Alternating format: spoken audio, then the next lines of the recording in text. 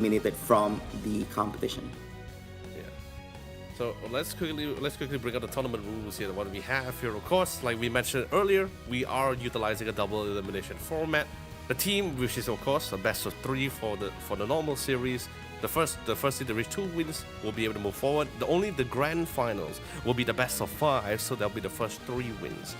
For lower bracket wins, of course, if the lower bracket wins, they will be able to have a grand final reset. This is only because, like what Flavor said, everyone have an extra life. So if you're the team from the winning bracket who has been winning in a row and has to drop the lower bracket and lost in the grand finals, you do have an opportunity to try to take back that win. Eliminated after losing 2 matches, of course. We have 8 teams in this tournament for our grand stage before we head off to the regional playoffs. And of course, only the top 2 can move forward. Yep, that is true. And of course, the top 2 teams, meaning that the team that actually wins the upper bracket finals as well as the lower bracket finals, will automatically move forward to the Asian Champions League 2024 regional stage. But of course, they still have to compete in the grand final stage, where the winner will not only... Well, both teams are still going to the next stage, just that it's going to decide who's going to be the winner and champion, as well as who's going to be bringing back home a much larger portion of the prize pool for today's championship. This is definitely going to be quite the grind that we have for ourselves here. But of course, let's quickly go through our tournament rules, since we already went through most of the basics here. Now, general rule, of course, our entire match time is going to be 10 minutes. It's going to be a 5v5 tournament mode here. Stadium is, of course, going to be using the latest one, which is the Tear Sky Runes here. Very interesting. I really love the map as well, Flavor. I think it's something we both can talk about later on. Hell items, of course, there's no limits, no level limits. Pokemon that's going to be banned here is going to be Mewtwo. Thank God. We'll elaborate that on later on. And of course, no Pokemon boost emblems. And I'm actually happy with this one here, because right now we want to try to make things a little bit more fair for play. Want to try to level things out for most people here. So just going back to ground zero here, where it just comes up to with clear coordination and team play. Yep, that is true. And of course, this is something new being introduced this time about, because previously we do see boost emblems were actually allowed last year, but this time it is not allowed anymore. And of course, important fact is that Mimikyu is going to be allowed in this competition. And as mentioned by Leonard, we're going to be elaborating that a little bit on that later on, but Mewtwo, both X and Y, will not be playable for purpose of this competition because, well, we all know why. And so anyways, this is how the draft pick is going to be happening in the competition. And of course, we're going to go through the banning phase and then the pick phase as well as the preparation phase. So we have the first pick as well as the second pick as well. So this will be basically the sequence on how the banning and the picks will go through. Now it's very, very important because when you have the first ban here, and then basically if your opponent has the first ban, your opponent has the opportunity to have the first pick here in the matchup itself. So it's very important for you to strategize how you want to play things out. And of course, there's advantage for both sides as well, because when you have first pick, you can only pick one, but then the follow-up from your opponent is like 1-2 coming from them. That's what I'm thinking, right? Because right now we're currently in the draft pick, right? And since we only have one ban from each side here, and it's not like we have a particularly, okay, maybe yes, there is maybe 1 or 2 Pokemon that's particularly more stronger than the rest here when it comes throughout the entire meta pool here, but you still need to somewhat strategize here. So I'm somewhat assuming that during our first game of our series, it's going to be a lot more on banning out that Pokemon that is somewhat directly a counter to their build, or something that just have a hard time to deal with here. That kind of thing. So maybe in the second round will be a little bit more different here when it comes to the ban. But of course, this will be our prize pool here. Yes, this is not for the ACL. This is not for the regional playoffs. This is just for the open qualifier. A 20,000 USD total prize pool here, where the winner, the champion, will walk away with 6,000 USD. And guess what, Flavor? We have 8 teams here. So in other words, everyone will get something out of this.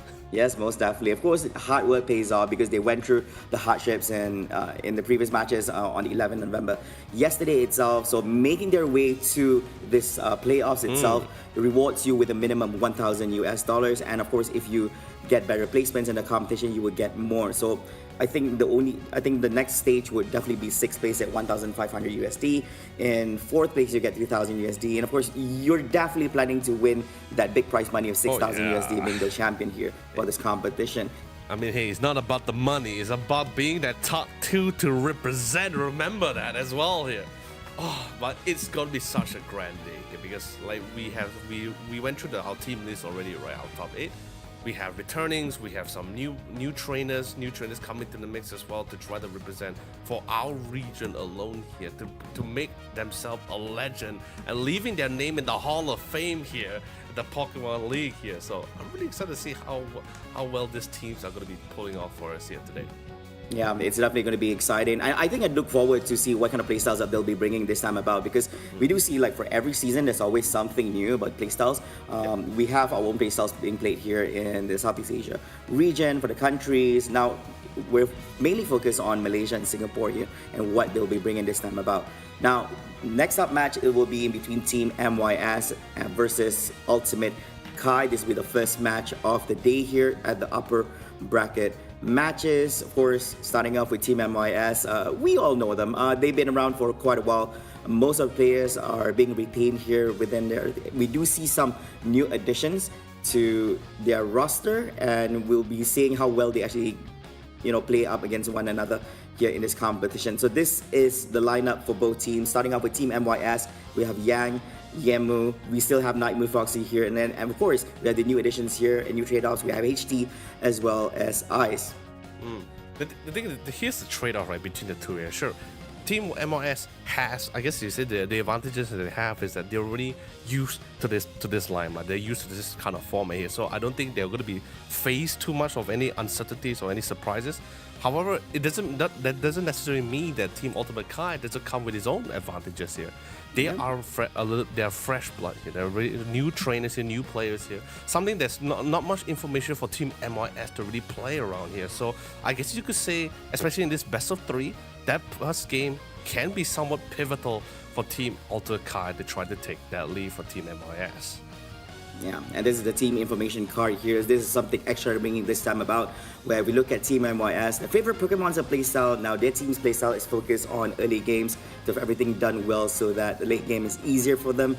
And their favorite Pokemon is Sableye and Gengar. Now, there's a few things I would like to highlight in regards to these things, right? Now, the team, the players were given the trainers were given the opportunity to actually fill in. Now, I'm not sure whether they're throwing us a curveball, whether the accuracy of this information is also questionable, because this might just draw some teams as their favorite Pokemon is Sableye and Gengar. But then we don't see much of those being used by Team OS before. And Team's biggest achievement is Yang, Foxy, and Yemu placed 9 to 12 in Worlds, whereas Ice placed 7 and 8. That's quite an achievement we see here from Team MYS. And Team Expectation, solid. One word answer: champion, Leonard. Yep.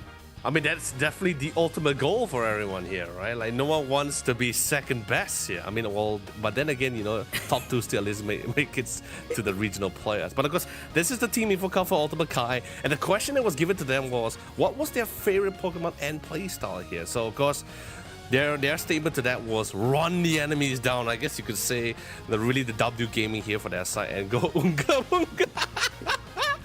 The team's biggest achievement, of course, is pending beating Team MYS. On the way, I love it. The confidence coming in from Ultimate Kai, pending beating Team MYS. I love it.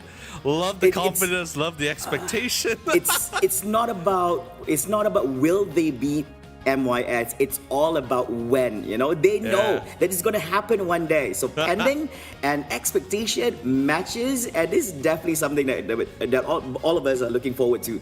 Beat Team MYS, beat Team MYS, beat Team MYS. This is their mantra before they go to sleep last night and coming into today's matches. And hey, it so happens to be the first match of the day. I mean, it's that kind of thing, like where how martial arts, when they reach a certain level, they just gain like this really foresight, right? They can just see like a glimpse of the future. They really can tell already that they're definitely gonna be taking this first series. Not sure whether it's the first game though, or the first series. We'll have to see whether that prophecy will be fulfilled in their favor or not. But of course, Flavor, we're prepping for the draft pick as it is. Like, is there any particular thing you're looking forward to here? Because I know I have a few things I'm looking forward to, but what about you? It's kind of hard to tell, because I think I look forward to see how well Kai Gaming actually fare against Team MYS, because Team MYS, I think we kind of more or less know some of the top mons they actually pick on in some of the drafts based on previous observations in competitions and more. Of course, we know Nightmare Foxy, where he's very well known for his plays with using Mew in the game itself, and we'll see whether he'll be given the opportunity to actually do so, or will he be trying to actually play something else here in this game. Of course, we don't want to underestimate everybody else within the draft as well, with the likes of Yemu, we have Yang, and also I don't think I'm quite familiar with how HT and Ice actually plays out. I was not given the opportunity to actually observe their games before this, but definitely looking forward to that happening. And you see that, I think that I think it's apparent, it's obvious that yes, the ban from Kai Gaming is going to be Mew ban as well as a Slowbro ban coming in from Team MYS. The thing is, the Slowbro ban is a little bit more standard, right? That kind of thing. He's a really great counter to a lot of those speedsters out there, that kind of thing. So you can have a base assumption that you're going to be facing like either a speedster or just this all-rounder that's going to be running you down. They want to prevent that kind of control on their side. Mew being banned, I think this is like if we're talking about like during World Championship time, like maybe 2 months ago, like this one will not be somewhat of not a priority ban here. But the fact that he's being banned out is actually for good reason, because with the recent patch, right, Flavor, he had this massive buff. Like Mew was strong, has always been strong, but he just got another buff. He's ultra strong now. Yeah, that's true. I think these much nerfs are very much needed, I would say, previously, because if in the hands of a person like, for example, Nami Frosty, it's already a force to reckon with, and then if you buff it even more, then it's definitely going to be banned out. You will not see Nami Frosty utilizing this mon ever in any competitions. But we look at the draft here as it goes. We see Inteleon, Trevenant Miyazawa, even Hooper as well. So this is going to be their choice for their supporting role for Team Kai. We see some really good picks. I really like how the opening goes for Team MYS, because the moment they threw off that Slowbro, it's actually one of the good counters for Zacian. So they open it up with having the Zoroark and Zacian. So they have quite a number of damage dealers here coming on from Team MYS, something to be mindful of. So you have Mons on the front line, you have Mons on the back line as well. We're going to be seeing this. Wow, this is going to be quite an interesting match. I think this is definitely not going to be a passive game at all between these two teams. It definitely is as well. Like, and if you just look at it from a whole, right, you see there's a little bit more of a Poke potential, especially coming from the side here from Team Ultimate Kai, especially with the Inteleon pick. I think Inteleon right now is in a really good place at this point here. This Poke potential as well, and when of course any starter Pokemon with Water Gun is always one of the most prime Pokemon moves to have. Especially, I would say it's a good execution move. But it's definitely good for securing at least most of those wild Pokemons here, or at least good, decent poking damage as well. Yeah, and I think if you look at the draft, right, I think there's not much defensive mechanism coming up from both sides. If you see the front lines here, when it comes to defense, you do have the Lapras here. I do see that there's a number of ways for you to play about as well. You also have the Trevenant coming on from Team Kai Gaming, and beyond all that, if you see the support picks coming on from both sides, they're all offensive supports rather than defensive ones. This is definitely going to be exciting, and see how well they fare against one another. Ladies and gentlemen, this is game number 1 in this best of 3 series in between Team MYS going up against Team Kai Gaming. In a few short moments, we're going to be jumping into the game and we'll see which one of these two will come out victorious in this game number 1. This is going to be a really fantastic game, I think, in particular, right? But in terms of the drafting, the composition here, I'm not too sure particularly who I'm leaning towards more on, who I like more, because like if you think of it this way, right, you have the Trevenant on the other side who's pretty great with CCs, right? He's one of those defenders that's really great in trying to not really the best thing. The best thing is so far Slowbro, but the fact that Slowbro is not there, this is the second best thing you can have to try to lock down on that Zoroark here, or any speedsters or any all-rounders here, to at least try to break that combo, to try to break that flow that they have for themselves. But of course, ladies and gentlemen, we're currently jumping into our first round of our best of 3 of today here. One of these two teams will be taking this win to see where they can solidify themselves as they move forward to the upper bracket. Yeah, and of course, the lane stages have begun right here. We do see the Zacian at the top lane. I believe that's together with the Eevee going up against a Buzzwole. here. Definitely good. I think we're going to see some small trade-offs happening in between this because it's going to take a little bit of time for some of them to actually get online in the match. And here we see Buzzwole doing a little bit of scoring, but he's going up against the EV as well as the Zacian here is having a little bit of immunity by scoring, but he's going to get taken down. They're going to be the first Mon here down in this game. I mean, that's one of the few beauties, right? When your Pokemon doesn't necessarily need evolution here, you just naturally you already have that natural stat to allow you to go hit toe to toe. But then again, popping in some points, I wouldn't say it's a very significant lead. It's very quickly for them to turn up the tides. But the bottom side here, on the other hand, making full use of that range poke that we were mentioning earlier on during the drafting here. And now, especially since we got the Leafeon here, like some of our Pokemon here who only requires that evolution at level 4, making use of that advantage to go and try to poke them out as much as possible.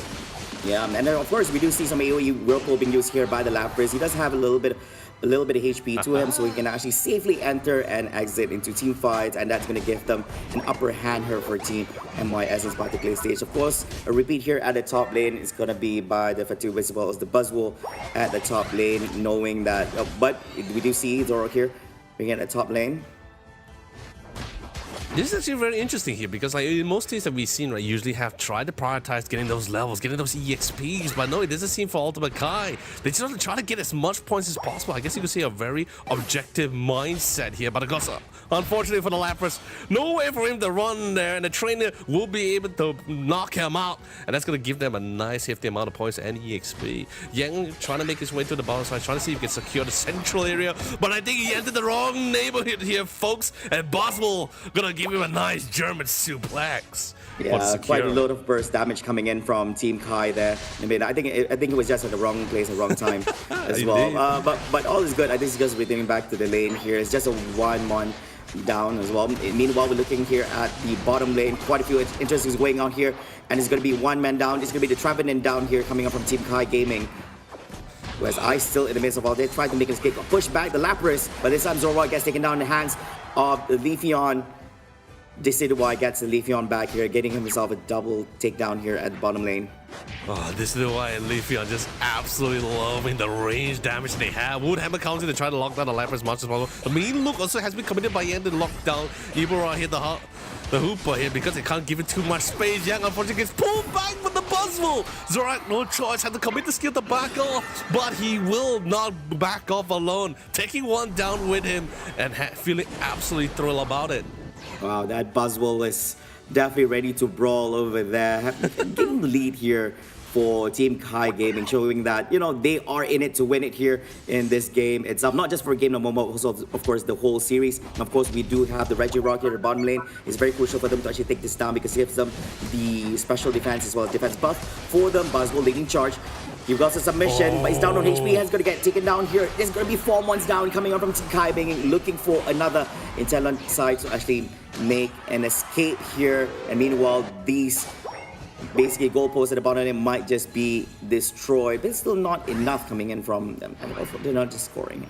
Got a little bit too comfortable there in that position, especially coming in from the Leafeon, allowing HT to get really nice and close and literally putting the full damage in, allowing them to secure that Regirock.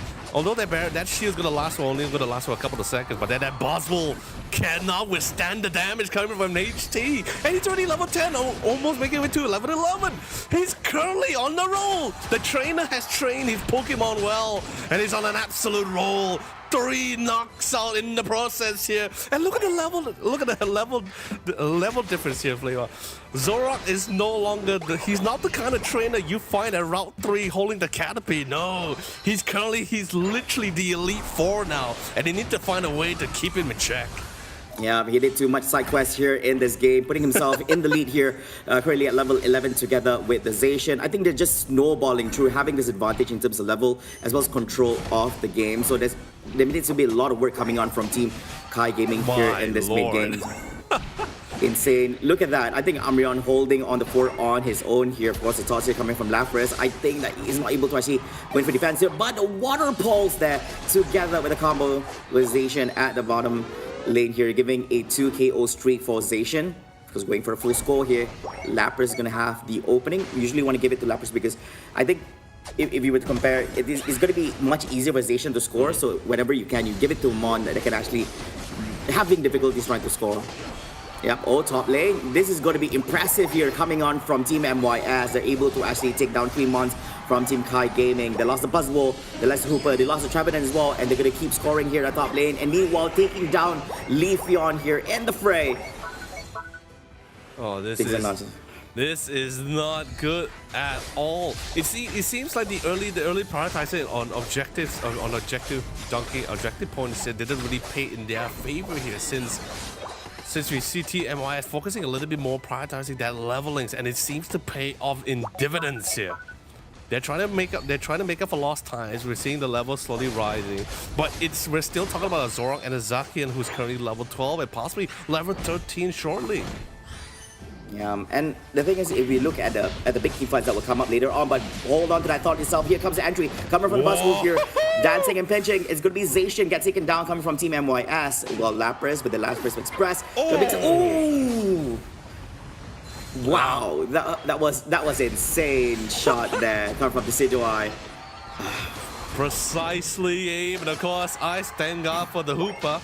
Gonna be able to teleport them back out to safety, but they're gonna come back for it. No, they're gonna be trying to commit towards HT, giving them a little bit too much space and free roam around the map here. Need to try to keep him in check here, but still respect him. Oh no! HT realized that they're alone without the damage dealers. He goes right in for the supports. They know they can't do much against him. They can only delay the inevitable and top side, making full use of the CC and the mean look, locking him down in place. Dear friend Renegade, all he can do is just watch and pray. Yeah, that was a really defensive attempt coming from the Buzzwole, because the thing is, if he doesn't actually make a move over there, they will actually try to go in for a score, try to hold him off as long as he can at the cost of him getting taken down. But I think, it did not stop them it did not slow down MYS in any way here. They're currently in the lead, 280 points to 54, and we're really left with 2 minutes and 30 more seconds, still waiting for the next Reggie to appear very, very soon, as well as the appearance of Rayquaza here at the central area, and that's going to be a very crucial team fight, and Team Kai Gaming is definitely looking forward to actually have the advantage of actually taking down Rayquaza and an opportunity for them to actually get some points of their own to win this match. Yeah, and usually as well, when you lose your first space, the team that actually lose their first space will be given like a spawn of fresh new Indeedis at the side of their lanes here on the both sides. But the problem is look at how aggressive Team MYS is in terms of control, ensuring they're taking the EXP. And of course now Rayquaza has been spawned. Let's see who's going to be able to take the lead for this one.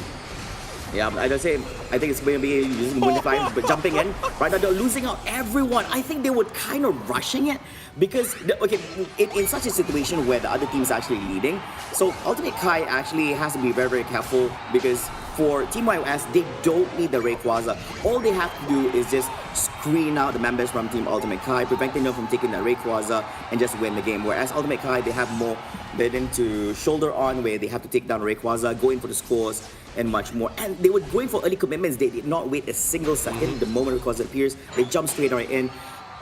I don't think they actually had a solid plan on how they want to enter into all that. But then, look at one here. They tried to go in takedown for the Nightmare Foxy, but quite unfortunate. If we look at the point gap in between them, it's 953 against 68 with 1 more minute to go.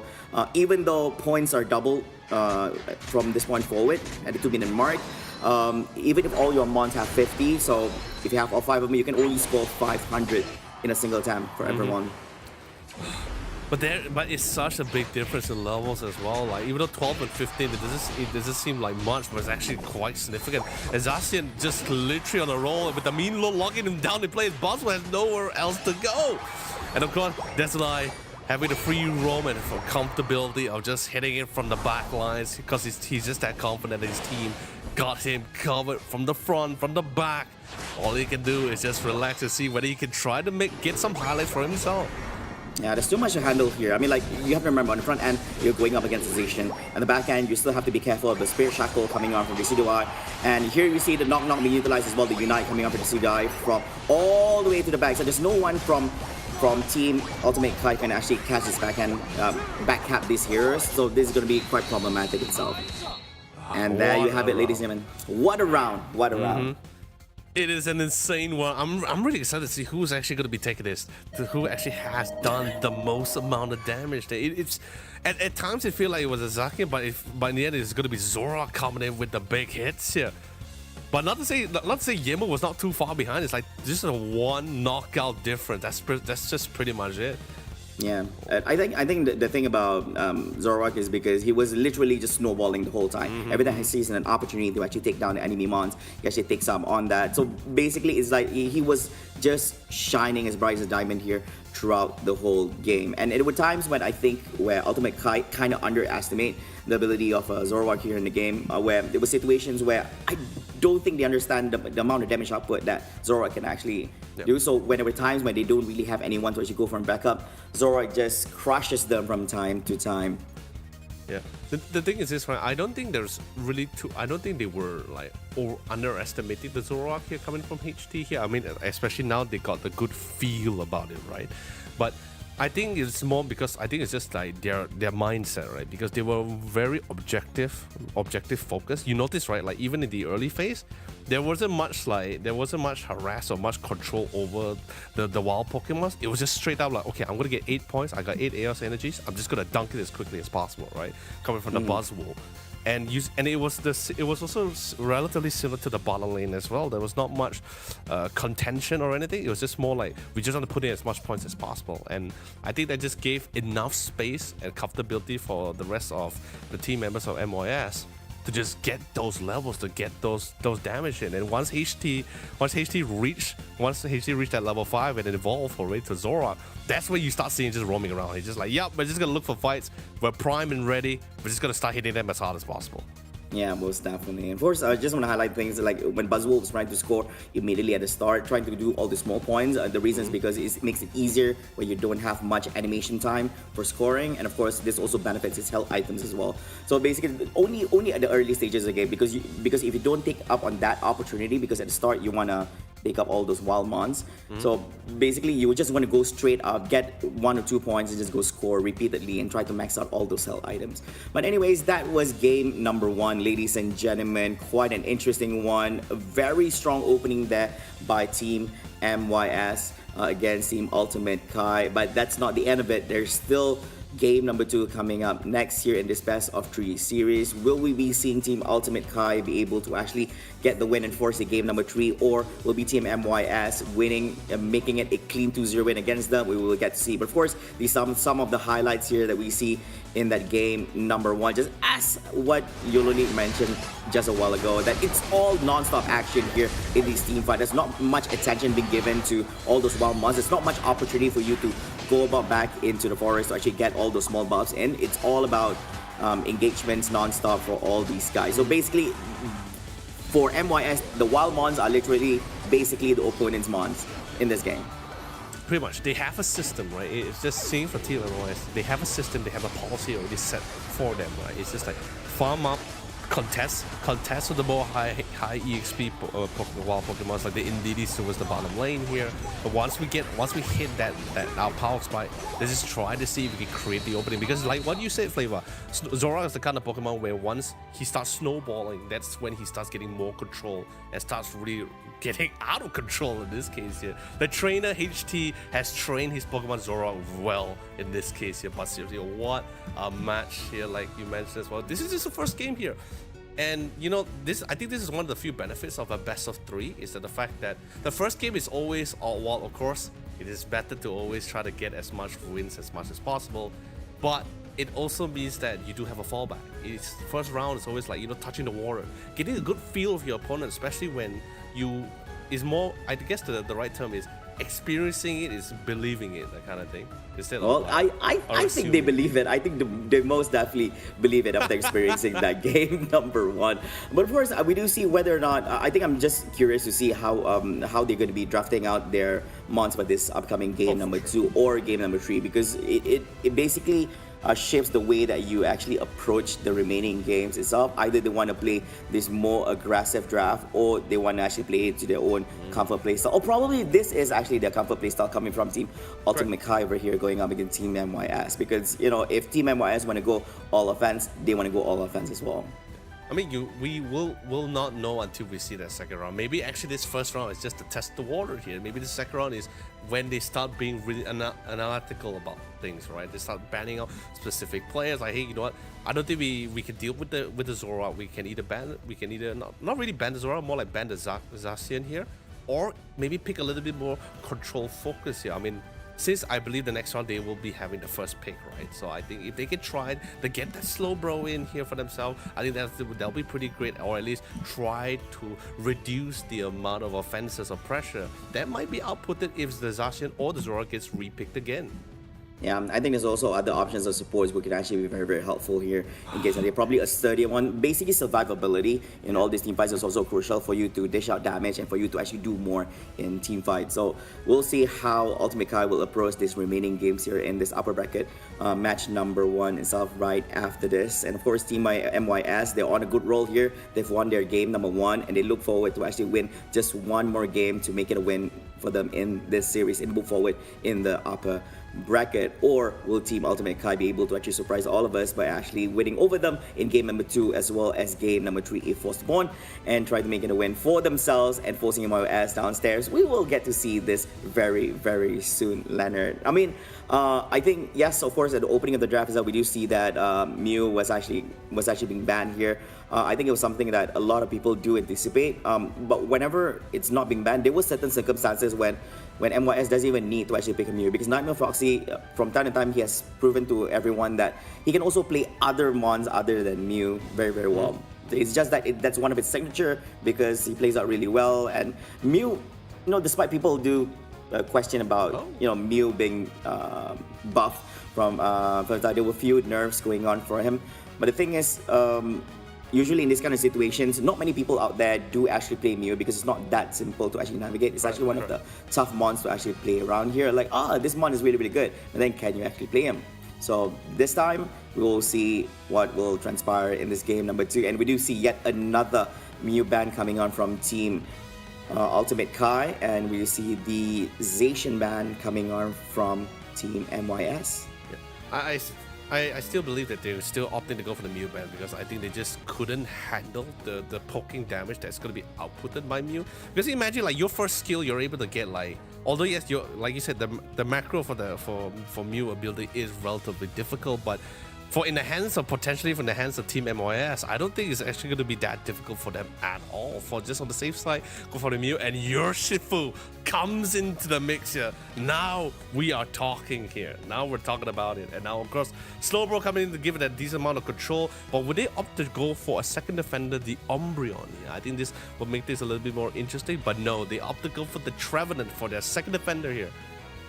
Yeah, I kind of like this draft coming on from Team Kaimei. I think this one is more balanced. So they have this Slowbro, which just wonders, quite a strong defensive mon here in the game, and followed up together with the Trevenant as well. Can play both defense and offense at the same time as well due to his lifesteal and heals.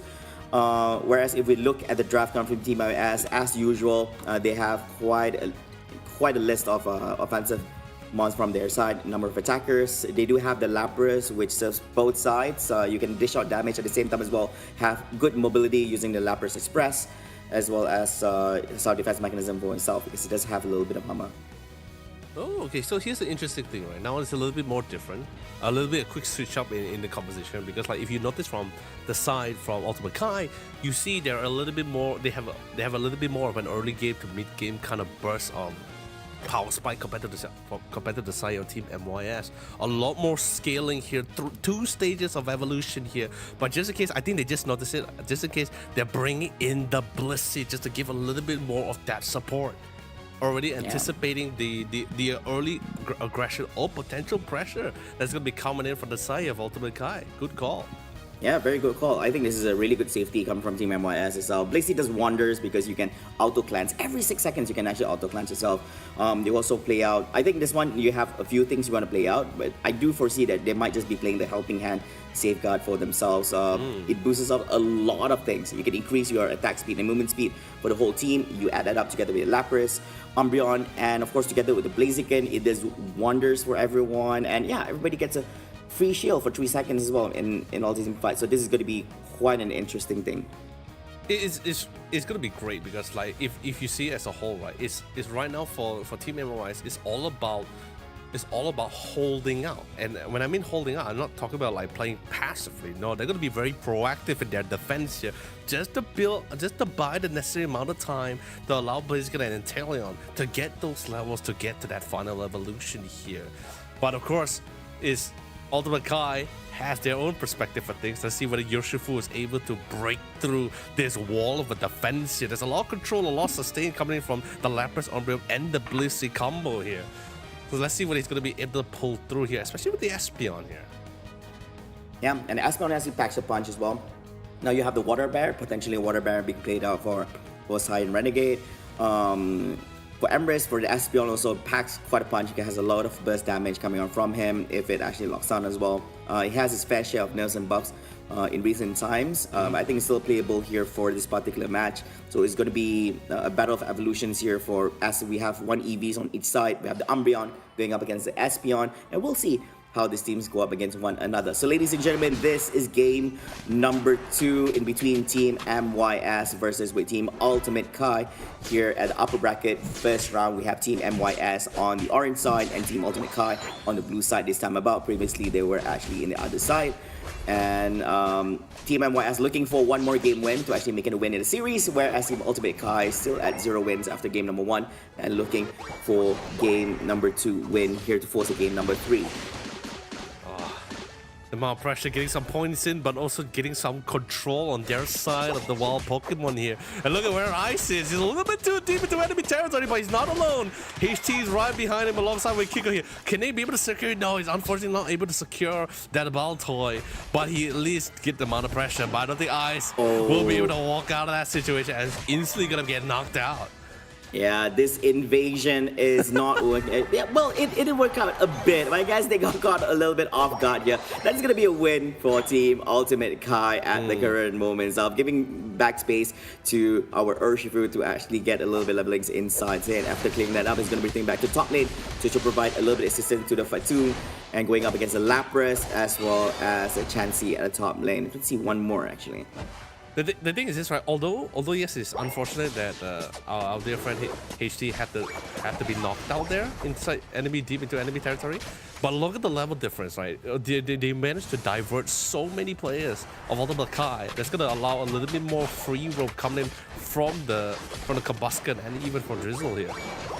Yeah, and of course, here at the top lane, we do see scoring after scoring coming up from Yemu, as well as a hit at the top lane. So they're just gonna capitalize on all these buffs for the health items. And meanwhile, just gonna be making escape. It's okay. It's a Lapras. Should be doing quite fine as well. Fatum here by Idora, still waiting for a little bit of time and to actually just having an evolution coming in very soon to a Trevenant. Having a little bit of space here. Oh, in the top, it's gonna be clearance coming on from Team Kai. I guess this time they mean business. Definitely look a little bit better here in this game number 2 compared to the previous match. A lot more tension, a lot more contention as well. Foxy playing around the base here, but here comes Yang. He's already full form, revealing the fact that he's currently blazing in this case here. Yoshifu is also level 7, going toe-to-toe here. So right now we are seeing a different kind of game coming up from both sides, not going against one another too much in this match. So they're taking their time a little bit because they know that draft is a little bit different coming from both sides. Look at that Wood Hammer being utilized by Trevenant. Almost tried to clear as much as possible on the clearing one. Meanwhile, Blaziken getting this matchup against the Urshifu. But Trevenant getting a double hit coming in, but it's going to be one Mon takedown here on the other end. It is going to be the Espeon down. Really beautiful pick. A good decent amount of trades. Not really massive on either side, but very interesting that he actually went for the skull instead of the sub. But I think they did prioritize a little bit with the sub. But Regice, of course, being secure on the side for Team MYS, and then Sally, unfortunately, our dear friend Renegade completely isolated from the rest of the team here. And now it's their turn to go on this run. The run is real. The Wood Hammer is great with the lockdown and the throw in place here. He even had the skull to try to press him back, but he's still up and running. That healing coming in from the soft boy on HT support, absolutely significant. Yeah, that's shoving the Blaziken off away from the goal post to ensure that they're not able to actually go in for any scores. Right here, meanwhile, in the top lane, Yemu going mano a mano against this Kramer here at the top lane. Try to make it blick out here, but Lapras will be able to actually get that takedown up from that top lane. Should be fine because he has all those damage output from the water pulse. Able to break down that first space here. Regieleki also has currently been spawned. Yang trying to find that prime opportunity here, and it looks like they're going to be able to find one. Espeon not able to get away in time, and Blizz is going to be able to secure the KO. Yeah, this could be 1-1 down. This is definitely, and Regieleki this down is going to push this top lane. So I think Team Ultimate Kai has to go in for defense, has to prevent Regieleki from pushing forward. If not, it'll be an opportunity for Team MYS actually going for more scores. It seems that Team MYS is determined to go for a look at that damage there, taking down the Urshifu. So it's going to be Urshifu down, waiting for Espeon for one more second. It's going to be coming back in there. Regieleki pushing forward here. There's nobody stopping them. 23 seconds on the clock, giving big, huge opportunities for Team MYS to score on them. But still holding on here. But it seems that whole on the Blaziken will be sufficient to actually take him down as well. More opportunity for Team MYS to go in for scores. And right now, Espeon probably not in a good place here, especially not getting any form of buff as the goalpost is no longer there. MYS just having huge lead here over Team Ultimate Kai in terms of points as well, in terms of level as well. We see the most on levels here on the Lapras as well as the Blaziken from Team MYS. Oh yeah, the Regirock also has been spawned as well. The rest of the team slowly making their way here, particularly Urshifu as well. Yang trying to get some points and levels into the mix as well. Honestly, they can be able to catch Yang before the rest of the team comes by. Thankfully, he'll be able to reach the first base, get a nice burst of movement speed to try to sustain. Starting up the Regirock, try to break it out as quickly as possible, but here comes the cavalry here. And instantly, they have to respect that. No, Renegade want to try to steal it again, but no, Yang's not going to allow it. More knocks out here. Trevor on the back line, able to get his hand on the Intellion, not able to give him some free roam for the back line, but that's not going to happen. Yang having free roam without the Trevor to control him at all. He's having literally a thrill of a run here. Yeah, most definitely. And of course, they do have the buff coming out from the Regirock as well after taking it down, giving them huge advantage in this team fight. So despite them jumping into the goalpost for Team Ultimate Kai, they are still able to take down that Cramoran as well as the Espeon inside. They are just snowballing through here. Of course, Trevenant coming into the rescue, shoving off the Blaziken away.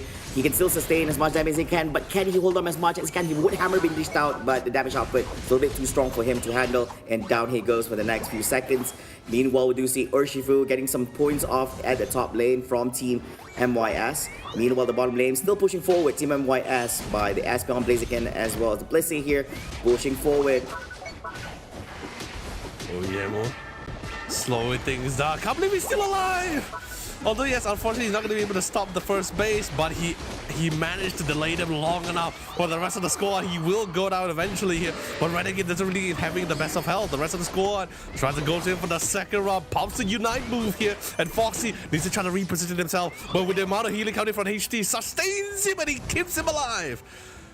Yeah, that was a great time for them to actually have that engagement, because basically they're just 1 minute away from the Rayquaza. By then, they should all have their Unite moves ready for their best and final engagement here at the Rayquaza pit. Meanwhile, the bottom here is going to be a Slowbro against the... Wow, I thought that the Slowbro was able to actually sustain all that damage coming from Blaziken, but unfortunately I was wrong on that. And this time, once again, it's going to be this Regieleki takedown and hands of MYS pushing forward the top lane once again. Wait, Flavor, you think the Slowbro can withstand the might of the flaming Bruce Lee? Really? I mean, it looked like it could, but I guess I was wrong on that part. But that was quite unfortunate. I think he was also trying to make an escape over there, and he didn't have much as well. He didn't have his Unite move, which was already been used already at the top lane. Yeah, basically, even if he did have one, holding doesn't do much, because if you dish out damage, it's not going to be sufficient to take down the Blaziken anyways. Yeah, and plus, if you look at the Blaziken, he's rated at level 14 here in his match against a Slowbro at level 11. So, who am I to say that he's able to actually do any of that? But meanwhile, here, Rayquaza is already out. Now, Team MYS, they don't have to do much. All they have to do is just screen out Team Ultimate Kai from actually getting the Rayquaza. But they also can go in an offense strike to take them down here as Vicious Iron Renegade gets taken down. They don't have the Urshifu anymore. It's a 4v5 situation here. Espeon tries to make an escape. Of course, the Water Pulse. Oh, That was going to be... Oh, but the hole is over there. It's going to be used up. and goes for chase. They're going to get the slow bro as well. There's going to be 3-mon down. Only left out the Espion as well. So Travenin to go in for the defend over here. But the Espion is going to be taken down. 16 seconds on the clock. And here we do see Travenin having the moment to himself, trying to defend against 5 mons from Team MYS. And it's not going to do much because they're able to clean them out. Will clean here in that previous team fight. They didn't even need the Rayquaza either. They don't. Because their priority is just like, we're just gonna keep knocking them out the next Tuesday here, and just keep donking points after points because they are currently at their peak, and there's no way, there's literally nothing in this round they can do to actually knock them back down. Yeah, that's true. So right now, the only thing the Ultimate Kai can do is actually force this Rayquaza with hopes they can actually get the last hit in. And they lost one of the big damage dealers here, which is going to be the Espion. They don't have the Urshifu in the next 6 more seconds. And if he actually comes back, it's going to take a little while for him to actually reach out the Rayquaza pit here. So for Team MYS, they just have to be careful to ensure the Slowbro doesn't get the last hit in. Basically, it's going to be the one getting that. And they're going to go in for more dunking and scoring action here on Team Ultimate Kai in the last few moments in remaining left in the game. Oh man, what a round. Complete domination here. Making it away, man. Oh man, the thing is this is such a great round. I can't think of anyone more worthy to take that spot, that MVP spot than HT here. I think he has just so much impact to that round itself. Flavor.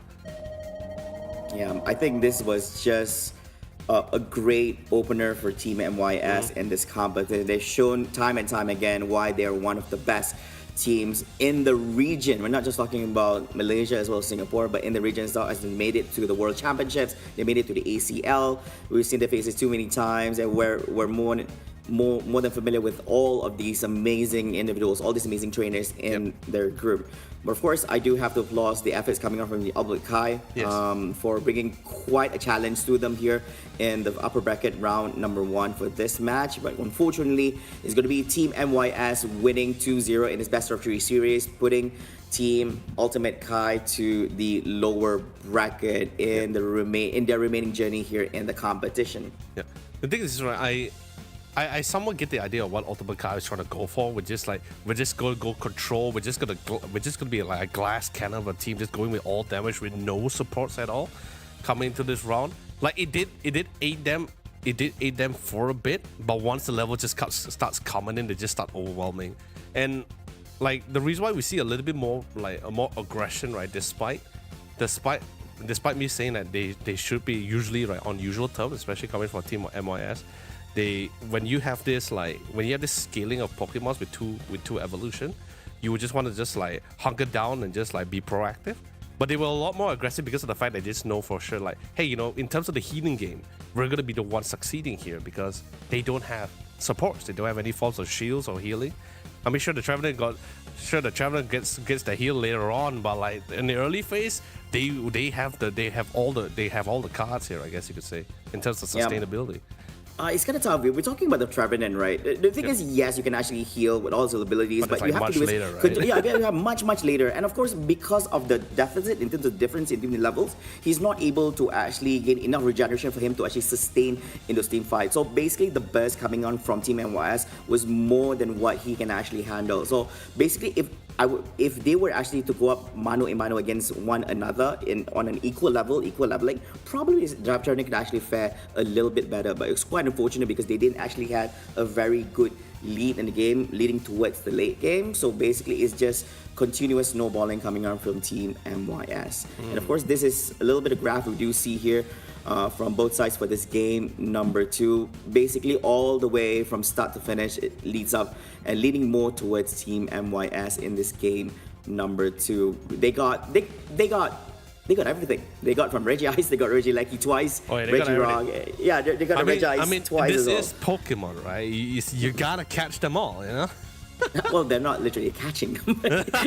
For those specific mods, no, they're not really catching. Yeah, they even managed to get the request on the last second before the game ends as well, which they don't have to, but just why not, right? Since it's already there, they just take them all. Well, we have a 4-mon down coming out from they gotta get them all right here. Yeah, so congratulations once again to Team MYS for winning the match over here. I believe that everyone out there is looking forward to see how well they actually do here in the competition, and we'll see whether or not can they continue the winning streak here in the competition through the upper bracket, or we will see more surprises coming in. But before that, let's have a look at the highlights here for this game number 2 between Team Ultimate Kai going up against Team MYS.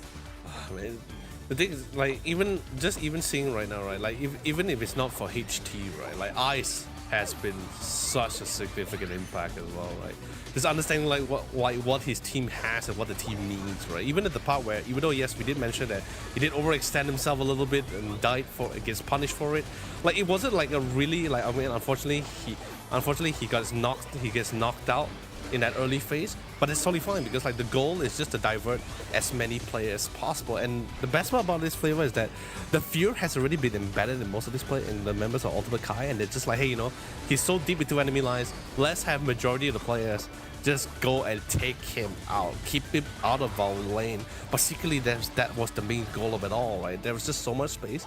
By the time they got rid of Ice, we already see Drizzle and even the Combustion already hitting that level 5 already, getting that first evolution.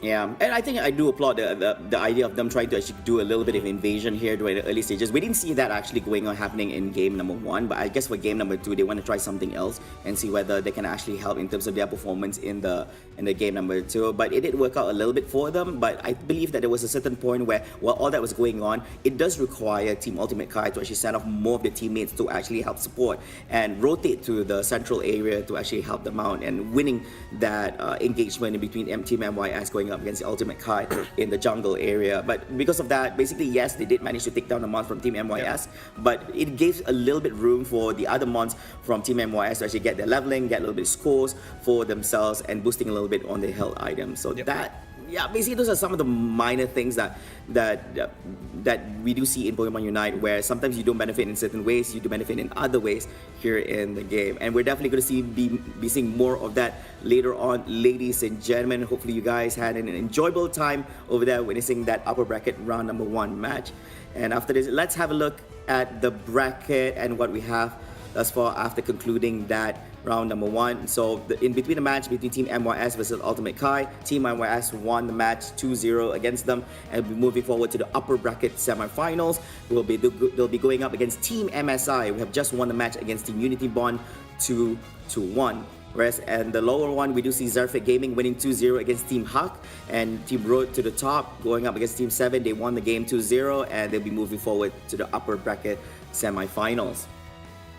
And the crazy thing about this as well is like, so far Team MSI Unity Bond, so far they were the only team. I'm not too sure about the other series, right? Because so far, although the scoreline is 2-0, but that doesn't necessarily mean like it was a very fast or very simple 2-0. That's true. Here. But Team MSI Unity Bond seems like they had one of the most tension, the most struggle so far in our first 4 best of 3 series here. So let's just see like how well they will go toe-to-toe with Team MYS here. But of course, we have so many great games, many great series coming to us here today, Flavor. I'm really excited to see what other like competitions coming out, especially after that major patch here. Not much difference, let's be honest here, not much. But we do see a little bit of a rise and highlights to certain Pokemons here, particularly like you mentioned Mimikyu, and what we've seen, Blaziken. Yeah, and that's something we can actually traverse and discuss about later on after this, before we actually begin the next game. But we do see that I do hope to see Mimikyu to actually be played out at any point here in the competition, and see how well these trainers actually play them out in any of these matches itself. And of course, we do have our MVP of the match for this game. So we're gonna say congratulations to HT over here, the player of the match for this game number 1. And game number 2, going up against the Ultimate Kai.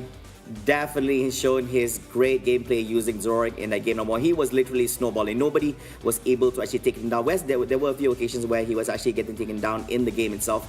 But I think it would require Team Ultimate Kai to actually utilize a few months to actually make that happen itself. And I think this game number 1 is kind of tough to tell, because everybody was going aggressive offensive mode compared to game number 2. Game number 2 was a little bit balanced coming up from both sides. I guess they decided like, hey, I think we need to hold back and on our end and see what could work against Team MYS. But Team MYS, we know how they are. They like to play very aggressive in every single one of their games. They only fall back a little bit if they're required to, if things didn't go well for them in their previous games. We'll see.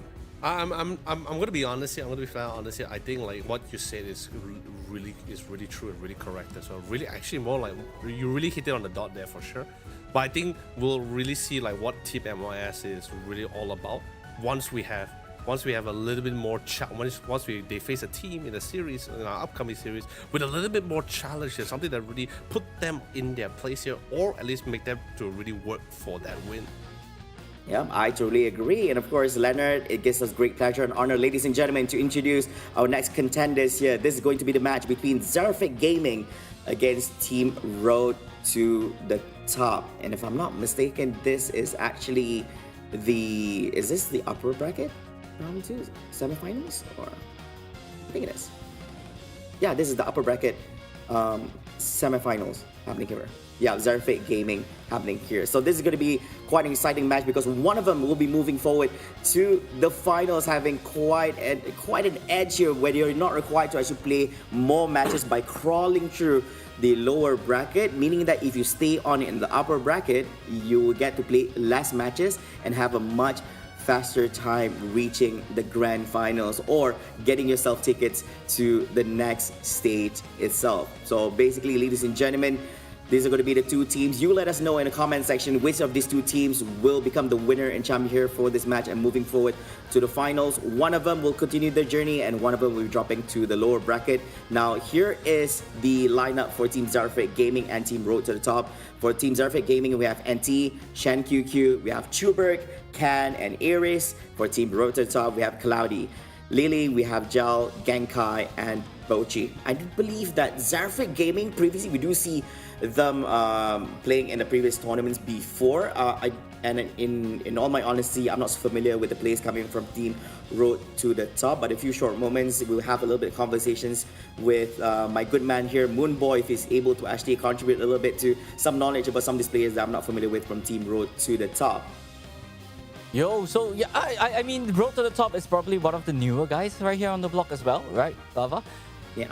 Yeah, so, Yeah. but, you know, Zerfik Gaming, on the other hand, you know, we have seen them previously on the World Qualifiers previously as well. NT, Aries, these are two household names, we would say, in the MYSG region these days as well. So these two players are probably the one to watch out for, especially in a matchup like this.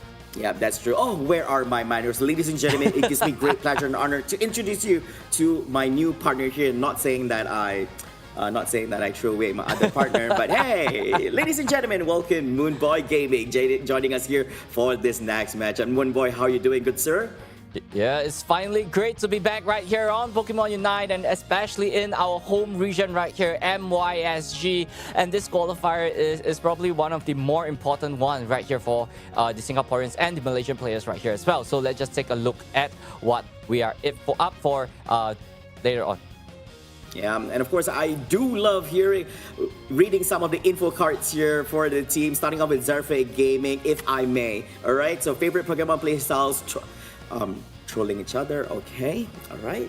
Not really the answer to the question that was given, but okay. I guess that responds to the playstyle they like to bring. Not really a good time for them to actually do this in a competition setting, because knowing you're going against some of the top trainers and teams within Malaysia and Singapore. And the team's biggest achievement is second in the April qualifiers for WCS 2023. And of course, the team's expectation is to win it. Like okay. But realistically speaking, get second and qualify. Wow. Okay. I do respect, right, being realistic, okay, getting second. I do wonder, I would love to have the opportunity to actually have a little chat with them and see, like, why do they say second, and then, you know, who do they think is going to be first? But of course, Moonboy, who do we have here for team, or what do we have here for Team Road to the Top? Well, for Road to the Top, their favorite Pokemon and playstyle is definitely going to be a chaotic team fight, right? They're all in for those big 5-on-5 kind of situation and just bring in the chaos to their opponent. Favorite Pokemon right here is Mimikyu and Dodrio, Delphox, Pikachu, and Espeon. So these are 5 Pokemon that's already in the game right now, but will this be their lineup later on as well? I mean, looking at the names, it looks like a pretty well-rounded team, but we'll just see what's gonna be their draft later on as well. Biggest team achievement, qualified for WCS West Asia Top 5. So they are a pretty good contender coming in as well. They did have some achievement under their belt. So it's all down to this: can they live up to the standard that they want to expect, which is try our best to get first place. But before that, Xerific Gaming is in their way. Oh, great. So one team aspires to actually become realistically second place, whereas the other is trying their best to get first place. Unfortunately, we can't have two teams on second place, but all the best to these two teams anyways. Ladies and gentlemen, this is also a little bit of information card in regards to Xerific Gaming. Now, bear in mind, these statistics are based on data that was actually extracted based on their performance yesterday on 11 November, as well as the previous game, which have just concluded an upper bracket round number 1. Now, some of the top or frequently used Pokemons on their end is Blastoise, which is 100% pick rate together with the Urshifu. We have a 50% pick rate on the Blissey together with the Hoopa, and 50% on Mew as well as Slowbro. I think most of the attention would definitely be on the Blastoise as well as the Urshifu, because here is one of their 100% picks. In most occasions, they love to actually play around with this. Blastoise, highly understandable, because basically this Mon is very good in big team fights and more, and there's a lot of things you can actually do wonders with it. Yeah, for sure. Right? Like with Blastoise, the Hydro Typhoon knocking the opponent up, that is going to be the key piece that they are going to be looking out for. But let's take a look at our road to the top. What are they, or like what kind of stats do they have in their previous rounds as well? Yeah, and this is going to be the stats for Team Road to the Top. The average damage dealt, average damage taken, as well as the recovery from them. Now, of course, these numbers varies, because you always have to remember the average damage dealt. The higher the number doesn't really mean that they're good compared to other teams which has average lesser numbers, because basically it so happens that probably the draft revolves around more attacker Mons, which dishes out more damage, and of course the enemy is able to sustain that damage. Much goes to average damage taken as well as recovery. But of course, frequently used Pokemons here. So when you see the Blaziken, Inteleon, Lapras, Mew at 100% pick rate, and we have the Slowbro and the Umbreon at 50%, Moonboy. Yeah, so I mean, looking at their frequently used Pokemon, Blaziken, we have seen how well it does, right? Those quick Unite move again and again coming in from this Pokemon, and especially one of the latest in the roster as well. And not forgetting Inteleon, right? Being able to, Spider-Man around, just jumping from wall to wall, being invisible, and then sniping the opponent from a really far off range. So, with these two main damage dealer Pokemon coming in for this team, we are going to be looking at the average damage dealt from this team as well. We're expecting, lots of big damage, heavy hitter coming in from this team. Not forgetting Lapras and Mew.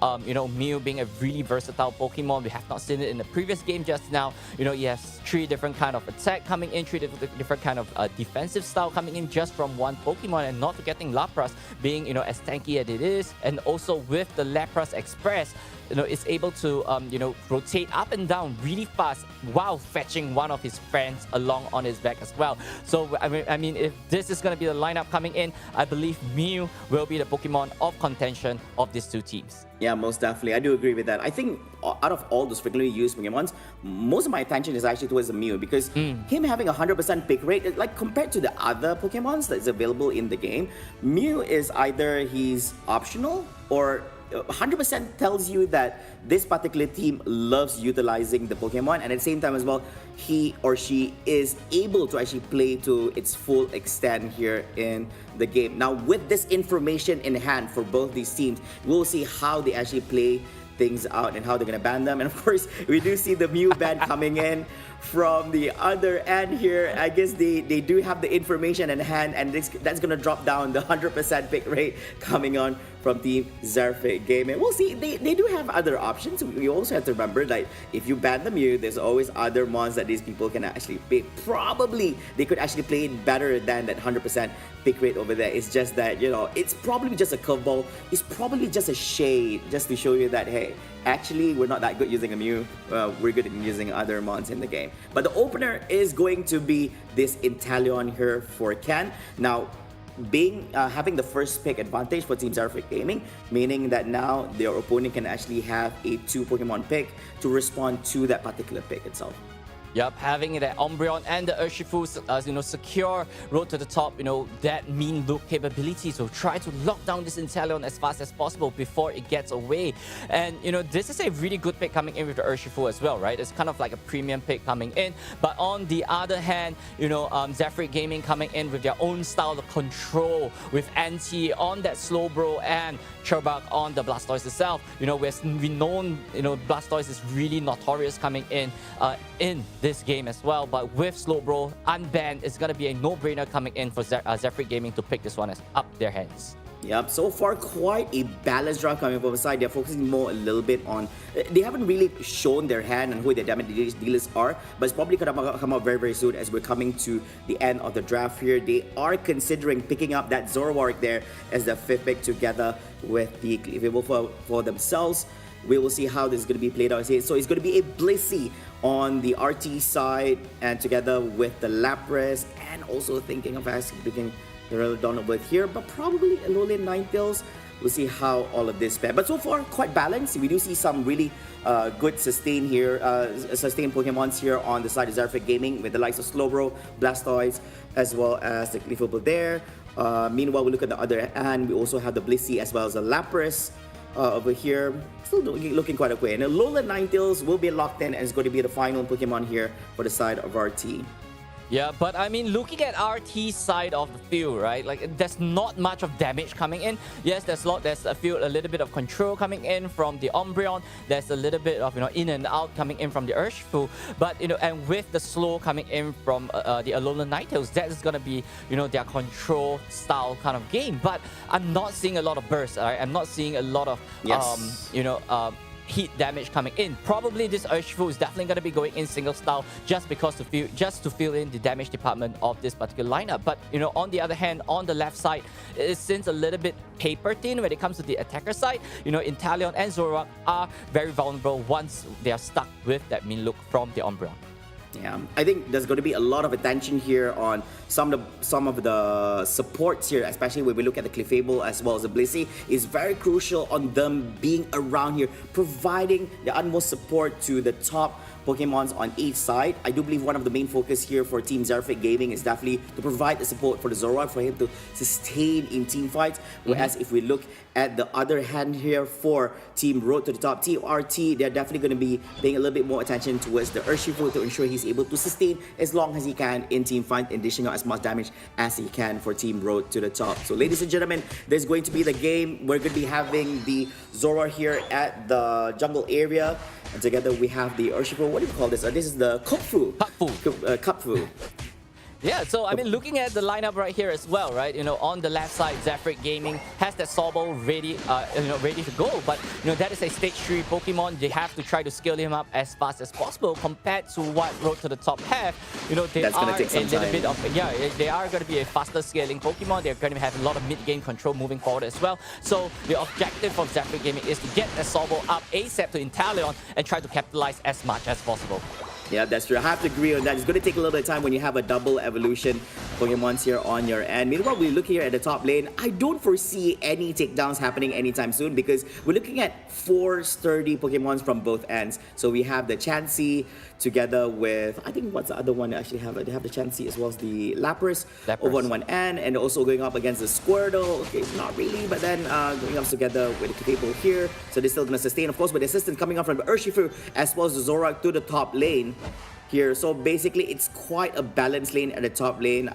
If any takedowns were to actually happen, it all boils down to the amount of damage output coming up from in between the Urshifu as well as the Zoroark. But of course, they're going to disengage and return back to the respective jungles to get more leveling and more for themselves.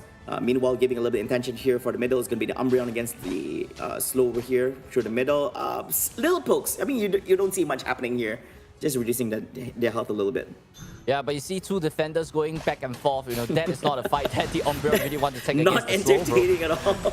Yeah, but however, on the top side, RT is trying to go a little bit of an aggression coming in, trying to focus, but Cherbak is already in the water stage, so they have to be.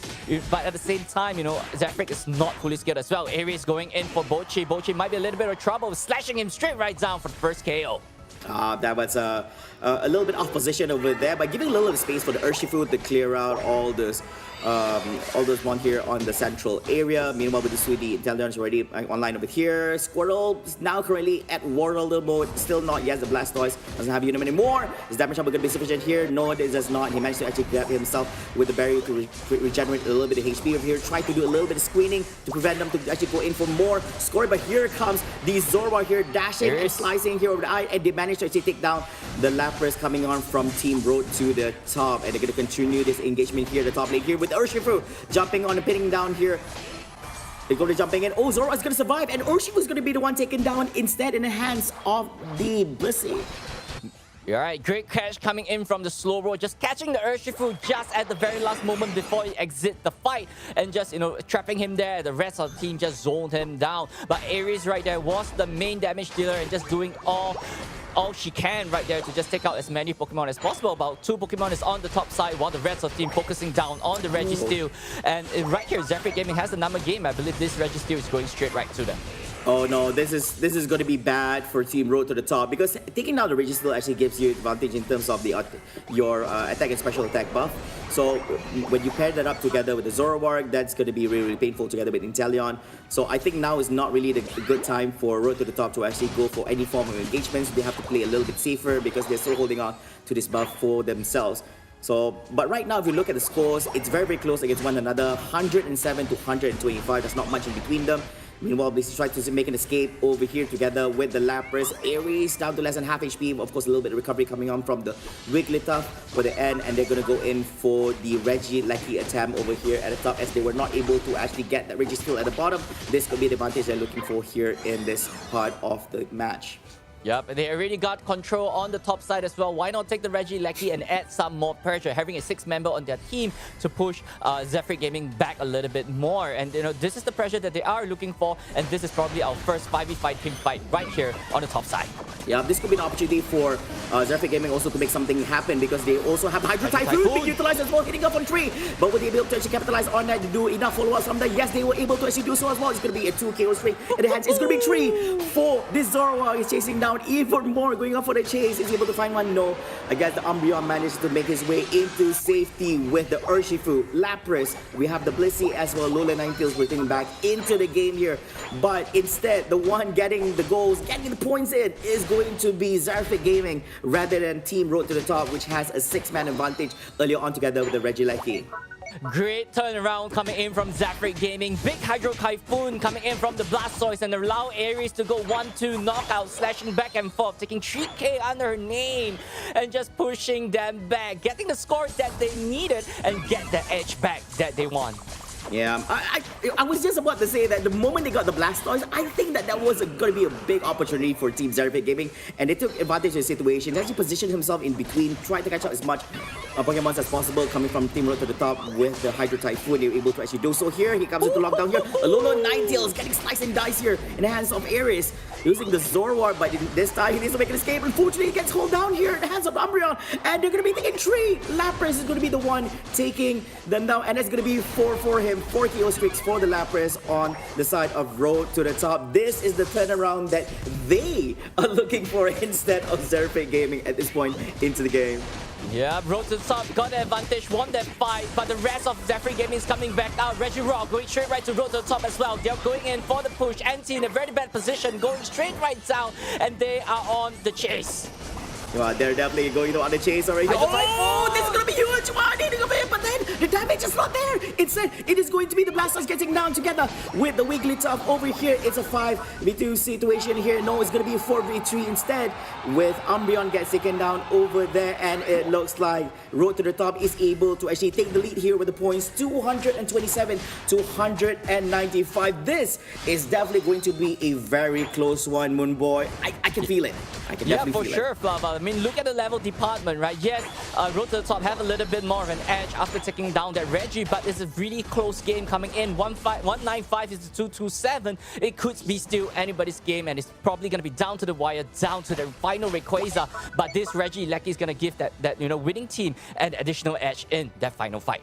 Yeah, I do feel that it's quite unfortunate in the previous engagement that despite the Blastoise actually having a great opening with Hydro Typhoon, but there was not enough follow-up from his teammates. And the thing is, the teammates was not even in position to actually do any form of follow-up over there. So I do believe that he was actually in a position where he has to use it during that time because he knows that he's going to be using it once again before the Rayquaza attempt, but not really this time anymore because we're only 2 minutes and 35 seconds into the game. But I think he was at the time where he really needed to defend the goalpost, not really trying to take down anyone coming on from Team Road to the Top. But right now, both teams, this is going to be the chaos that they're looking for over there, and definitely not the time for trolling coming from Team Zerfit Gaming because right now they're on edge. They have lesser points compared to Team Road to the Top. And here comes engagement. Here comes the jump as well. Come from it. Moonlight being utilized as well. He will jump from it. Is damage really there? There goes Hole coming from Slowbro. This will happen. And then it's going to be the Hydro Typhoon by the Blastoise. This time it is a much better trade-off coming on from before, but still not enough for them as we have a 3-man takedown coming on from Team Zerfit Gaming and 2 coming on from Road to the Top right here. It's a 3v2 situation, leaning more towards Team RT instead of Team Zerfit Gaming over there. Will they be able to actually take it on by having the Pokemon number advantage compared to the other side? Wigglytuff jumping in together with the Moonlight here, but he does not have the damage to actually go for any more takedowns over there. We do see the Blissey holding on to that damage. It's going to be getting it. It is going to be. Oh no, it's gonna be in the hands of Zerfit Gaming, ladies and gentlemen. They're the ones here with the Rayquaza, and they're definitely looking forward to be dunking some points in the face of Team RT. Wow, I mean, that was a great fight coming in. Yes, RT won the fight just before the Rayquaza spawned, but you know, that leaving the Italian open, having the Clefable there to just taunting them and just keeping the Italian out of the blue for that final snipe onto the Rayquaza. Yes, Zerfit Gaming won the Rayquaza right here, but they're still behind on points. They have to start scoring right here to turn this around. 1 more minute on the clock. Could Zerfit Gaming turn this around? 100 points in. Yep, that's 100 points for them, putting them at 295 over here and looking for more. Inteleon tried to go for a little bit of scoring, but they get screened out by the Alolan Ninetales here together with some members coming on from Team Road to the Top. 45 seconds on the clock. There is ample amount of time for both sides to do a little bit of scoring. We do see the Umbreon here at the bottom lane, and meanwhile, Zoroark here all tries to Unite, but unfortunately gets taken down before able to utilize it at any much here over there. Force Rapids being utilized over here. Comes Jump coming from Slowbro, trying to stop any form of scoring attempts coming on from the Lapras or even the Blissey here at the bottom lane. More screening, 22 seconds on the clock. It's all defense coming on from both sides right now, and it seems that from Road to the Top, they are marching forwards to the left side of the field here, trying to get a little bit of scores, but the top lane is still ongoing, Moonboy. Yeah, on the bottom side as well, there's a little bit of scoring. Could they score? NC, 1 man holding 3 men down. 4 more seconds on the clock. And there you have the interrupter once again. Ladies and gentlemen, this is the closest game we had yet today. And I believe it's going straight right to Zerfit Gaming in a very close lineup with NC holding 3 men down on the bottom all by himself. That is a close one. I feel so bad. So bad for Team Road to the Top because they were really pushing in on that last few moments of the game right there. Tried to go for scores, but then the screening coming on from team members from Zerfit Gaming was a little bit too much to handle. That push coming on from, well, basically they have the Slowbro, they have the Blastoise as well. They can actually disturb the animations and more. At this point, I don't think they actually had a Zoroark. I think Zoroark was actually down, so he was able to come back at the last few seconds of the game, just dishing out damage. But basically the idea of screening out your enemy from scoring, that was insane, and that has got to be the closest game we've seen so far here for the day. Yeah, for sure, man. I mean, it looks like, at the 2 minutes mark, the whole of Zephyr Gaming was down, and Road to the Top actually have a really good positioning onto their Rayquaza. But them not noticing that the Inteleon was nearby was the biggest problem, allowing them to get their final hit onto the Rayquaza steal, and everything just flips over from there as well. But NT really good, really well, hold the bottom lane really well against LY, Calamity, and I believe it was Gel on the bottom side as well, right? Like, or just not allowing them to score a single point at the very last moment to secure them the win in round number 1. Yeah, I have complications trying to see who can I award an MVP for this particular match. I believe that we need more games to observe before we can actually determine one for here. I do really want to give it to Churbert because he's done some really good Unite over there. The Hydro Typhoon was really spot on. Of course, the second attempt wasn't really that good because there wasn't much follow from the team. I wouldn't blame him for that. I think it was more of a defensive mechanism. Despite him not really being the main damage dealer for the team, but the setup was just beautiful. I think we will see more and more in the upcoming games, Game 2 or even a Game 3 if we're given the liberty opportunity to actually do so. Moonboy, I dare say that was a beautiful game from these two teams, and I think we are about to witness some more amazing moments in the next few matches. Yeah, for sure. I believe this might go even, all 3 games, right? Because both teams are just so well, and it's down to the draft that they will be, coming up for. The draft is going to be really important for these two teams. What are you going to deny your opponent from? Are you going to deny Ares from the Zoroark? Are you, take the Inteleon first pick away from Zephyr Gaming as well, because these are 2 key Pokemon in this matchup that actually make the difference. And NT on that Slowbro, man, those well-timed telekinesis really allow them to win fights after fights again and again. Yeah, that's true. And of course, being Slowbro, he can just sustain in team fights. Other than telekinesis, holding down the enemy, you can also sustain together with your slow beam as well, which is very, very good. Come to a surprise during the draft is that we didn't see the Zacian being utilized, which is one of really good heroes, one really good monster to actually be picked in the game itself. But we'll see if it actually gets picked up in the next one because it wasn't being banned, it wasn't being counterbanned in any way. Of course, ladies and gentlemen, these are some of the highlights in that game number 1. Some of those exciting moments that me, Moonboy, and together all of you get to share together. Witnessing this match between Team Road to the Top and Zephyr Gaming. This is just beautiful Pokemon Unite game being played out here. Defense is the best offense, and this game proves it. Yeah, I mean, both teams have a really tanky lineup on both sides as well. They're just solely focusing on taking crucial picks after crucial picks. And take a look at this, that Inteleon with the snipe onto the Rayquaza to close off the round. And this is just a really back and forth game moving forward as well. NT, one man holding three opponent off that field. And it's not an easy task for one single Slowbro to hold them down. This is just pure Pokemon Unite coming in. What is the mechanics coming in? What is the main picks that you should take out first? And this game really displays coming in from both teams.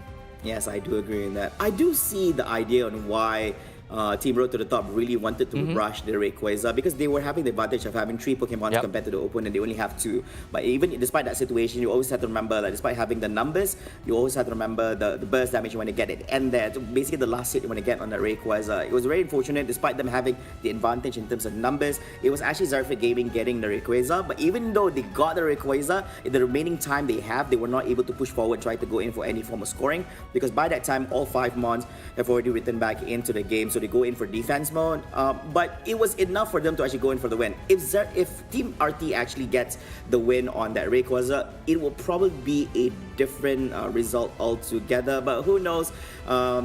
Things can't say much because we didn't actually see that thing happening, but we do foresee some great games happening very, very soon here. I do look forward to game limit generally.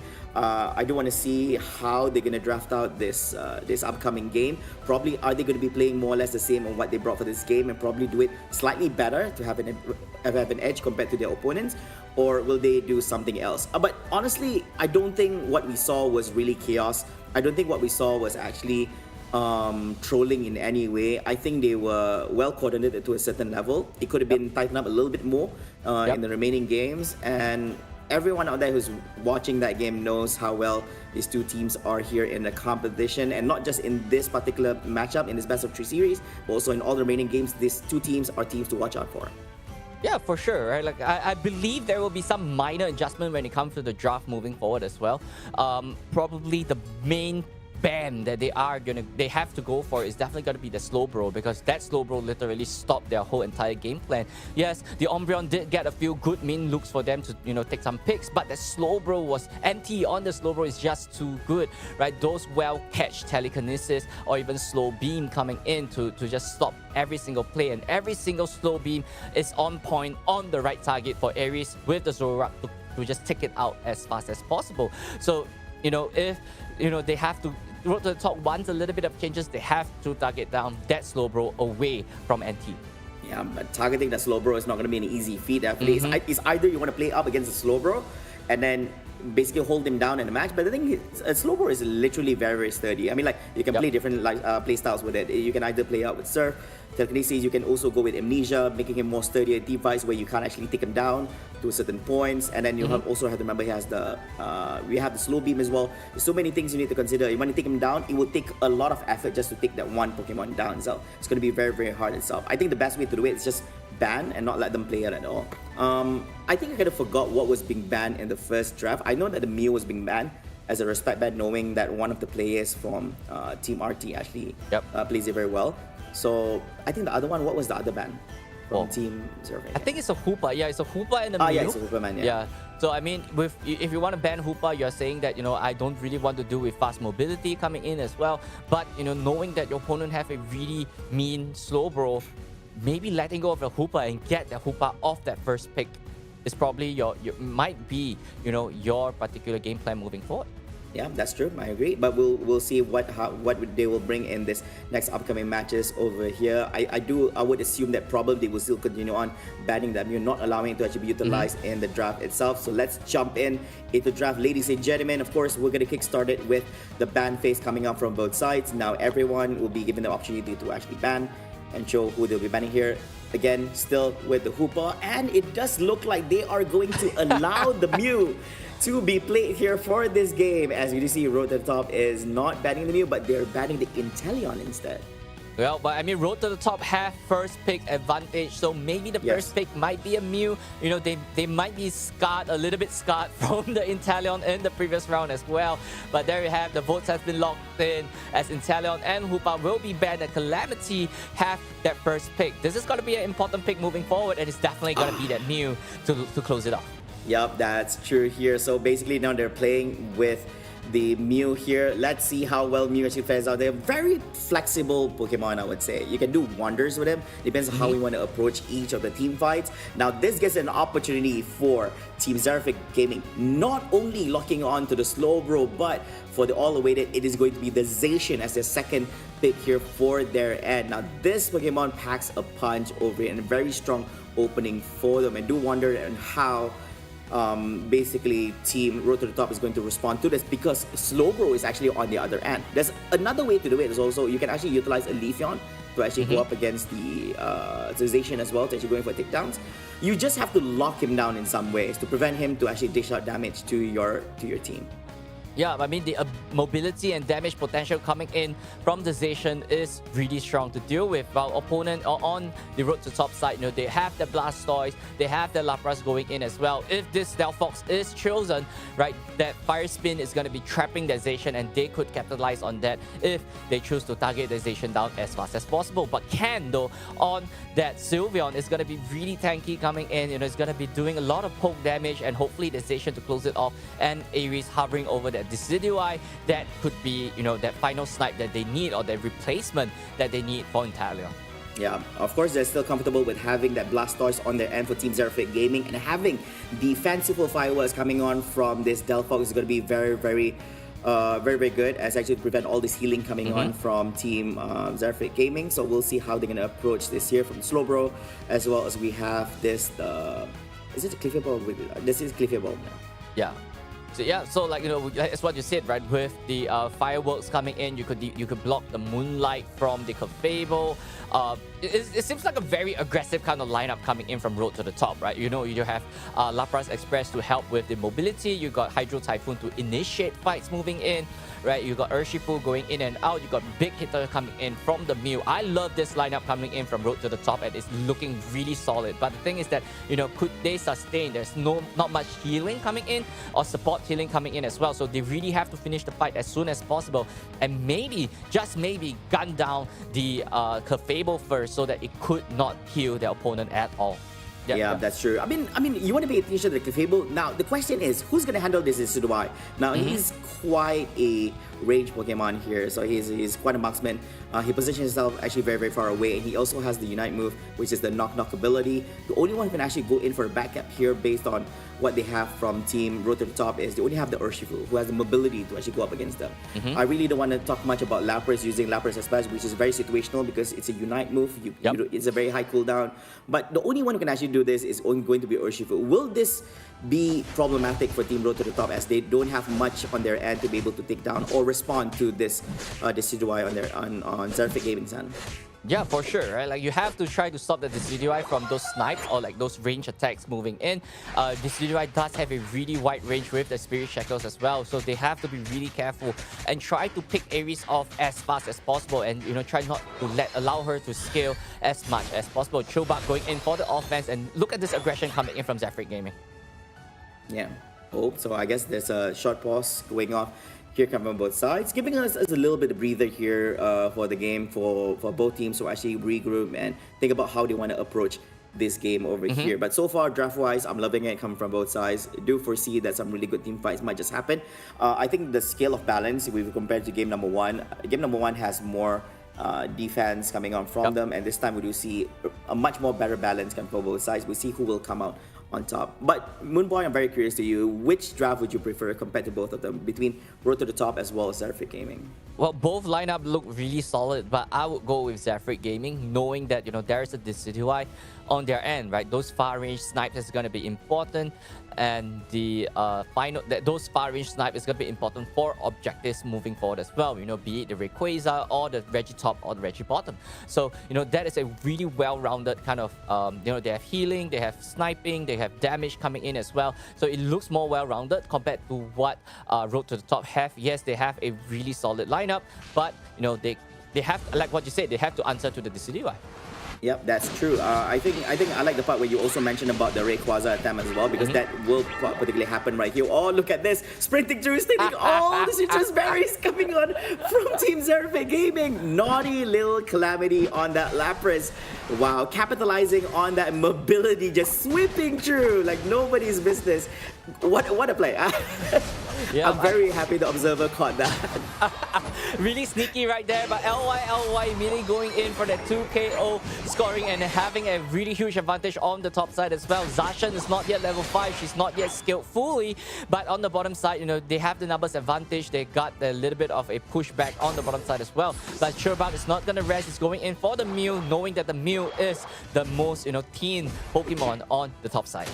Yeah, I mean, I'm very excited to see how well this Mew actually plays on in the game now. Has a 100% pick rate before this. I think the reason being is because the other teams during the group stage, I think the elimination rounds previously, before they come to the playoffs, they were not able to have a good read on what are the drafts or the kind of play styles that their opponents actually play out. So when they arrive here at the playoffs, they have a better understanding, and that's why the Mew band actually comes out only at this point in the competition itself. But coming back into the whole game over here, we do see that Team Road to the Top having the lead here by having 46 points compared to Team Zerfic Gaming not being able to score anything right here.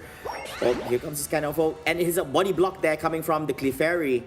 Very good time of here. Chobak with the Zacian and top lane. Oh, here comes Sprite from the Urshifu. Has the advantage of trying to make an escape. Grabs one berry. Doesn't get the second one. It's going to be the hands of the Wartortle, giving the opportunity for Urshifu as a Wartortle and Mew. Just go a little bit of scoring here at top side, giving room for Zerfic Gaming at the bottom end instead. With the likes of Decidueye, Slowbro, we also have the Sylveon as well.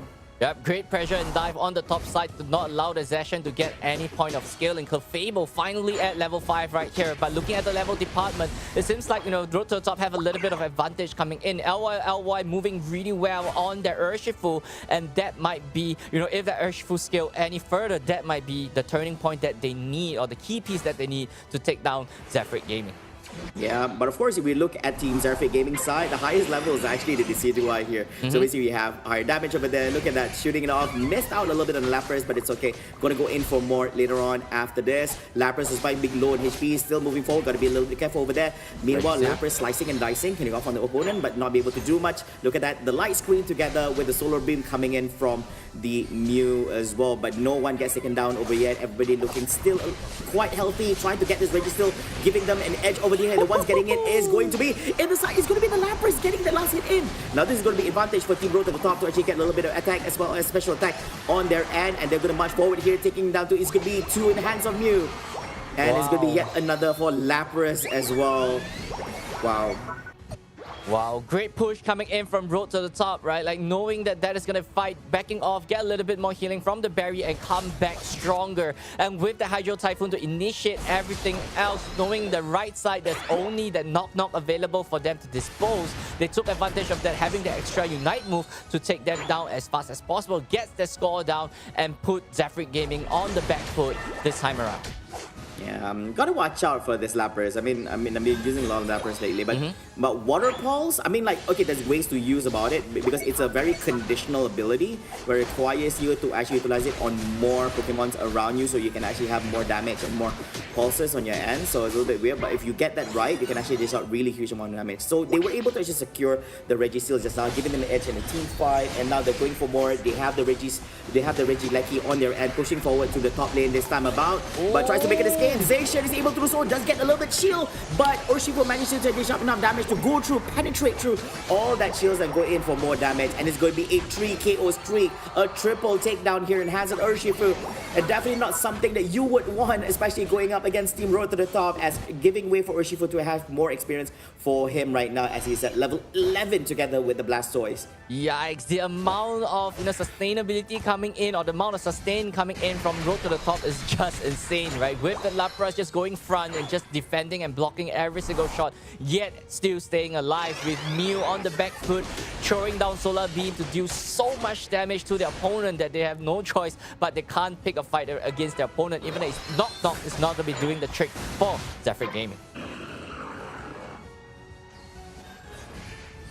Oh, this time about, Regirock is going to be the bottom. This time, we'll see if, I think this is going to be beneficial for both sides. They're looking for the buff for the defense and special defense come from both sides here. Here goes the drive, and use up Hydro Typhoon. This time, it's going to hit up on 3. Is N4 from behind? It's going to be Rapids being utilized, chasing down on the Clefable, and he's going to be taken down as well. Zacian trying to make an escape with the Sylveon here, not be able to actually provide any form of support, and which makes it Zacian is going to be down, coming up from there, and Trumon's down, creating a 5v2 situation over here.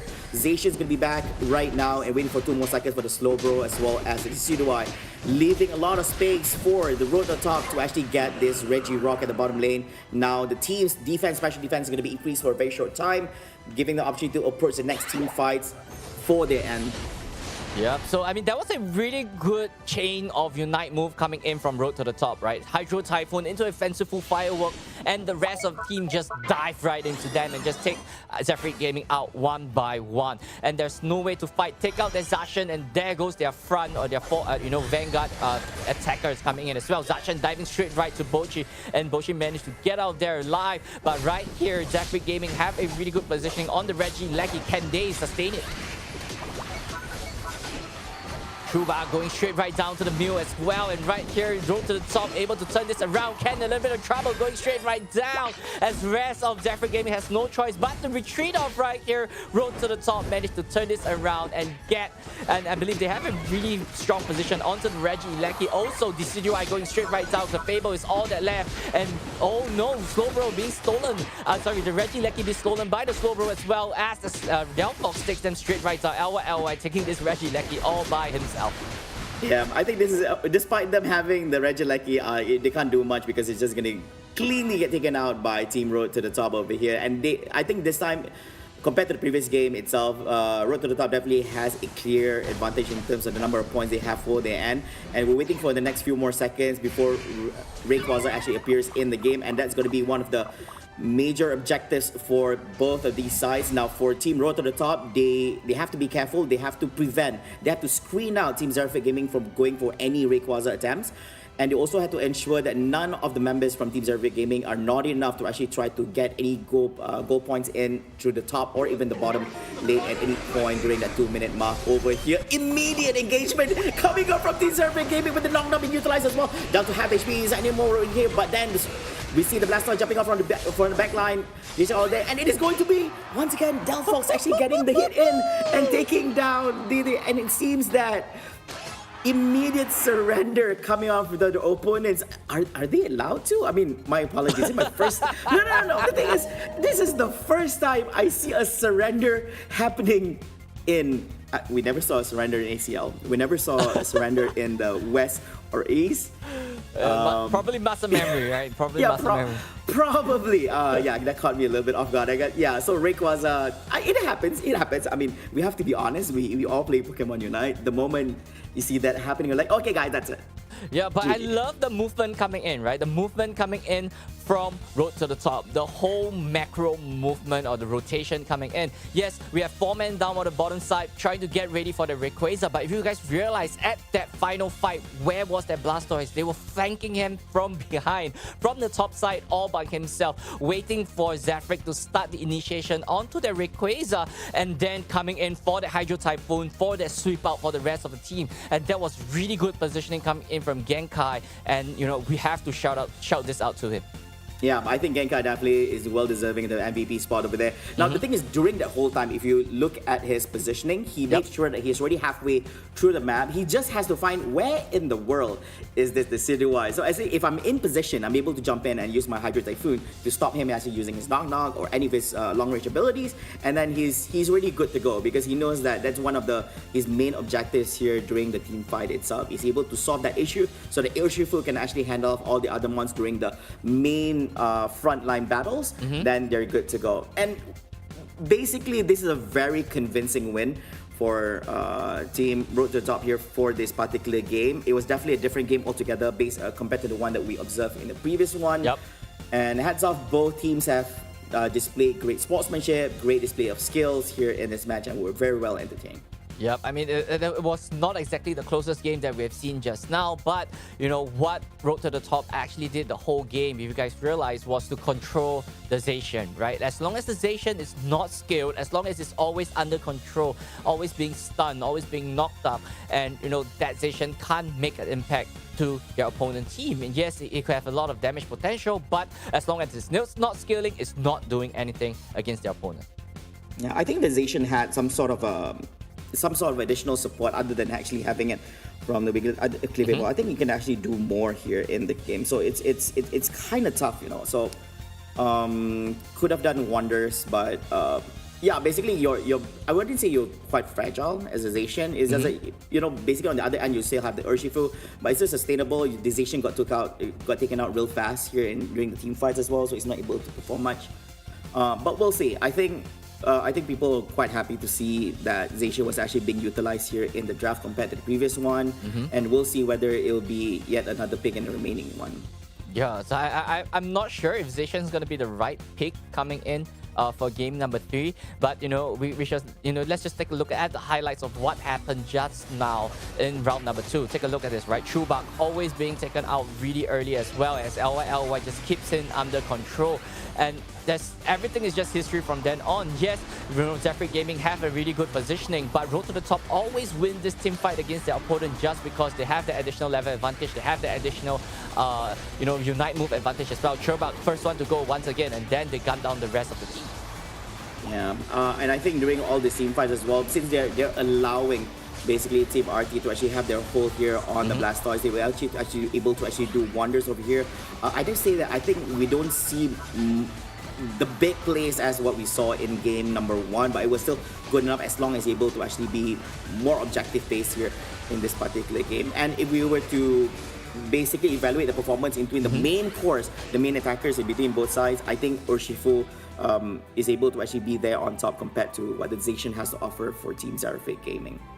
Yeah, for sure. Like, they dive potential coming in from the Urshifu, just diving straight right in, do whatever damage that you need, and then get back out and let Mew do the rest of the cleaning up after that. Yes, they have to reach with the Solar Beam. They got Electro Ball to just follow them back to wherever they're retreating to as well. So there's so much potential coming in with that particular lineup. So now the biggest question is, how is Zephyr Gaming going to be answering them in game number 3? We have a really close game number 1. We got landslide game number 2. Can Zephyr Gaming keep their performance up? Yeah, it was a flip here in game number 2. Another scores are tied 1 for Team Zephyr Gaming in game number 1, and for Road to the Top Team RT winning that game number 2, tying up 1-1, and we're forced into a game 3. Is going to be the deciding match. One of them will be moving forward and still continue their journey through the upper bracket, and the other one will be dropping down to the lower bracket. Will be Team Road to the Top, or will it be Team Zephyr Gaming? We'll get to know more about this very soon after the conclusion of game number 3 itself. And I think because both drafts were a little bit different than the other, I do see that they're quite flexible when it comes to drafting and playstyles. So I think game number 3 is definitely something that everyone is definitely looking forward to, what they're going to be playing there. Now the question is, based on what you observe, having the ability to allow Mew to actually be played out in that draft, right, for Team Road to the Top, do you think that basically Team Zephyr Gaming will allow that to actually happen once again, or will they probably just continue back with the initial ban of that Mew ban, just like game number 1? I don't think Zephyr Gaming would allow that Mew to be picked again, because game number 1 Mew was banned out by Road to the Top, right? And game number 2 Road to the Top have first pick. So this way they secure that Mew for themselves. So when it comes to game number 3, would Road to the Top allow that Mew to be open, or would they just close it off and allow Zephyr Gaming to have that Inteleon in their arsenal as well? So it's all down to that draft moving forward, and whoever is going to have first pick in this game number 3. Yeah, of course, we're going to have a look at the information card here for some of the team members here from both sides. Of course, we have from Zephyr Gaming, this is Shen QQ. All right, for someone saying, frequently used Pokemon using up the Mew as well as the Blissey, some of the damage, average damage dealt, damage taken, as well as recovery. Now these numbers, I think this one doesn't really reflect much doesn't reflect much, because you have to remember that although one of the team or one of the players actually has more damage over there, this is just average damage based on the performance yesterday in 11 November, including the previous match we saw themselves. I do believe that there's a little bit of mix up over there, but this is actually for Bochi from Bochi for Team Road to the Top instead. So basically Mew at 75% and Blissey at 25%. Yep, this shows that this fella, right, this player actually has flexibility. He can be the DPS of the team, but at the same time, he could drop back and be the supporter of the team as well. So this is what Pokemon Unite is all about, right? Having a all-rounding skill when it comes to a game like this. Sometimes you have to go for the offense, sometimes you have to be the support player of the team, and this particular stat shows that what Bochi could do and what kind of caliber this kind of player is in a competition like that. Yeah, that's true. And of course, you can actually utilize other Pokemons as well. If it was being banned, should be no biggie for him, I believe as well. But next up, we're going to also be looking at Shen QQ from Team Zephyr Gaming. And basically, some of the two frequent used Pokemons here in the competition is going to be the Clefable as well as Blissey. Now, this is very situational as well. The numbers don't really reflect much, because it's very situational based on the way that the draft goes around. So I think it's not really... I would assume that there's a very high chance that these two Pokemons are not being banned out during the ban phase. There's other priority bans out there, but if it suits playing a Clefable, a Blissey, or even a Wigglytuff here in the game, that's how they actually play it out. Yeah, for sure. Right? Like these two, support Pokemon has been one of the best healers in the game yet. And with Moonlight, you could heal up everybody as well. And we have seen Shen QQ actually demonstrate really well in game number 1 with that Clefable to just heal up the team for them to get ready for that next fight. But however, on game number 2, the Clefable, the healing power is not as fast compared to what a Blissey could do, and unable to keep that session alive as much as possible. So we are down to see what Shen QQ could bring in game number 3, and how well could he support the team to victory in the next game. Yep, that's true. I believe that I don't see any of the same also utilizing. At this current moment, since we'll only observe roughly around 4 games, 2 in the first round, and then 2 here after concluding game number 1, number 2 in upper bracket semifinals. We've only seen 4 games. We see people utilizing Pokemons like Blissey as well as Wigglytuff. Basically, I think it's Blissey as well as Clefable. We haven't seen Wigglypuff being utilized as well. We do see the Hoopa already, which is pretty standard because some teams just prefer to actually play the Hoopa instead of all this healing as well as defensive supports over there. Yeah, it's giving them more ability to move about and across the map during the game. So ladies and gentlemen, this is going to be the 10th and final game here in this best of 3 series in between Team Zerfit Gaming against Team Road to Win. Zerfit Gaming on the purple side, whereas we Team Road to Win. Road to Win for Team on the orange side. Yep, so as you know, no-brainer coming in, Road to Top is not going to be allowing Zerfit Gaming to have that Mew in their pocket, right? If I'm not getting it, you are not getting it. The first pick going straight right to NT, and I believe it might be the Inteleon pick coming in from Zerfit Gaming, or, it could be the slow bro that NT is really good at, but, immediately with the Inteleon of the first pick. Yeah, Inteleon is being picked over here. Blastoise once again, this time, in the hands of Genkai. Okay, so basically we previously saw Genkai utilizing the Blastoise in game number 2. We have observed Blastoise being used by Team Zerfit Gaming as well. Both sides are fine with using the Mew, fine with using the Blastoise here. Aries once again on the Urshifu, and this time NT on the Slowbro for this game number 3. Yep, I mean, on the right side, there's not much of a, composition or even main attacker coming in as well, with Blaziken being the first main attacker for this team. Genkai on the Blastoise was really mean in game number 2 as well. So, it's all down to Zerfit Gaming. How are they going to control Genkai or even know the exact position of the Blastoise roaming around? Shen QQ hovering over and locked in the Elder Goss, and that is going to be our first Elder Goss for today. Churbak with the Buzzwole as well. We're going to see some buff Mosquito just beating people down. Yeah, he's basically, I think like Buzzwole and Pokemons like Azumarill, they're just literal brawlers, I would say. They just jump in and punch, and then they also make an escape as well. I really like his Unite move as well. He's literally a wrestler in the game. We'll see. Yeah, he's literally a wrestler in the game here at Pokemon Unite. But anyways, coming back also to Team Road to Top. They are going to be taking that Delphox there as their final pick. Of course, I have to remember the Fanciful Fireworks. Unite move is also very, very good as well to be utilized here as a response to the Elder Goss as well being there. And they also be playing the Blaziken for Team Road to Top. Yeah, we've seen Blaziken previously as well, right? Those combo and those hits coming in could even, mirror what a Urshifu could do, and the amount of damage coming in from overhit is just too insane if you're actually in the range as well. So they have to be really careful, especially the Inteleon. It's gonna be the most tin or even paper Pokemon in Zerfit Gaming side of the field as well. But with the Inteleon, there's so much snipe potential onto objective, and it's down to Road to the Top. How are they gonna secure the objective as fast as possible? They have the Blaziken, they have to make use of it. Yep, it's all about positioning over here, and we'll see how well they actually fare right here. Ladies and gentlemen, there's no way out. This is going to be the final game. The winner for this particular game will become the winner of the best of 3 series match. Will it be Team Zerfit Gaming, which is currently on the purple side, or will it be Team Road to the Top, which is on the orange side? This is the game right here. We have our Kupfu here on the jungle area at the top side. We also have, basically for both sides, it's going to be Lapras going up against Buzzwole. A little bit of assistance on the jungle area at the current moment. So it's 2v2 situation on jungle. Meanwhile, with the bottom, also 2v2 situation coming in from both sides.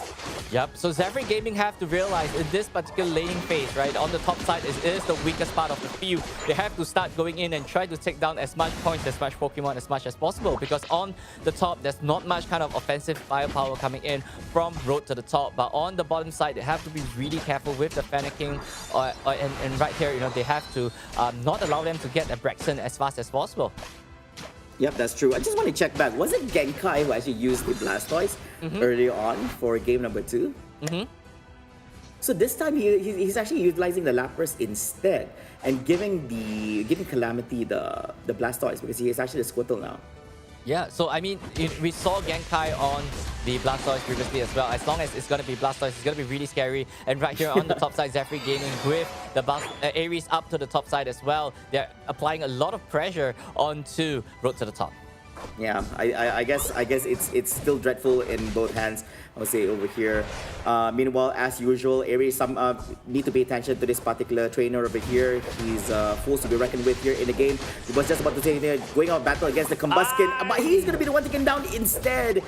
That's gonna be first takedown in the hands of Team Road to the Top. Quite unfortunate for the Urshifu. Giving an opportunity for it to have a slight edge here in the game. Despite it being a Combuskin, he was able to actually do wonders here in the game. Meanwhile, the top lane being a little bit aggressive as usual. Chuberg on that Buzzwole. Woo. Yep, and there, Bochi managed to get the steal from the central area from Zephyr Gaming. And, having the additional EXP is going to be bringing him a little bit further. As right here, as we see from Road to the Top, Blaziken is already at level 7, while Aries is still a level 6. Urshifu, that might make a big difference. He's not done yet. Going in for Genkai.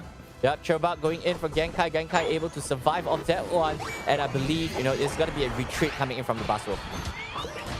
Yep, and this time it's going to be a little bit troublesome for this Blissey, but he managed to take one of the stitches ready for himself, and he's down to half HP. But then, this is going to be a little bit screened here from the Elder Gods, but he's going to make his way down to the bottom lane instead, giving way for the Blissey to actually escape through the middle area over here. Meanwhile, the bottom lane is a 3v2 situation, 3 siding towards Zephyr Gaming, leaving the defense in the hands of the War Turtle. He's able to do so, no problem.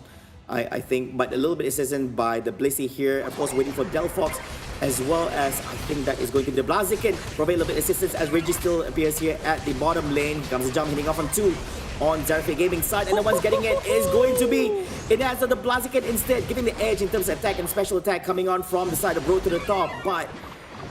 And they're going to be getting that takedown here on the Buzzwole. Making him down. Here comes a push, coming from their end, Road to the Top. Right, Road to the Top is not allowing Zephyr Gaming any rest as well. They're just going in for the offense. LY really low out there as well, trying to score that 40, backing out with the support of that Blissey. Genkai might be a little bit of trouble, but the War Turtle, just Calamity pushing him out of the way. Genkai might be going down off this one, but Zephyr Gaming is not going to be pushing in the fight. They might be rotating on the top side, but Road to the Top is not allowing them any breathing space with Blaziken on the middle, ready to strike.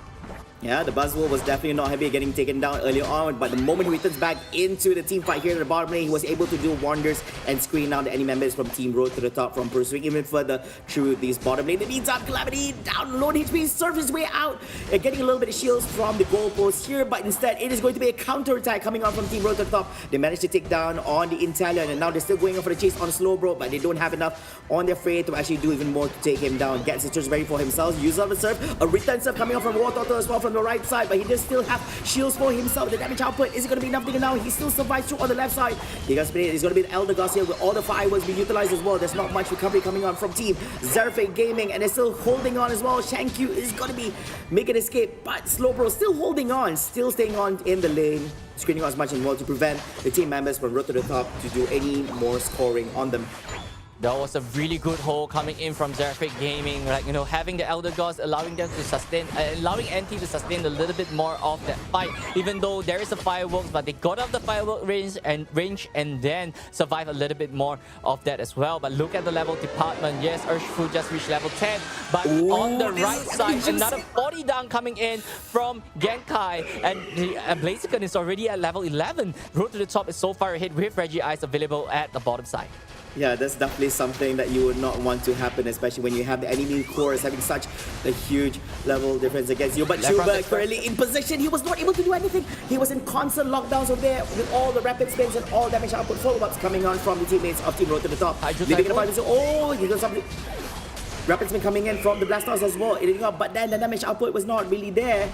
It is going to be a huge win there for Team Road to the Top as they get the Regis as well as getting more and more takedowns upon the team members from Team Zephyr Gaming.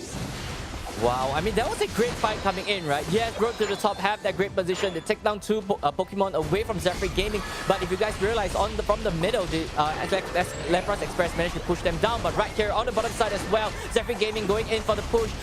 Skills going in left and right. Blaziken gets one for himself. Aries might be a little bit of a trouble right there. Basso gets another trade off that Blissey. But it seems like Road to the Top having that Pokemon advantage and forcing Zephyr Gaming to retreat off that fight. The Road to the Top rotating straight right to the top side. They won that Regieleki. Yeah, I'm just looking at non-stop serves being used here. I mean, look at the big wave of serve coming on from the Blastoise, just driving team members who Road to the Top away from the goalpost, prevent them actually getting that shield buff from them from time to time. So, man, that was an insane battle despite having the advantage for Team Road to the Top. But Zephyr Gaming managed to push them out of the area and getting some points in for themselves. But still, Road to the Top is still leading on here with more points compared to the opponents here, and they are definitely going to be getting this Regieleki as there's no response coming on from Team Zephyr Gaming and is going in for the push. Now they have an option. It's either they fold this Regieleki to actually go in to score some more points on this tier 2 goalpost at the top side, or they can actually try to push the other one on the bottom side, and that's going to be by the Blastoise instead. And this time they managed to take it down on the Elder Gods here, looking for another, and they will be getting on that slow bro as well. No response from any other members as Inteleon goes down as well. It's a 2v5 situation at the current moment, and big points being dunked by Road to the Top at the top lane. The firepower of Flava, the firepower coming in from Road to the Top is Literal just fire, so much to deal with. Literally, there is like the Delphox and there's the Blaziken just shooting fire everywhere, and there's nothing that Zephyr Gaming could do. Yes, they could tank a little bit more, but those counter and initiation coming in from the rest of the team was just too good for Zephyr Gaming to deal with. Zephyr Gaming have a good positioning onto the Registeel, gets the Registeel, but the eye is on the prize. We're reaching straight right to the final stretch in about 5-second time. Who has to get, Zephyr Gaming have to get the Rayquaza or it's game over. Yeah, they do have a slight advantage here for Zephyr Gaming because they do have the buff from the Registeel right now as they approach the Rayquaza attempt right now, and they need to get it. They know it. They have quite a number of gap between their points against what Road to the Top has to offer here, 71 to 305. Now, being in game, they don't actually know exactly how much points they have. They will just be being told on whether or not they have a huge lead or they have a huge loss over here. But based on the response here, they definitely need to make it into a win over here. But got to be careful. Road to the Top, they do have the Blastoise over there with the Hydro Typhoon driving in together with the Surf. Is he going to be utilizing? Get stopped over here. He's not able to actually utilize at any point, right? It's still in constant lockdown for him. So getting pushed down all the way to the right side here. And they are going to lose out the Buzzwole as well as the Blaziken for both. And 1-to-1 trade-off here. It's a 4v4 situation. Going off for the chase down here. Survivability. The Berserkers over there. Oh, Hydro Typhoon hitting up on trees. They're going to fall from here. Yes, there will be. They managed to take down on the Inteleon. Chasing down the Slowbro on the left side here as well. Wow. Preventing any form, preventing the Rayquaza right now. Yeah, that was a great push coming in, great telekinesis coming in from, or even a slow beam coming in from NT to slow, or even deny or cancel the Hydro Typhoon coming in from Calamity. But this Blastoise is just holding them off really strong as well. Take a look at where the Lapras is right now. It's on the flank once again with the Lapras Express, dashing in with the Lapras Express as well, knocking everyone out of position and just diving straight right in. Blaziken gets one off the Buzzwole, gets two on the Elder Gods, and they're chasing Ken down with the Inteleon. And there we have, ladies and gentlemen, we've Road to the Top, taking out 4 men off that fight and dashing straight right for the points. Yeah, they don't need the Rayquaza. They can score just fine without them right there. Look at that, 100 points over and over again coming out from Team Road to the Top.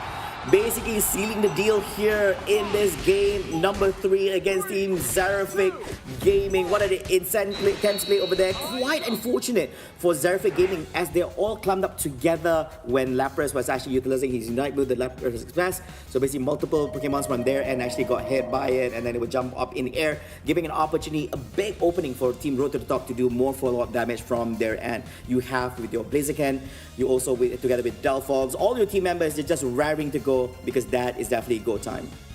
Yeah, but we have to give props to Genkai, right? Genkai is constantly on the flank on Zephyr Gaming. Like, yes, they have Calamity there to hold the rest of the team. 4-man, and you realize Genkai is always on the top side. Yes, he missed one Lapras Express at the very start of the final stretch, and he's able to rack up and get back that Unite move and just go for the flank and allow the rest of the team to capitalize off that as well. So, but Zephyr Gaming is just so behind the whole game in terms of level and firepower, which Road to the Top did so much better in that department against them. I believe that was probably the cause of the fall for Zephyr Gaming.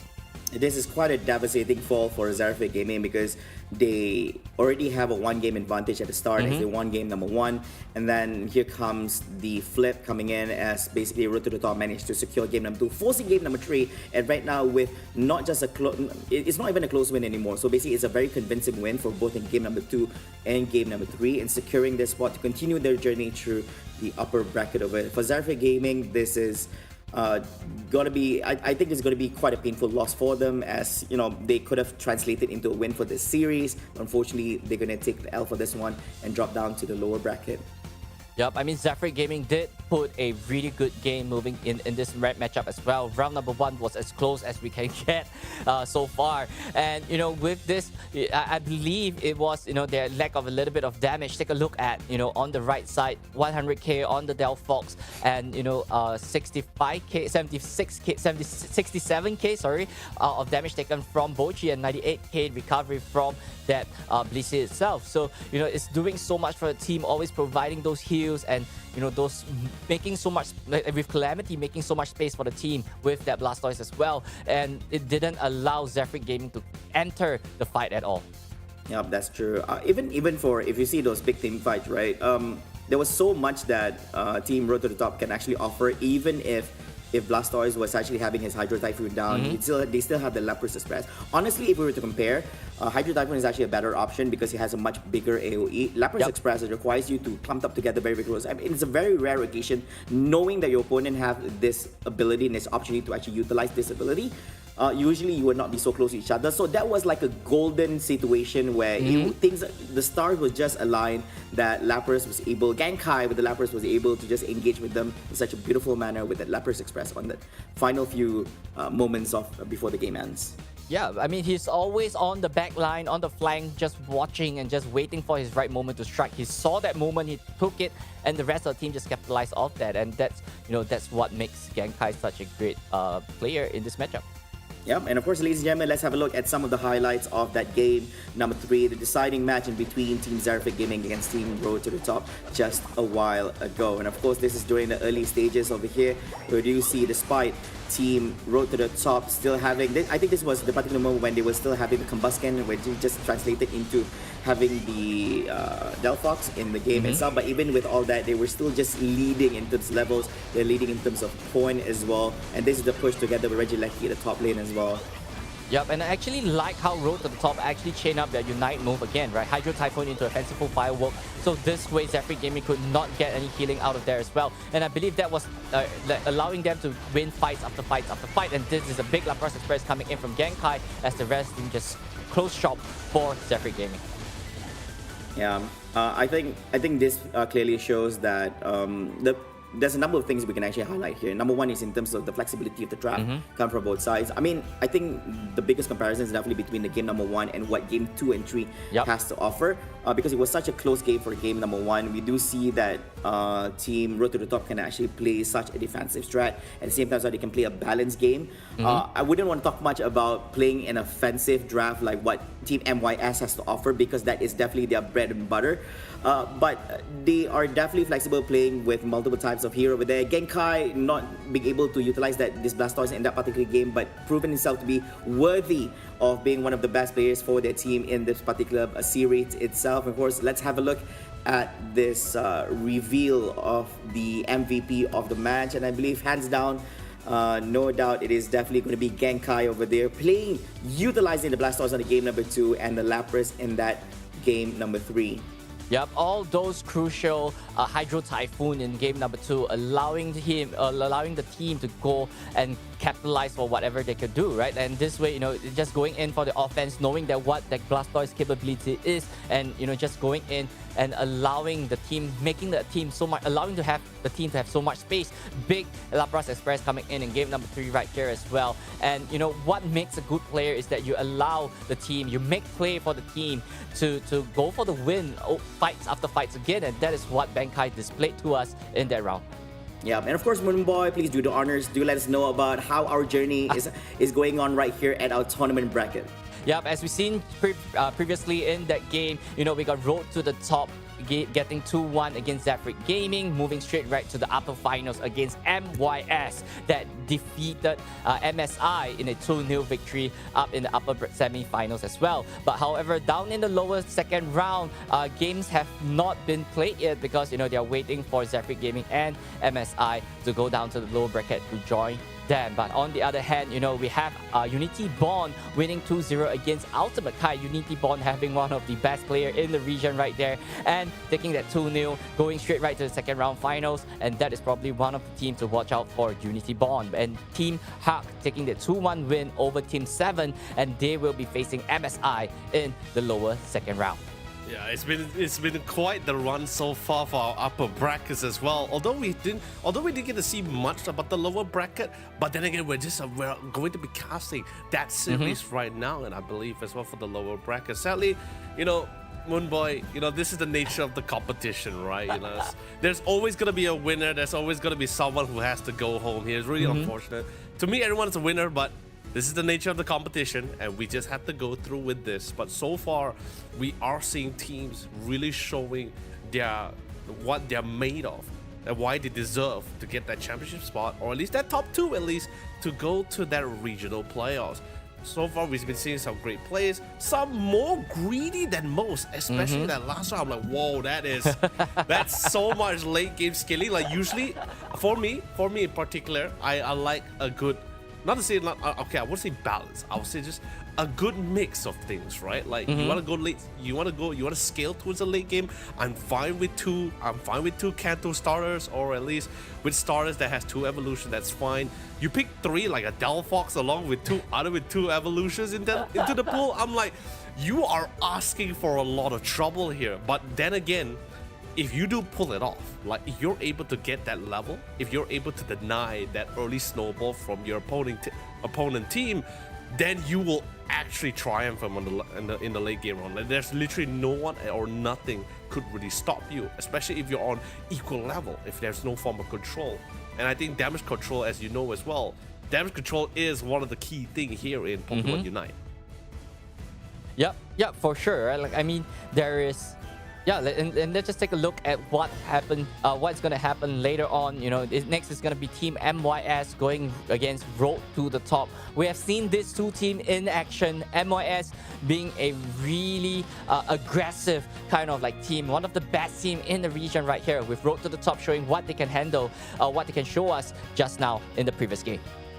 Man, we seen Team MYS in the first part already, and like I mentioned, like while I talked about the flavor as well, I said like we saw how great they are, how their priorities, how they play throughout the game, the mindset they had when they came to the series, but we didn't really get the full picture of them because they weren't given enough of a challenge.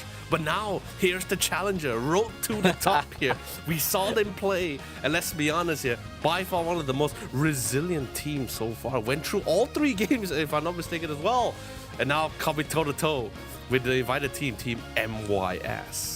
Yep, we have seen, both teams really want to have that Mew in their lineup as well. We know Night Mew Foxy is one of the best Mew in the region. Would Road to the Top allow them to have that Mew pick in this matchup as well? We've seen Genkai doing really well on the defender side of the field. So could MYS keep him in track and not allow him to do all those flank maneuvers in this whole game as well? So it's all down to how these teams gonna answer each other's best part in the game. I'm really interested when it comes to the drafting as well, because both teams particularly have very similar ideas of how they want to play out throughout the game. But let's elaborate about that later on. Let's quickly get back to our team info card. So of course, Team MYS, favorite Pokemon, the playstyle is still pretty much the same as what they stated from the initial part. We've seen still Sableye and Gengar. I'm not too sure whether this is particularly focused towards Pokemon Unite or in general. But of course, biggest achievement so far, if you guys didn't join us from our first series of today, welcome to our greatest day ever here. We're currently midway throughout the open qualifiers, and of course, Team MYS, their biggest achievement is three of their players, Yang, Foxy, and Yemu, will place 9 to 12 place in World's Championship. That's a very big thing. And of course, Ice was placed 7 to 8 place. Team expectation, of course, none other than the best. They want the champion. They don't want second best. They don't want second place. They want to be the champion. Yep, this guy has been to Worlds. They have all the experience that they need. But on the other hand, we got Road to the Top, an up-and-coming team coming in as well. We've seen them with that chaotic team fight the last round as well, with their favorite Pokemon, Mimikyu, Dodrio, Delphox, Pikachu, and Espeon, which we have already seen Delphox in action in the last game. Are we able to see the other 4 favorite Pokemon from Road to the Top? We shall see later on. And with their biggest achievement, with WCS qualifier for the West Asia with the top 5, but with a huge giant coming in, could Goliath, could he deal with this? Could David deal with this Goliath? Would have been a massive experience in Worlds, while Road to the Top is just a West Asia top 5, but there's still a chance for them to bring them down because they want to try their best to get first place. Yeah, although yes, their expectation is they try to get first place. It may, for some people, it may sound like a lack of confidence, but I think it's a little bit more humble here, right? That kind of thing. They'll give it their all. They definitely give it their best, 110% here. But if they do get the top spot or the second place, there's still no losses for any of these teams at all. Since only top 2, since our top 2 will be moving forward to regional playoffs. Yep. So. And more, we definitely have more good info here, especially after our first few series in the first half of the upper brackets, right? So Team MYS, average damage dealt 200,000. That's big damage coming from them as well. And if you notice from their lineups, very big pickers as well. We have like speedsters like Zoroark, all-rounders like Zacian as well. And let's be honest, that Lapras was not a very passive one. No, this guy was all over the moon against their teams as well. Yeah, for sure. I believe, in this matchup, we have a 100% pick rate Lapras coming in from MYS. Would this Pokemon be the main Pokemon of contention between those two teams in the draft phase as well, right? Because we have seen, Road to the Top doing really well with the Lapras. MYS really good with the Lapras as well. Whoever gets the priority on this, great defender is going to have an additional edge against their opponent. Yeah. It's so difficult, right? Because I think the greatest challenge for the team Road to the Top against Team MYS is the fact that Team MYS has this variety, right? They have flexibility in their picks. They don't really have like a specific main. Like we see HT like switching up towards the support role. We even see Yang coming in playing the Umbreon as the defender. Everyone is able to have this flex kind of a role here. They're not really so dedicated to one. Maybe yes, there's that one player that is dedicated to the attacker role or the speedster role. But everyone is able to switch things up if the composition requires it, that kind of thing. I think that's like one of the biggest benefits that MYS has, and Road to the Top has to figure out how they're gonna answer this. Yeah, for sure, right? But we have seen Road to the Top answer to Zafric Gaming in the last game as well. Yes, 100% pick rate of the Lapras, as you said, that's going to be the main contention. But the Blaziken and Delphox and Mew, these 3 Pokemon is really mean, right? They have really mean players piloting these 3 Pokemon. And, is MYS have any strategies to deal with them? And not forgetting that Blastoise and Lapras with Genkai on these 2 defender, they have to be really careful where his positioning is, because it's going to be devastating with those huge Lapras Express or Hydro Typhoon hitting them from the back. The thing is, I think, like especially when it comes to the drafting, I think both teams could still opt to ban out the Lapras, which is actually not too surprising. Even back in World Championship or any other regional tournaments a few months before this, Lapras was also one of the few priority bans to remove from the pool here. But I don't think like Lapras is one issue, But I think they also need to figure out how they want to deal with this Umbreon pick, right? The fact that you're able to just isolate or prevent like Umbreon itself with the mean loop, just denying you any idea of like resetting or falling back to reset those fights, just makes it so much harder. But let's just see what is the idea coming out from both sides here, because not much information to play around. All they got was just from the first 2 series, so it's not really much to play off with. So let's just see like what's their call on this first game. I think this first game is going to be quite pivotal in terms of information gathering for these 2 sides. Yeah, for sure. I mean, when it comes to information, both teams were on stream just now as well, so there's lots of information coming in. But when it comes to this, it's all down to the experience. How are you going to be taking advantage in game number 1? With game number 1, you have so much momentum moving forward to game number 2 as well. With Yang taking their first pick off that Hoopa, and with the Slowbro and Zacian being banned, and it seems like Mew is open for team to go road to the top to pick as well, with Bochi having their first pick with the Mew. It's definitely having since the hoop. I guess you could say the support priority was definitely on their side when it comes to Team MYS. Get securing the hooper here, gonna be allowing him to get a lot of free roam in that central area when he given the chance. But that this give an opportunity for the Mew and Genkai to secure the Mew and the Lapras here. But of course, the counter-right, they're coming in with the Umbreon, and just in case for a little bit more security here and more control in those team fights, is already anticipating that the Lapras is also going to be coming in, bringing up the big Kanto water type, the Blastoise. Yep, I love what MIS is doing, right? Not revealing much of their composition to their opponent, just picking in two defenders, trying to answer to the Mew right there, with Calamity going on to that Trevenant LY with that Urshifu. But on the left side, MIS, HT on the Zoroark, Foxy on the Inteleon this time around, the main attacker, the big hitters coming in, and it seems like MIS is not cutting any slack on RT. Oh, this is so. I just love how the order drafting coming from the team for both sides, right? Like they coming from road to the top, they know already there's no way they can stop this Zoroark.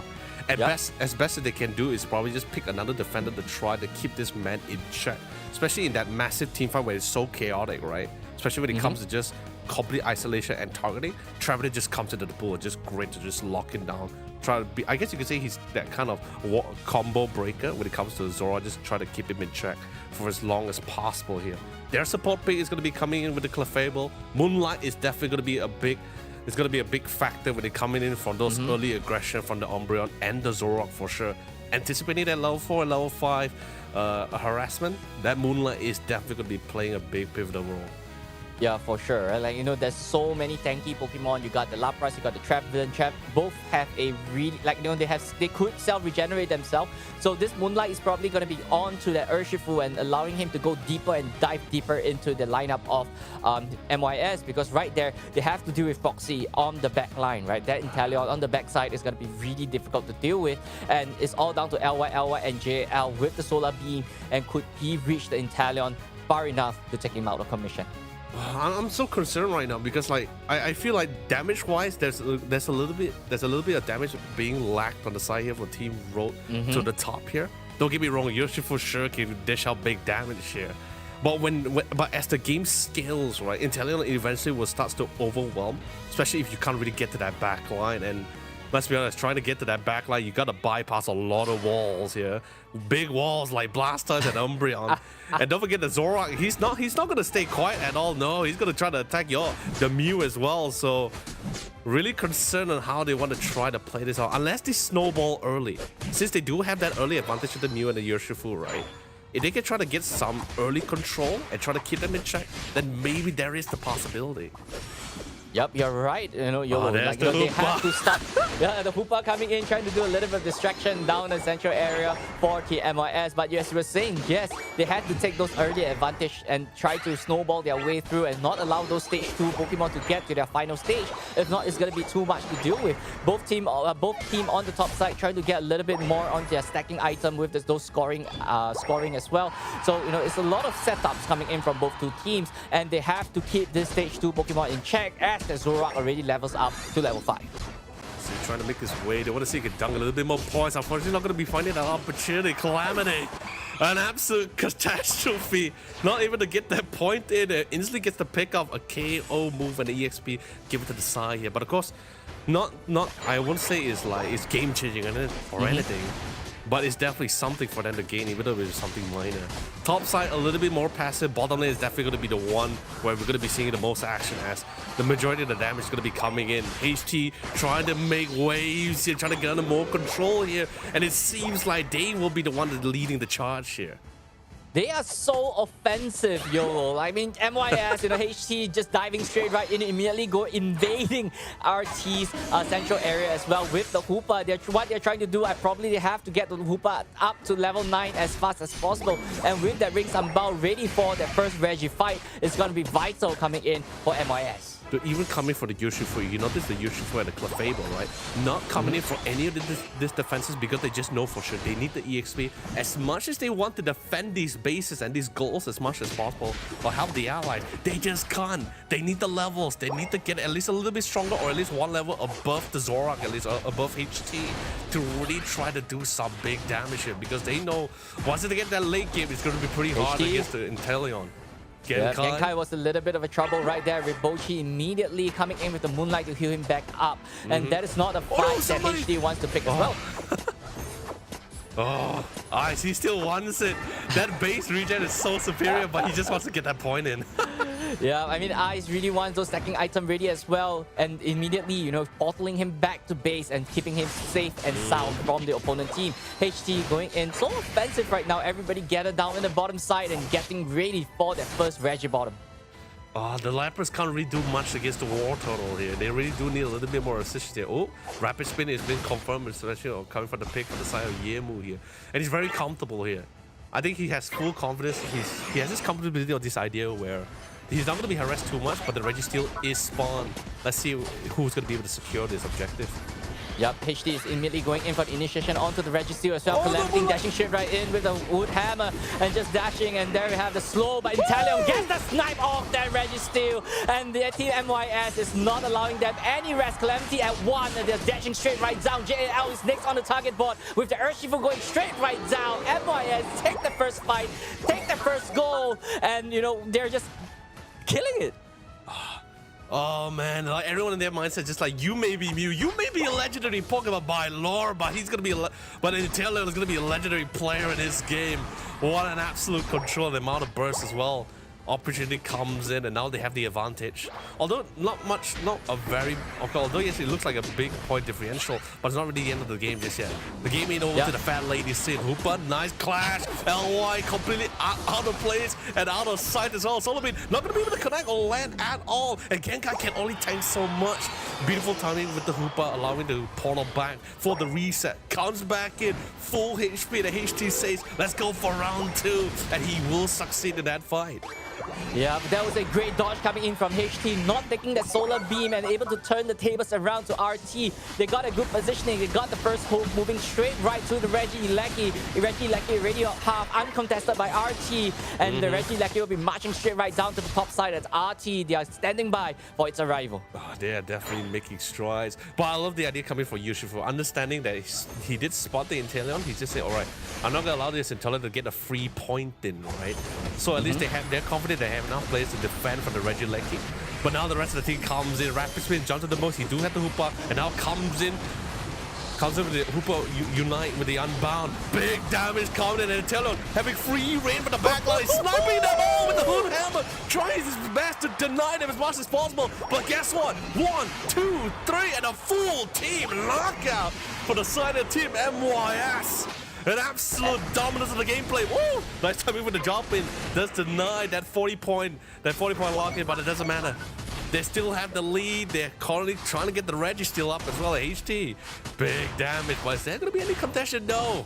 Not gonna deny this at all. Urshifu, he needs the level. But look at the levels. Speaking of levels, Mason, look at the level difference. 10, 11, 12, completely overwhelming.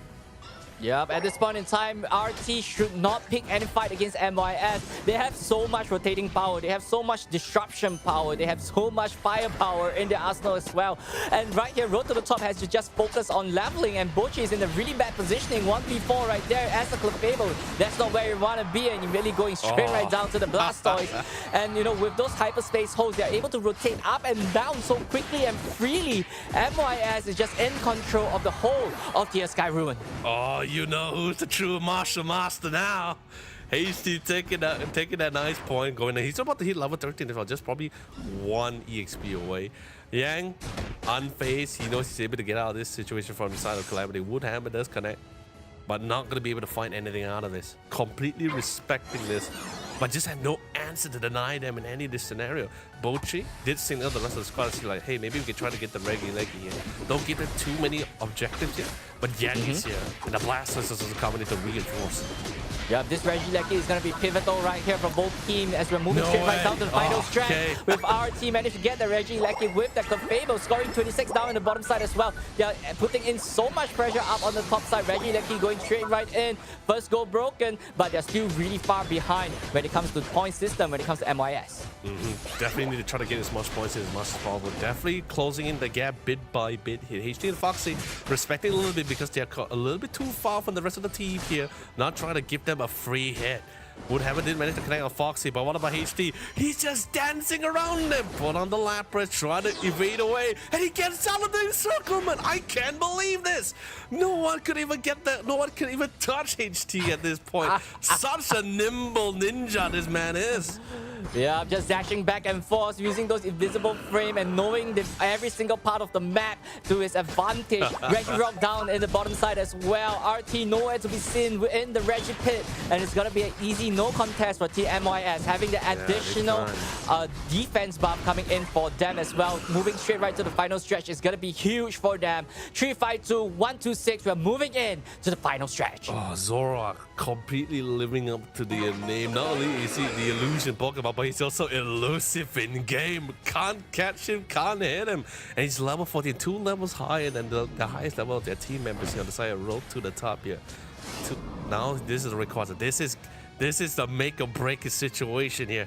If they can try to go for pickups, I think that would be great before the rest of the team comes in. But Zoroark, instead of trying to sneak in, he's trying to get to that level 50 as fast as possible. Look at him, just farming those wild Pokemon in the bottom lane. And he knows, and let's be honest, Team MOS, they know for sure Road to the Top not gonna take this fight at all. They're willing to buy the time. He's confident enough to do this. Yeah, for sure. Road to the Top is not leveled enough. With on the top side, we have the Blastoise trying to pick out any sneaky as well. Going in for the initiation. MYS might be a little bit of a trouble right there. Road to the Top having to clear, but having the Hyperspace Portal, bringing Ice back. Hyperspace, there we have Hydro Typhoon coming in, knocking 3 men up as well. Calamity really low. Drampidon goes down through that fight. It seems like right there, Clefable is going straight right down as well. No KOs coming in for Road to the Top. LY might be a little bit of a problem with Hooper having the Unite move popping off as well. Really low, but with the Mew taking down Inteleon, and Genkai just really low and just sneaking back out as well. And right here, MYS don't need the Rayquaza, they just have to defend it. Oh no, LY was being danced around by the 2 defenders here. He couldn't go to re-assist his team for the damage. HD had the thrill of his life as he picks up all the backlines. All will fall, but most of them did manage to respawn by Moonlight comes in. It's all on nothing. 20 seconds. They want to see if they can at least try to snap the Rayquaza. Here, Ice doing what he does best, being a nuisance alongside with the Blastoise here coming in and doing as much damage as possible. But it's not enough. The Yoshifu, they need the Yoshifu here. 10 seconds. No, they can. They get picked up and they still manage to steal away the Blastoise. I don't care what he says. In his mind, Yimu is saying like, hey man, I don't care if you're legendary or not. I'm a turtle and I'm gonna do what I do best. Wow, I mean, that was just pure dominance coming in from MYS, right? Knowing where to fight, picking the right fight at the right moment. Yemu always on the top side and just making sure Genkai is not going in for those flanks that he usually do with the defender. And that was just really good positioning and really good counterplay coming in from MYS. And this shows what kind of experience this team has to offer when it comes to a competition like this. I think it's just really unfortunate because I think both are pretty great in terms of priorities and everything. I just think it's just not in. They just didn't have enough tools here, especially in terms of the damage department here. Like I get the idea what they want to go for, but there's just too much, especially coming from road to the top composition. But I feel like there was just too many win conditions, too many requirements to really get to that level compared to Team MYS, where naturally by time, they don't really have to do too much. Just by time and everything, they will be able to get to that peak they were looking for here. But I feel like, but of course, HT is just doing what he does best, and he's a man who loves the spotlight, right? Like he's the kind of guy who lives in the sun. So, giving him that opportunity, he's gonna absolutely explode here. What an explosive performance! HT with those flashy plays right there, just back and forth, just taking KOs after KOs again and again. But Yemu, on the other hand, as a defender, having the most damage dealt in this whole game. And, you know, that's a lot to say about a defender player like Yemu. It's totally, because like I said, right, it's like they just totally understand their enemy, their opponent's composition, right? Including Ice. Both Ice and Yemu, they're both defenders. They just know for a fact LY is not going to be in most of this fight. So it's all... If you subbed out LY and Bochi, right? Since they're both mostly sticking and trying to farm in that central area during that mid stage of the game, at least around that 7 minutes, what do you have left? It's just two defenders with suppression, and that's pretty much it. There's no other damage. So I said that Yemu is just like, hey man, I can poke at you, I can pressure you, and you can't do anything about it. Look at Yemu in the top lane. He had the whole lane by himself against the Lapras. And the Lapras couldn't do anything about it. All they could do is literally respect each other by saying, hey man, you can take my base, I'll take your base. We both can't kill, we both can't knock out, we both can't damage each other. We can't knock out each other. So let's just go about our day. For sure, right? But we can't forget the fact that, you know, the Hoopa actually did a lot of great hyperspace hold for the team as well, right? Like, we have seen Ice in a very bad predicament. We have saw the Blastoise in a really bad spot as well. So, you know, having the hyperspace hold, porting them back to base, and then, you know, choose to bring them back or not for a fight that they choose to fight if they choose to. So, you know, there's so many options and so many ways that you could, you know, work with that Hoopa. So it's down to, you know, that's why most of the team actually do not allow Hoopa to be part of the game at all. Exactly. Even in the early stage of the game, just the amount of harass he has in the central area, right? There's no way for him to start. But look at the poor Koopu, constantly trying to farm, and then just randomly you just hear a Hoopa comes in and just like, hey, I'm here. Just trying to be a menace here, and that forced at least one of their players to go to rotate. Not really to get a pick off, but more just to try to chase him away, you know. But that's the whole goal, just try to divert attention, force players to reposition themselves, and there's massive displacement. Absolutely phenomenal. Yeah, for sure. Right? Like, take a look at this, right? There's this big green Sambal coming in, fetching the whole team to the top side to just destroy Team RT from the top side as well. Road to the top, you know, on the top side, they just go down. HT so slick and moving around the map really well as well. And at level 15, this guy is just unstoppable. Yeah. He pretty much is every area is his area, it's his territory, it's his own home ground. And LY, unfortunately, just keeps getting kited because of the mean look as well. He cannot fall back, reset to regroup with the rest of the team here. So I believe, I guess what I'm trying to say is that every team member of Team MYS has done what they're supposed to be doing. They're doing it right, they're doing it well. Now road to the top. Right now they are finally experiencing it firsthand. Now it's time to go back to the drawing board here, try to figure out what was the cause here. They can't go back to the part where, like, okay, we can't go too comfortable anymore. We need to get a little bit sweaty here. They need to start isolating some of these picks here, or picking some of those for themselves here. But I think this is why when it comes to this kind of team-based games, right, where you need to have a whole variety. You need to have a whole variety of Pokemon in your arsenal here. At least that way you have this flexibility to just constantly switch things up. Or if you want to deny your opponent's favorite pick, you can pick that pick for yourself, that kind of thing. Try to isolate what is the main danger here. What's the main problem here? I think Road to the Top has that potential. Let's see how well they do in this second game. Because remember, it's still a best of 3. I think this is one of the few benefits of this kind of series. Yeah, but I mean, when it comes, as you were saying, right, have to identify the danger, the key player when it comes to games like this. But the thing is, when it comes to MYS, every single one of them is a threat. Yeah, I mean, all 5 of them are so strong mechanically, and in a micro level, like they're just too strong to deal with. Yes, you could deal with one man, and then the other guy is just gonna smash you right apart. And what is your answer to this? And how can you deal with MYS team composition? They are so flexible. They are so they have so many different kind of strategies moving forward, and they're always aware of what are you trying to do. Yeah, it's so funny because like if you think of it this way, right? When we both say they're the danger, right? It's not one person, it's like all 5. All 5 of them will be the one that knocks the door, But of course, your info card is gonna be Yemo, the one who was playing Blastoise in the last round. Of course, one of the core defenders here. This is gonna be their stats. Average damage dealt in total 200,000. That's a massive feat, right? That kind of thing, alongside with damage taken, right? Okay, no one wanted to look at the damage taken. I don't want to see how much damage they're doing. And we're talking about defenders, We're not talking about like all-rounders or speedsters. We're talking about the tanker in the squad here.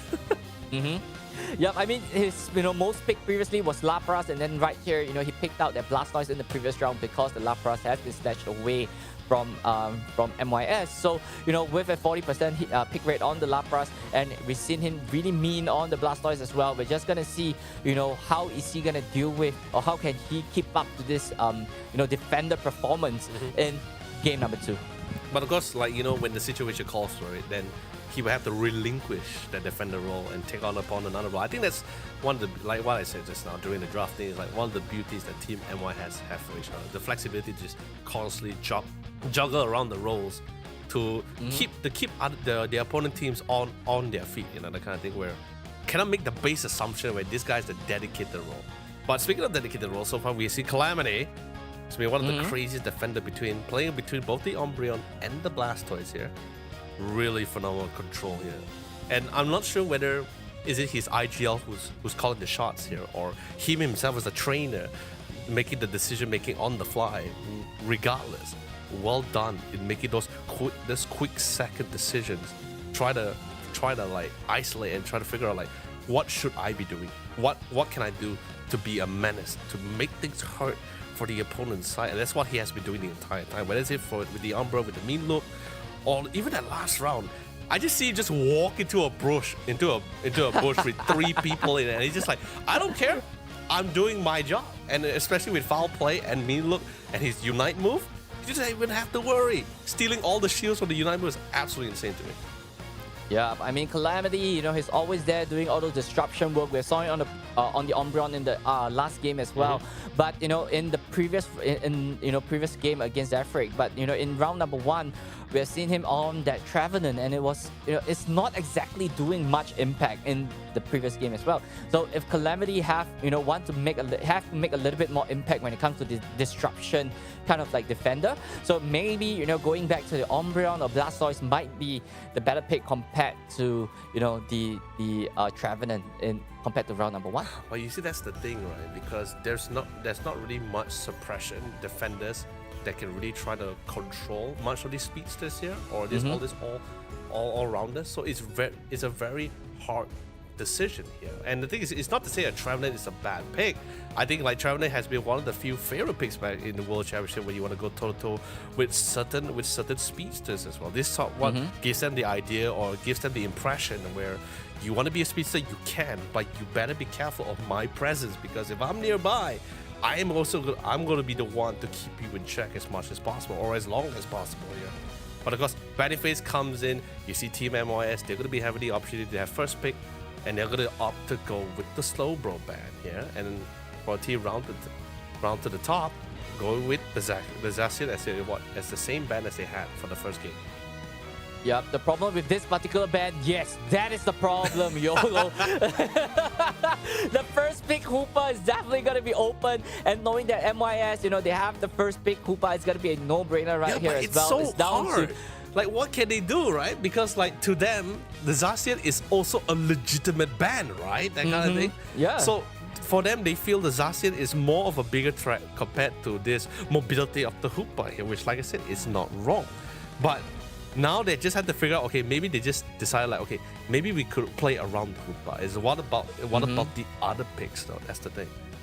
Yeah, but I mean, looking at this draft right here, I'm sure, RT maybe make a little bit of mistake here and there, right? Mew going on the side of Night Mew Foxy, ladies and gentlemen. It's gonna be a nightmare to deal with. Yemu back onto the Lapras, and but however, RT taking double defender right there. Is that the right move moving forward? Yes, they got the Inteleon, they get the Urshifu back on their side as well. But on the left side, HT back onto the Zoroark. It's down to Ice. Who is he gonna play? And we're gonna be seeing a Snorlax coming in for the very first time. Then this is the greatest thing, right? Because like Snorlax has one of the his Unite move has one of the most insane health regeneration as well. There's really nothing much on round to the top here to really like mitigate or really slow or even put a stop to that healing, man. Like what can they do to the Snorlax, right?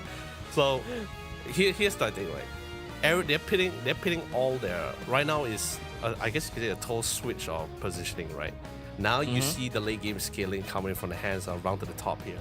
And now Team MYS is going to be taking their turn in this early composition here with the Mew and the Zoroark here. Let's see who's able to take that point. It is going to be definitely a difficult round for HD since he's going up against both Genkai and even the Umbreon with the mean look here. And of course with the Blissey, with the amount of healing he's going to be coming output here, let's see whether they can get that damage output out. Yeah, I mean, look, as you said, RT have a later team composition. They got the Blastoise, they got the Inteleon, which is both stage 2 Pokemon. While on the other hand, on MYS, right, they are all basic Pokemon other than the Zoroark. Yeah. So, if what they need to do is just have that early game lead that they need. Right, they got Hoopa just with those quick rotations. They can get to places very fast within Tear Sky Ruin as well. Zoroark just dashing straight right in, back and forth, hyperspace hole, pot him out. Like that is probably what MYS is trying to do with this team composition, to control RT down from the very beginning. But look on the bright side here, right? Although yes, it can be a difficult round for them for the early phase from the round to the top. But they do have two Pokemon, both the Sobble and the Squirtle, equipped with one of the best Pokemon move for securing the wild Pokemon or harassing, which is the Water Gun. Yeah, but we can't discount the fact that Snorlax actually have a slam, right? Yeah, that slam is gonna be one of the most crucial steal move in the early days of Pokemon Unite as well, and MYS might be putting it to practice right here. Oh, he's a beefy boy for sure. He's gonna be able to tank down so many of these pokes. Yep, and I believe the Snorlax actually managed to steal the blue buff from the central area as well. You see that blue little circle just below Ice right there as well. So it's doing so much disruption from MYS to RT as well. First KO coming in from the Hoopa. Literally pure priority and targeting. Just like, nope, we do not want the Blissey. We want the softest guy Pokemon we can find, and they just completely picked him up. And HD finally with the Zoroark. He's level 5, he's 2 levels ahead, but of course, thank God LY is coming in for the rotation to cut the reinforce. Ice level 4 alongside with the Mew completely melted out and find their targets as well. Don't fight the Urshifu, they know. Go for the one that can go for the easy pickup and assassination. Yep, I mean, look at that fast rotation coming in from the Snorlax and Hoopa, right? They were right there on the top side. Next thing you know, they're at the bottom side as well. So that is the threat that Hoopa actually could do to his opponent. And Boshi right here, unable to steal that red buff away from Yemu, and they're just trying to push him out. But however, on the top side, the Water though is scoring so much and getting it to level 6, and we might be seeing a Blastoise really soon as well. But look at it, right? From the bottom lane, they rotated deep into round to the top central area here as well, completely denying as much fire. And even managed to get the pickup on the Urshifu here. Central. Yeah, HD going in for the push. Damage. Yeah, big KO coming in, putting LY back on the back foot, saying that I am going to be the one controlling the central area, and HD is doing a really good job at doing that. Trying to make up for lost time. Trying to get as much points as possible, especially spotting, getting the intel. The majority of the team, the members of MYS is going at the ball lane, but that ball is left behind for it. able to. I believe he was able to secure that wild Pokemon, right? If I'm not mistaken. Yep, he got that wild Pokemon, managed to get that score as well. And Snorlax already at level 6, Zoroark at level 9. Unite move ready to go soon Look at for the HT, Zoroark man. as well. As both teams are preparing, probably have to start rotating down to the Reggie of choice for them to have the advantage for the very first objective. Look at the priority, right? Everyone's just trying to find the main damage. They don't really care too much about the defenders or the supports. They just want to go for that Urshifu and the Inteleon. Ice able to secure as much wild Pokemon and EXP as much as possible, and it was still able to find the Blissey in the process. Yeah, and this is just a mess, right? At this point in time, this game is just so messy. Everyone is just all over the place as well. Ice going in for the slam, getting the Inteleon out of commission as well. And I believe they are leaving 1 point open down the bottom side for the overdunk. Reggie Ice, no one in contention as the Water strolling straight right down. And I don't think that's a smart fight for a single Water coming in. Genkai. I love the attempt. I love the idea. But you're biting a little bit more than you can chew here, my friend. Top side can. Oh, is Ice gonna steal this? Oh no, thank God. The Urshifu was able to find his mark and also be able to try to get the. No! Ice is still alive! I can't believe it! He even able to pull it out! He survived! Reset! Back into the fight again! The trainers of Team MYS have trained their Pokemon well. Great timing coming in from the Hooper, right? Yang, I believe it was Yang on the Hooper, just spotting Ice out just in time with a slither of help, coming back up strong, pushing straight right to the central area. LY going straight right down as well. MYS is indeed controlling the early game, but RT have the Inteleon online. They got their Blastoise online. Now is their time to capitalize. Could they take the advantage that they have? Oh, team, this is clearly a statement here, Moon Boy. TMYS say this is how it's done. This is how we roll here.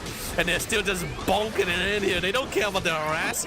Take it all. I'm a Snorlax. I can take anything you can throw at me here.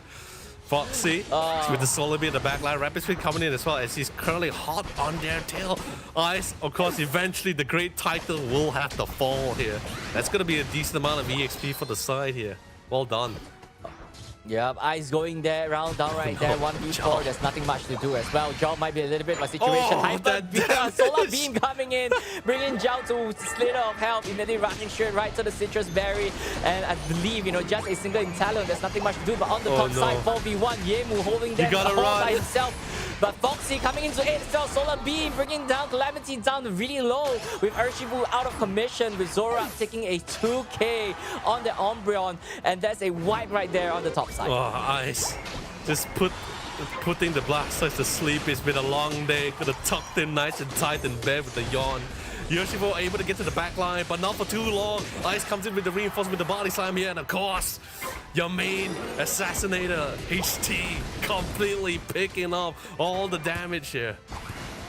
Yeah, and right here, MYS seems to they really want to break the top side as well. Ice slamming straight right to the Hyperspace hole. Yes, he's caught in the min loop, but he's all safe and sound in base.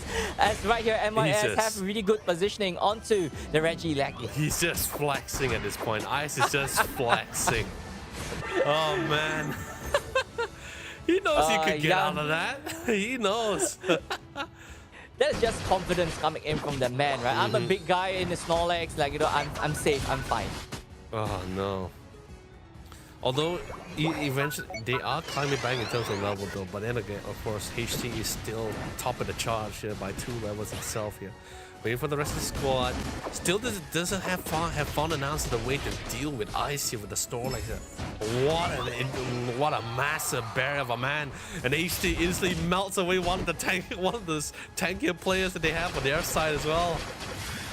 Yeah, road to the top, rotating straight right to the top side. Sniper vision coming in from Zhao. They really want this Reggie Lackey. Ice on the backside, trying to go for the slam. And with Mew stealing the Reggie Lackey immediately, and they're off to the fight. RT pushing that straight right back off. Solar Beam coming in as slamming straight right down to the earth for Calamity. Really bad positioning right there as well. Yemu taking him straight right out. As right here, HT all alone down the bottom side, getting the Reggie steal with that Missy all by herself in the bottom side. That's there's nothing much that he could do. 1v1 with HT on the Zoroark, immediately getting deleted off the scene as well. Zhao just standing straight right there with the Regieleki marching straight right down to the central hoop. 30 more seconds to the final stretch. How would RT respond to this? I think Rayquaza is the only way. I think even though the level difference is quite massive between both sides, I think but the point differential is not that much, especially if they manage to secure that Rayquaza from themselves. But of course, this is if they succeed in this, then it will be the biggest turnaround. But if they don't, then it's just wishful thinking here. Yep. Turn around. That's what they really need right now. With Urshifu finally hitting level 13, but on MYS, everyone is fully skilled. HT dashing straight right, picking the Inteleon out of commission first and just putting them out of position. RT is in scrambles right now. They really want HT down to the respawn, but unable to do anything. Foxy down to the rescue. 4 men available right there. Slam coming in from Ice, going in for the initiation as well, and immediately deleting everyone off the spot. Lemty 1. Down he goes, LY all by himself for holding it as well. But there we have MYS just destroying RT at this point in time. Oh man, now that's how you make pancakes here in Pokemon Unite. You gotta flatten the dough and fry it out with the power of the sun from Mew, my lord. Just when you think that you are safe and sound, Ice just dash in and slams in out of nowhere. Ice might be a little bit of trouble right there himself, but there you have Hyperspace Soul dashing straight right, slamming right in as well. Oh my god, Rings Unbound coming in from MYS. Oh, he's coming back in. He wants more. He wants to get as many people as possible here. The trainers are overwhelming. And HT is literally can't be stopped. YOLO. This is just pure destruction from MYS, man. No, this is MYS just having one hell of a time. Hell of a good time, I would say. Like, you know, right here, they're just defending and just standing straight right in front of their spawn. What you gonna do about it? 20 more seconds on the clock. 8-4-2-1-1-4. It's impossible for RT to turn this around as well. Look at Yemo, so much shield for the Rayquaza and the Unite move.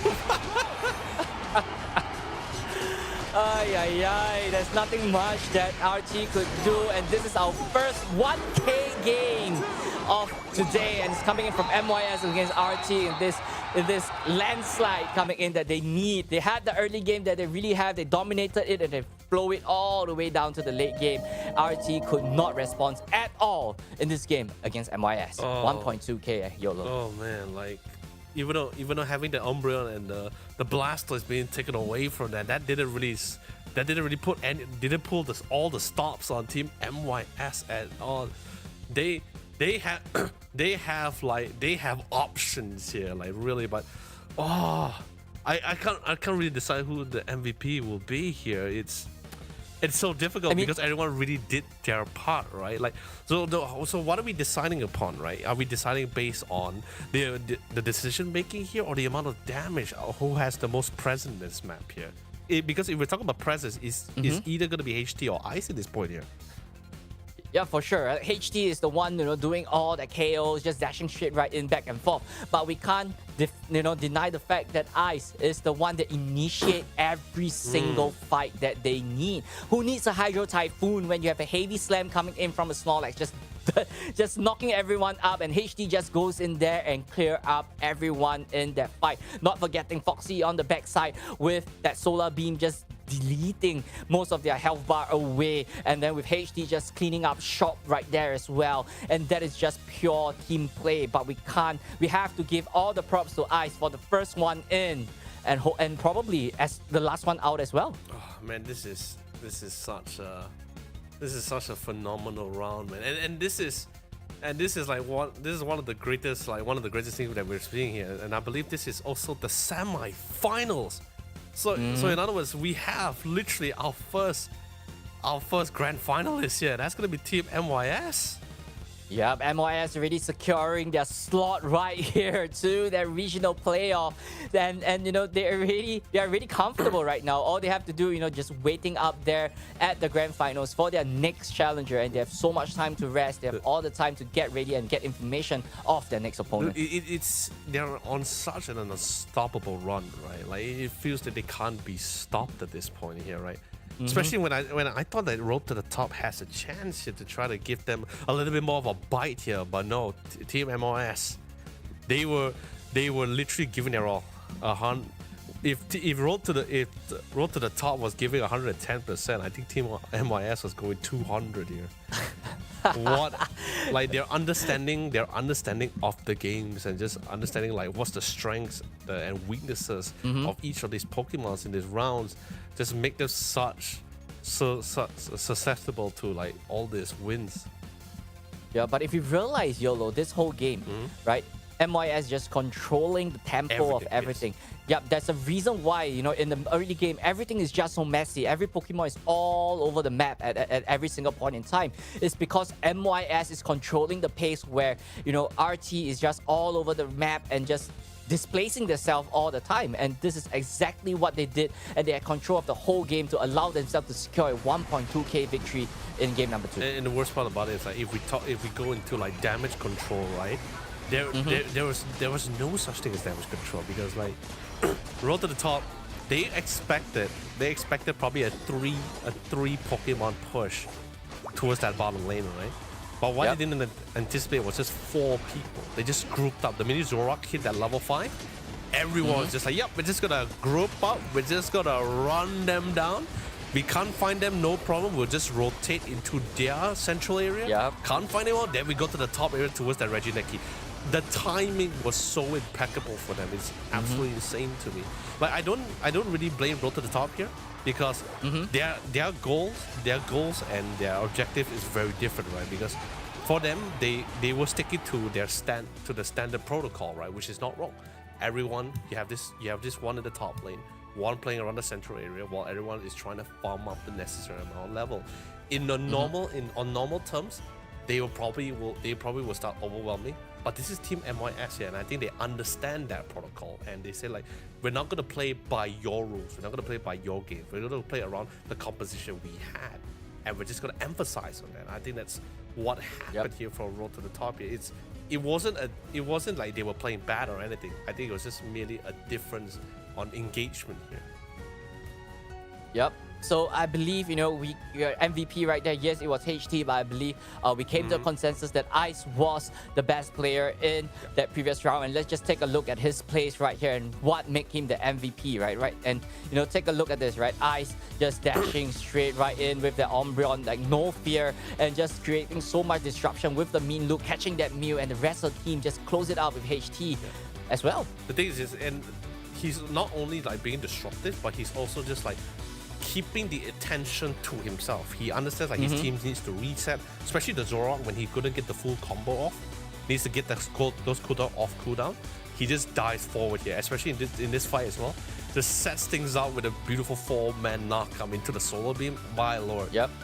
Buying the necessary amount of time, and of course HD just coming in for the finisher to secure those pickoffs.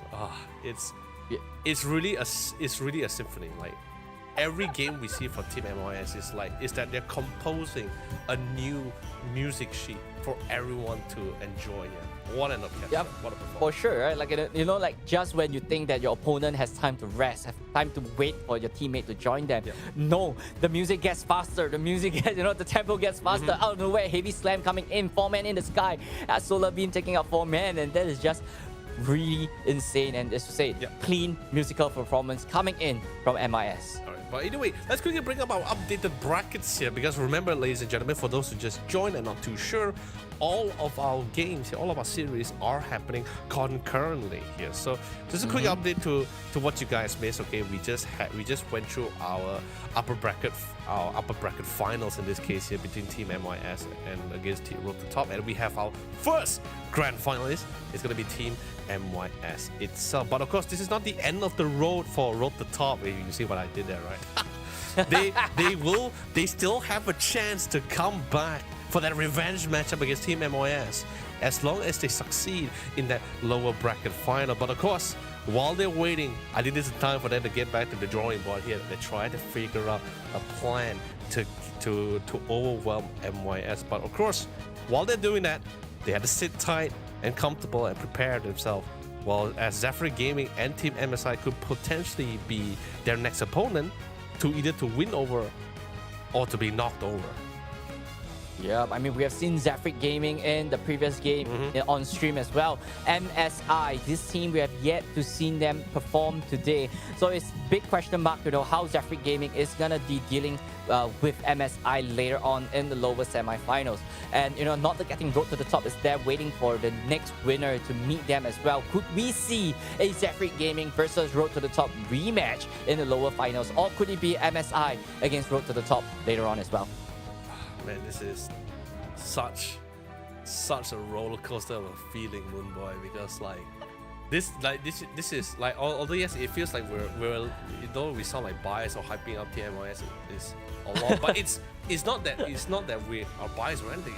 They are showing us the result. They're just so good. They are literally setting the bar for most players in this tournament, saying like, if you want to be regional champions, you want to get to that playoff, this is the necessary level, the bare minimum to get there. So it's definitely a long climb for most of our players, but we'll see how they do right after this quick short break.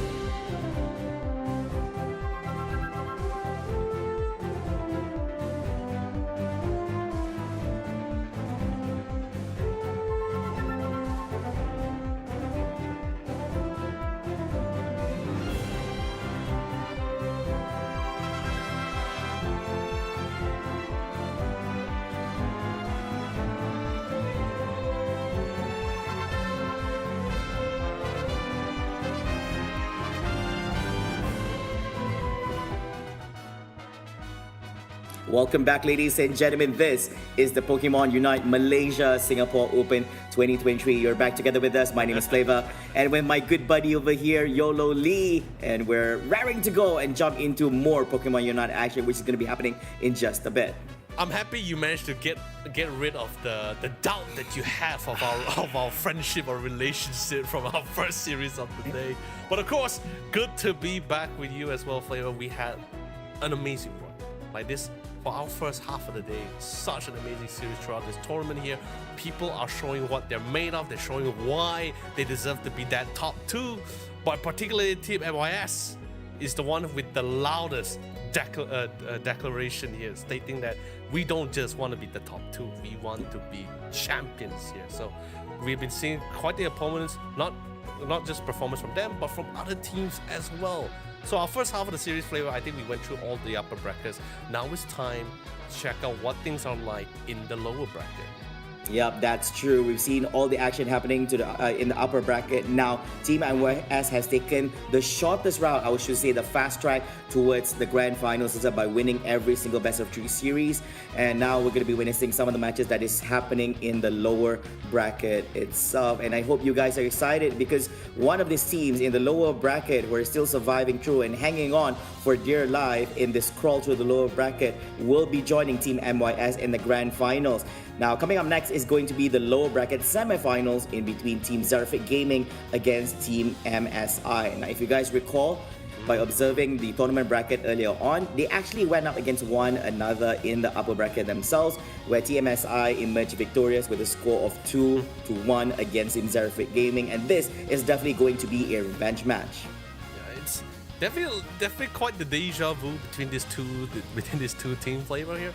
But now it's a little bit different. Now there is a little bit more cause for them to give it their all, to proceed forward here, because there's no more lifelines here. One of these two teams will be going home here. One will keep on the fight, will keep on the battle here to get to that top Pokemon League.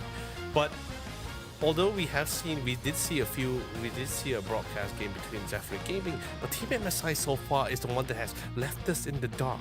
Their roadmap so far throughout the brackets has not been a very clear-cut one. Majority has been 3 games through the series. But so I'm really excited to see what's the mindset like, what's the train of thought. But before we elaborate about that one, let's quickly go through the team info card for Zerfit Gaming. And of course, their favorite Pokemon is called trolling each other. I didn't know there was such a Pokemon.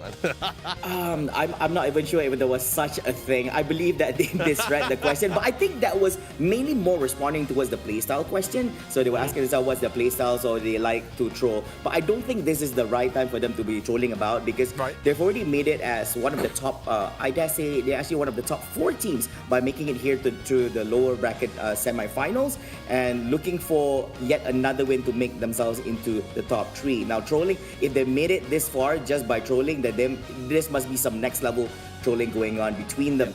And of course, their biggest achievement over here is being second in the April qualifiers for WCS 2023, and they're expecting to win it. But realistically speaking, they're the ones who say getting second and qualify. Which is really great. It's down to earth, and I think trolling each other with that kind of mentality, I think it's one of the few perks, right, when it comes to the esport mindset, right? Like, you don't overthink it, you don't like over stress about it. You just have fun, focus upon the game here. But of course, don't get too comfortable, because you get a little bit too comfortable, and then the team is able to get one step ahead of you here. But of course, this is the team info card for Team MSI. Their favorite Pokemon and play style is, sadly, no. Maybe their favorite Pokemon is defensive Pokemons, but the play style, of course, sometimes too aggressive. Okay, interesting. Their biggest achievement is pending to be top 2 achievement. Oh, it's on the way. Okay, it's on the way. on the way. Team expectation is top 2. Okay, so compare it to our separate gaming, at least here it's a little bit more clear cut. Like, they already have a clear goal. We don't want to be championship. We're fine with being second best here. And they're slowly making their way there here, but now with a little bit more risk, right? Since we're in the lower bracket, so normal lifelines, and that pending could literally be denied if they're not too careful. Yeah, it could be today, it could be tomorrow, it could be in other championships, because they were not being specific on what kind of achievement they were trying to achieve.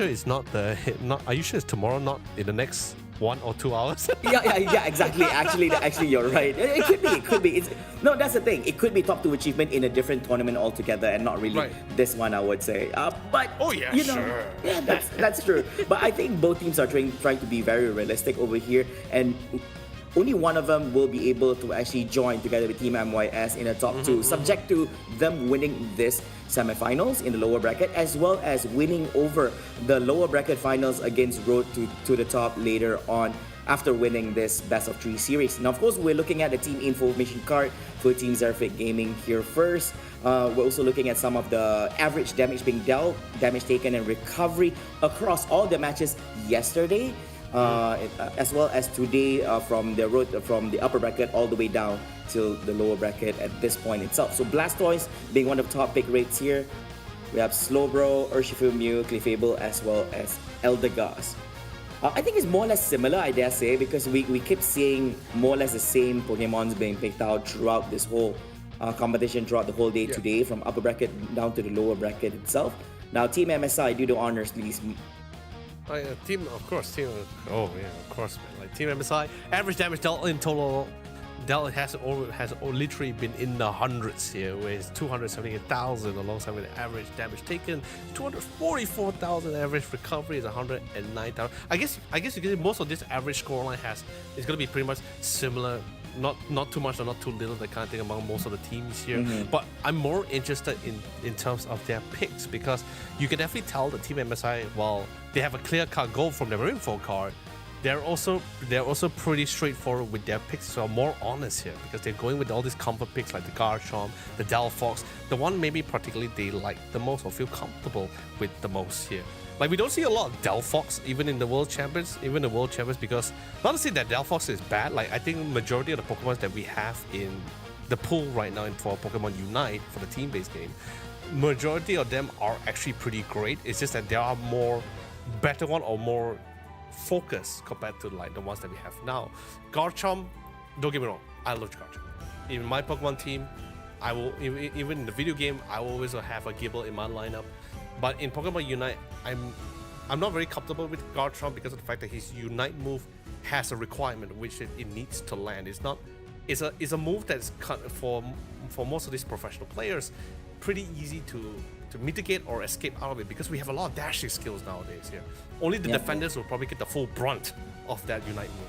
Yeah, and that's true. And of course, ladies and gentlemen, we're going to be jumping into the draft. Now, this is going to be the draft for game number 1, starting off with the banning phase coming off from both ends. And before we jump into the picks for both teams, of course, for the purple side, we have Team Zerfit Gaming, and for the orange side, it will be Team MSI. Now, these two teams, they've went about against one another in the upper bracket previously, and I believe that, my apologies, I think it was Zerfit Gaming that actually won the match, because they actually went up against Road to Top later on in the semifinals. So basically, MSI is definitely looking for revenge over here, trying to win over Team Zerfit Gaming in this other best of 3 series to make their way to become top 3 in the competition. So with the ban from Slowbro as well as Zacian, is going to be a Lapras first pick, and it has been a top pick throughout the whole day today.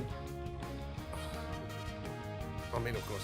And the crazy thing about it, right, despite the nerfs, which in my opinion, which is not that much actually, still one of the few top picks as well. And Talion is, I think right now, is one of the few go-tos as well when we talk about just late game scaling.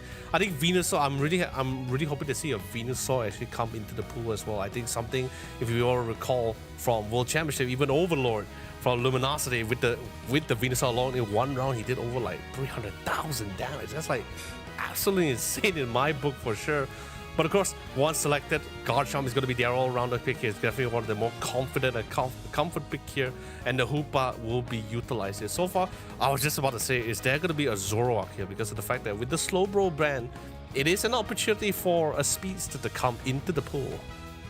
Yeah, without having that stronghold. Yeah, I do believe this is going to be the first Mimikyu. A lot of people have been requesting this to actually happen in one of the drafts, and we'll be seeing it here at game number 1 of the low bracket semi-finals here on the side of Team MSI, which is going to be on the orange side. It's the last pick. Wow, interesting. And they are going with the Garchomp here, which so happens to be their highest pick rate for their draft throughout this whole competition.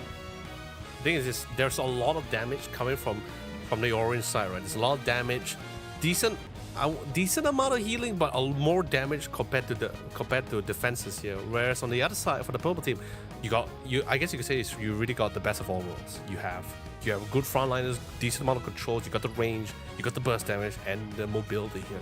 I'm really interested to see how well they're going to be playing around this with both the Garchomp Mew and the Mimikyu, because there's really not much of a wall. Sure, Umbreon can be considered a wall, but it depends on whether he has been snowballing throughout the game. With the mean look can only lock down only one player, but what about the rest of the squad here? Who's going to be able to get to that Inteleon? Because I don't think there's anyone on their side that can really like get on top of him towards that back line. There's a lot of walls that are bypass, the Lapras and the Blastoise here. And if things get too dicey, there's the Hooper as well.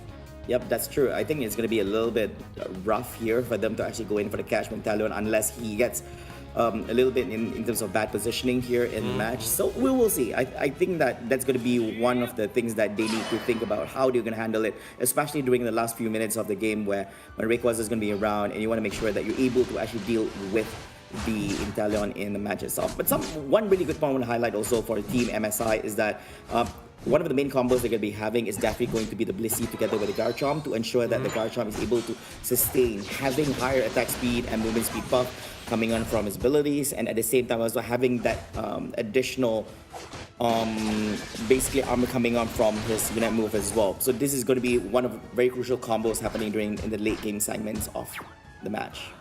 Good bump towards the ball lane. Despite the water gun, we're still talking about it going toe-to-toe with the Mew as well here. So that's definitely going to be quite a painful trade here. However, speaking of trades, top side Gible not having the best of time. Now it's their turn to have their full brunt of the water gun as well combination here. Not a very fun round for our melee Pokemon here, Gible.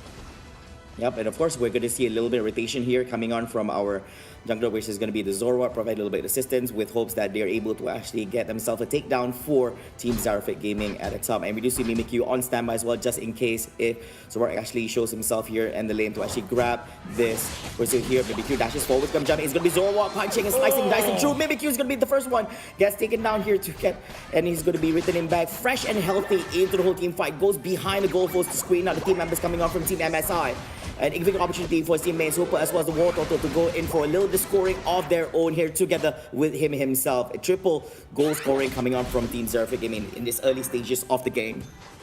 They couldn't get anything. They couldn't do anything about it. Roy was trying so hard to get the level 5 from the side part of the wild Pokemon here to get that Gabite out here, but he just couldn't. They got that level. They got that first evolution out first, and they were just completely overwhelmed them. I think this is just one of the few downsides when you have that melee starter Pokemon, especially when you have 2 evolutions. It's just so painful to deal with all those pokes. Yeah, and that's true. I think that it'll benefit a lot because since your requirement is you have to go for a double evolution, it will benefit you in the long run itself. But in the meantime, we lost out the Lapras here in a 2v1 situation between Team MSI going up against Xeraphit Gaming, but they're going to be coming back healthy here. Mimikyu going up against Hoopa, but he's going to be returning back into the base and coming back even healthier than before. Right here, giving a little bit opening for Mimikyu to engage, but Zorua is going to be dashing forward here, goes in for a jack, tries to make an escape over there through the middle side. But he's going to be leading out. He's got the Lapras who rotates from the bottom lane to the jungle area here. 2v1 situation, not a problem for Lapras, especially going up against Umbreon as well as a Mew at the bottom lane. Oh, what a drive-by coming from NT here. But of course, the one who still have, I guess you can see the one who has the initiative here is going to be the side of the purple for Xeraphit Gaming here. With Zorua constantly trying to get some form of control. Not too much aggressive rotation. He's still respecting the idea coming out from Team MSI. But now they want to prepare for the contestants for that Registeel here. More pokes, more harass. Want to see if anyone can try to make a mistake here. Hyperspace Portal is made to try to reset for NT here. But Roy's going to take that opportunity to get more points as much as possible. Yep, but it seems that it's not going to be in position at the bottom lane right here, making it a 4v5 situation, leaning more towards Xeraphit Gaming, where they are going to be the ones getting that Registeel buff for attack as well as special attack, and they're going to be doing some scoring going on, some dunking of points, and destroying that goalpost coming on from Team MSI at the bottom lane. In the meantime, since Roy actually has some free time for himself here at the top lane, he's going to be doing a little bit of scoring for himself, 25 over there with assistance coming on from the Regieleki at the top lane, but he's going to be deleted from the game as the whole village from Xeraphit Gaming has arrived. Oh, completely eviscerated. Unable to do a thing about this. Blastoise fall, NT trying to do his best, trying to sustain the monster. Look at the amount of heals, man. Who says Lapras got nerfed, man? He's still going strong! And because of that song, and because of Lapras' song as well, if a Pokemon were to fall under a certain percentage of their health, they instantly gets removed from the round. It's an instant KO. Yeah, and he managed to execute that twice previously before, and then with the Bubble Beam, and it does it once again. Oh, here we do see Lapras with the Lapras Respect trying to make his way to the bottom lane to safety after being chased down by the members from Team MSI. But here's the thing, right, Flavor? The game is not too much out of hand just yet. They still do good mean league lockdown too.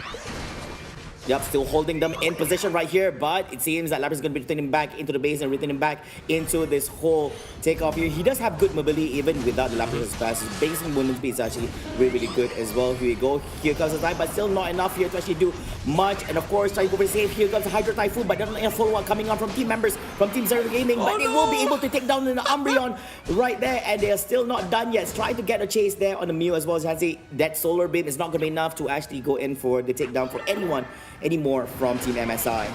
You see, that's the problem, right? Like you lose your frontliner, you lose your sole defender, right? And then that's pretty much it. You just can't do anything about it. You have just no choice but to fall back. The only wall you have completely just crumble upon you. You have no choice but just fall back and run away. But the other side, looks like we might see a quick contention to Ares, trying to keep himself scarce, trying to keep himself hidden as much as possible because he has a goal. He has a play. What's the target? Yeah, I don't know if they actually have information on this, but they are trying to go in for the Reggie-Lecky attempt here on the top lane by Team MSI. For the bottom lane, a little bit scoring coming in by the Inteleon as well as the Blastoise, and I don't think they're able to actually get in position right here just in time. Blastoise returning back into the lane. They lost the Lapras, and still more chances for them to actually go for more scoring here if the Reggie-Lecky manages to enter into the goalpost here. Try to create an opening as well, pushes out everyone here. The damage is there, but is it enough? It seems like Garchomp is going to be the one gets taken down here in the hands of Mew. Inteleon stick down on Garchomp. Ooh, with the double pick as well. So I guess the Reggie-Lecky into the goalpost is not going to be working for them, and they're going to be drawing back as Team Zerpa Gaming is able to defend this goalpost at the top lane. It's so difficult once because just not enough really damage to really see the thing through, especially since they're fighting on their base. So they do get additional buffs to really when fighting that one. Not really having the upper hand in that situation. But although yes, Team Purple is still in the lead here, but it's not very massive point differential. Nope, it's not. Yeah. I think right now because they still have a decent amount of points, and Rayquaza is going to be spawning in 1 minute. If they secure this, then they should be able to really overwhelm the points and turn this game around. And their levels is, I wouldn't say not too far behind. Even their main damage dealers are pretty much same levels here. Yeah. Now for Team Zarfate Gaming, they don't have to be so hasty right now because they have the upper hand in terms of points. All they have to do is, they have two things they need to do. Number one is they have to prevent and screen out the team members from MSI from getting that Rayquaza in. And number two is to ensure that there's no naughty trainers from Team MSI try to actually go in for the scores during the 2-minute period on the last ones. And of course, they are going to be trying to get this Regirock here. That's going to be a defense and special defense. It boosts advantage for Team MSI for a very short period of time. Just in the nick time for them to actually enter into this Rayquaza attempt. It's definitely, although it seems minor, but they just need to get whatever they can. Any form of advance, any form of buffs. Roy sees, he understands he's still got a couple of seconds. He's just going to quickly take this red buff for himself here. That cooldown and damage buff is going to be pivotal for him. Yeah. Starting up. Everyone's just trying to find an opportunity. I don't think they know where Ares is. He's pretty close to the back line. Anytime to jump in. Yep, he's just waiting for the jump right here. So if Team MSI gets a little bit hasty, but always remember, if you look at Team MSI here, they still have the Umbreon with the Unite. They also have the Garchomp as well. They can still do wonders. And always remember, they still have the Blissey over there as well. Oh, look at Ares! With the Bliss assistance. Ares was able to get all the way so far back. Yep, he's literally behind them, and they don't have this information. Hydro Typhoon only hitting off on one because one of them actually has a hindrance. Assistance over here being utilized as well. Here comes the jump. Is it going to be enough that you're going to take down? And it will be. Garchomp gets it down here in the hands of Blastoise. Mimikyu takes down on the Unleash Hooper as well. I can't believe it. Oh, they're doing it. They're doing it here. Zarfe Gaming is able to actually hold on as much as well. Aries manages to actually make an escape as well for himself. I don't think it's going to boil down to the Rayquaza at all. I think they just need to get a little bit sneaky and try to actually go in for a little bit scoring. But they have, for Team MSI, they don't have a choice. They have to force this Rayquaza to force Zarfe Gaming to actually into a full-on team fight right now. The thing is, they just need to try to buy as much time as possible. Rapid Spin comes to try to nullify them as much as possible. Here comes a reset. Aries possibly pop back and into the fight again. Full HP. He totally doesn't mind going back in. Big damage from the Mew, respecting the fact there, but NT keeps zoning them out because they don't really need the Rayquaza. They just want to keep them at bay, making sure they don't actually try to dunk any more points. They can literally win by the timer, by the clock here, Flavor. Yep, that's true because they have quite a gap, which is 175 points between them. So it would require them to actually score a minimum of at least basically 2 of the mons to actually score over the other side. And with 3 seconds left on the clock, I do believe that the game has come to an end here for game number 1 of the lower bracket semifinals, siding towards Team Zarfe Gaming for this game number 1. Oh man, like although it seems this game seems a little bit more slow, a little bit more back and forth because I think both sides have conditional requirements, right? Like they need to buy the time for Inteleon to come online. Same goes for Roy with the Garchomp as well. Although yes, we did see several skirmishes between the Zoroark, especially once he hit that timing, he just wants to try to go for pickoffs. And I think they could because they have the control, they have the blaster, they have the Lapras to allow them, and the mobility from the Hoopa to allow them to get some of those pickers, some of those control in those team fights. Yeah, something that Mimikyu couldn't really do compared to them as a defender here. Although there was that one fight, Flavor, I do have to comment Baba here, who was playing the Umbreon. I think that one fight at the Rayquaza, he really just isolated Aries. He just kept him in check, dropped down the mean low. It's like, hey man, I know you pop your super and everything, but you just can't do anything. Yep, he couldn't do much. You're just stuck in that bubble. Yeah, it was unfortunate because he was actually in a really, really good position. So whatever, all that Aries has prepared for that particular team fight, all went down the drain just because of Baba there in that particular team fight. But Aries manages to return back into the whole competition, just stomping over everyone the moment that he was actually unleashed into basically going into beast mode on everyone. And look at everyone here, like Aries with good damage, good amount of damage being dealt here during the fight. And even in the early stages of the game, when basically Aries on the Zoroark together with the Mimikyu rotating to the top lane, Mimikyu quite unfortunate because he's quite softy as well. Very easy takedown for him. So that's going to be a huge lead for Zoroark to just snowball in this game.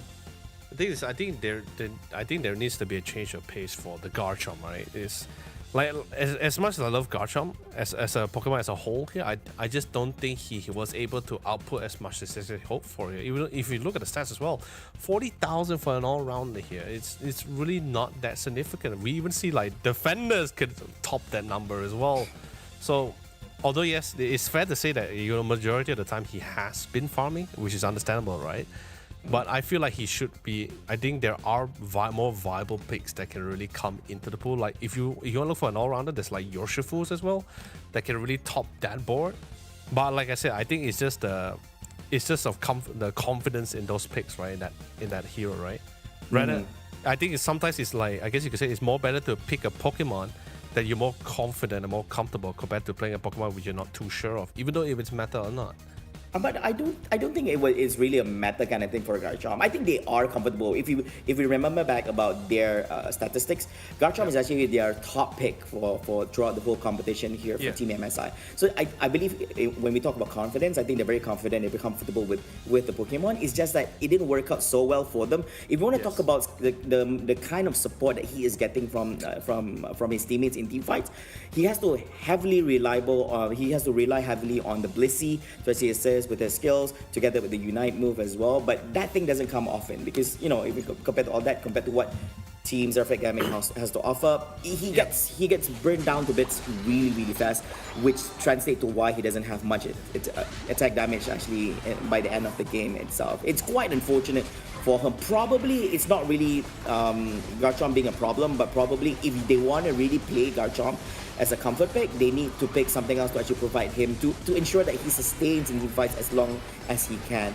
Yeah, like, I guess in a way you could say that he has a lot of requirements or conditions here to really It's true. make things That's right. right. But of course, the round is really well thought out. I think maybe, okay, I'm not saying that Garchomp is the biggest issue here. I think maybe it's just the fact that they just don't really have a lot of options, right? Like Umbreon, you're gonna be having the Umbreon to definitely gonna be frontlining for you to being in that wall, right? But his spells and utility is gonna be a little bit more focused on controlling that Zoroark. You don't really have any other AOE or team fight controls to really aid your team or to set up those scenarios here. Like even that one fight which they managed to catch at the bottom of Rayquaza, they caught the Zoroark with the Mino, which I think that was really great. And then what? Yeah, there's no follow-up because Roy is trying to catch the back line, which he couldn't, which is almost impossible without any force or suppression. And the rest of the team is getting suppressed by the Blastoise. So it's like, hey, it's like I think they just need to have more options here. Then at least they have like at least more ways to tackle out the round. Even though if it's slow, even though it's pretty equal, even though it's just a slight difference in Aeon points, I think they can still pull it through if they have more cards to play. But of course, this is your info card, Aries from Zephyr Gaming, who was playing Zoroark in the last round here, but most of his picks so far has been Urshifu. Yep, that's true. And of course, this is going to be quite interesting. Aries has been performing really well throughout the competition here today. We've seen a number of his plays for some of the games as well, and we do see if he's able to actually bring victory to his team here through game number 2 or game number 3 if there is one actually here in this best of 3 series over here. Urshifu, Zoroark, now he's basically the main core here for the team itself, leading towards victory, of course with the support from his teammates from time to time as well. Definitely looking forward to see how well he actually plays in the next remaining games or even in the next remaining matches if Team Zephyr Gaming actually moves forward to the finals. And of course, this is going to be Team MSI. We have JH. Frequently used Pokemon uses up the Mew as well as Alolan Ninetales. Something to highlight also is that Mew actually dealt the most amount of damage in the previous game itself. Because of positioning, of course, you can actually dish out massive amount of damage with a combo of Light Screen together with the Solar Beam in the game. And of course, you have your coaching, you have assistance, you have all these numbers of abilities and skills for you to actually help support your team as well as deal shot damage to your enemies. Very flexible. Yep, definitely very flexible here. And the thing is, he's not really lacking far behind, like from in terms of Mew utilization. I think he's actually somewhat up there as well. Fully understand how to really play it around the hero. It's just that most of those scenarios, most of those fights, doesn't allow him to fully output that he doesn't really have that kind of comfortability because he's always on the run, right? That kind of thing. It's just like there's no walls, there's not enough control to keep the speedsters at bay or the defenders. They literally just run past, just like, yep, no, don't care about the tankers. Go straight for the Mew. Find that Mew, and he has no time. He just pops up the light screen, just slowly walk back. It's just like, guys, help me! I can't do much here. Like, I'm doing all the work here with the light screen right in front of him, and then everybody's just going behind him. It's like, okay, guys, okay. I need somebody to help me. I'm helping you guys already. Now, I need a little bit of help for myself. I guess you know what, those things happen, in Pokemon, and that's the beauty of it. The flexibility of how you can play around with the draft, how you can play around with abilities and skills to your advantage. And of course, by the looks of it, I guess we are ready to jump into game number 2's draft right now, and we're going to be going straight into the banning phase. It's going to be a Zacian ban together with Umbreon. Oh no, if they go for the Umbreon, I feel another Zoroark is coming in, and then this time there's not much way to stop the Zoroark, unless the Slowbro is still openable, because right now Slowbro is in the pool. But who gets it first? That's the real question here. And let's be honest, if Zephyr's Gaming gets both Zoroark and Slowbro, I think that any all-rounder that's going to be selected from the side here if Team MSI was able to lock in the Zoroark and even the Slowbro, I don't think Zephyr's Gaming has really much option for them to go for. Okay. Oh yeah, no! So we're just talking about this. So so basically, Team MSI decides to secure the Mew for themselves. They're very comfortable with this, and it does, by the looks of it, they are trying to get the Slowbro for themselves. A very good pick, I would say. Yes. So curious to see, are they going to combo out? No, they're getting the Blastoise instead together with Slowbro. Two very tanky defensive here. They are beefy Pokemons here in the game. Yeah, I can work this. Going with the idea of not really revealing their supports or their main damage dealers, just showing their defenders, because the priority is, I guess you could say, is they just want that wall. They want a little bit more control. But of course, 2 prime picks. Actually, I guess you could say like right now, Team MSI is literally occupying majority of the priority picks here. Mew, Lapras, and the Hooper here. But the Inteleon coming in. Where is the Comfy? I really want to see a Comfy. Eldegoss, yes. It's not the first Eldegoss we've seen. It's not. We actually went for the Eldegoss before. But I do want to see a Comfy. I think Comfy paired with a Speedster is literally one of the best combination I've seen so far. I don't think we see a single Comfy throughout. Oh. Yeah, I don't foresee. I don't think it's really meant. I think last time we used to see the Comfy Zacian kind of thing, and since Zacian also is kind of like a 50-50 kind of thing now, so we don't foresee any Comfys being played out. But this time it's gonna be an Absol and a Machamp on the side of Team MSI. Interesting. I think this is the first Absol, right? Yes, it is. It is the first Absol here, but. Okay, I'm not being biased or anything, but I'm just gonna be full honest here, right? I feel Absol is in a very weird place right now in Pokemon Unite, right? Whether it's in pops or in rank, right, or in competition, he's in a very weird place where if it works, it works. If it doesn't work, then it's just like meh, that kind of scenario here. I mean, like, I think it's quite fine, you know. He's slicing and dicing through the competition here. I mean, it's all about physical damage. That's what he's all about. Roy coming in with one of the few, I guess you could say first generation Pokemon coming for our Pokemon Unite here. Yeah. I think this combo, I mean, the thing about Absol is that you wouldn't want, think about it this way, you lower the enemy's defense from boosted attack, and that's already 15%, and then you pair that up together with the Machamp. So these two guys, if you go up against one of the team members from Team Zerfa Gaming, it's going to be quite painful. So basically Machamp is the only ones benefiting from this if we would talk about abilities, because the rest, they are more leaning towards special attacks minus the normal auto attacks or even boosted attacks. We'll have to see how well played out this Absol is going to be, because I think he's going to be the one that really sets the pace for the game here. Because coming from the side of Zephrix, or Team Zephrix here, or the orange team here, they need to buy the necessary amount of time for both the Inteleon and the Urshifu. I mean, Urshifu is definitely going to be able to get that evolution up in definitely level 5. But Absol, we need to see whether Absol is able to set the pace, set the tempo for the squad to get that snowball up as well. Yeah, because they have decent early game here. Yeah, I think it's going to take a little bit of time. If you see the draft from Zerfa Gaming, they do require, well, basically they have 2-stage evolutions here, quite a few from their end, compared to what Team MSI. They only have the matchup here, which requires it to actually go through Machoke as well as Machamp. So it's going to take a little bit of while for Team Zerfa Gaming to actually get online from their end. So this could force Team MSI to force team fights happening early on in the game, just capitalize on this whole situation. Meanwhile, here in the top lane, although Matchup is actually currently in a bad situation, low on HP, able to recover that with assistance from his teammate and generate back into the lane. I'm fine with this. Just keep Team SI. I'm really fine with this. Just keep putting on the pressure to try to secure majority of these wild Pokemon. But then again, oh man, Water Gun is always by far one of the best to secure. Water Gun, MVP ability. And they managed to get the Indeedee as well, so that allows them to get that slow bro out. Oh, there's so much CC, man. Like slow beam. There's even telekinesis. There's a way to try to get his hand on it. Ares, he's able to get the Urshifu out. Let's see if he's gonna able to get that control. He does manage to get the Swabloon here, and Roy completely massacred alongside with the Absol as well. And they have no answer to this at all. The Hoopa tries his best, but he just can't. Yeah, but he doesn't have any abilities that can actually hit multiple heroes at the same time right now. So basically, right now he couldn't defend. He can actually just shoot out for one of the Pokemons, and that's it. Meanwhile, if you were compare that against War Total, where he actually has a surf ability, he can shoot up to a few of the mons, so it's gonna be fine for him. Meanwhile, here, just punching through is definitely gonna be the Urshifu is gonna be punishing this Hope over here, but he's gonna be making sweet escape together with the Eldegoss. Meanwhile, here the bottom lane, we see the Slowbro together. His teammate here at the bottom tried to go for a push, but not being able to due to the defense coming on from Team MSI. Still not seeing much action happening from this Absol as he got taken down earlier on in the hands of the Urshifu. Very fragile. I think, it's like literal tofu. He really needs to start getting the ball rolling here, because Ares has been doing a really phenomenal job around the center area with this rotation so far.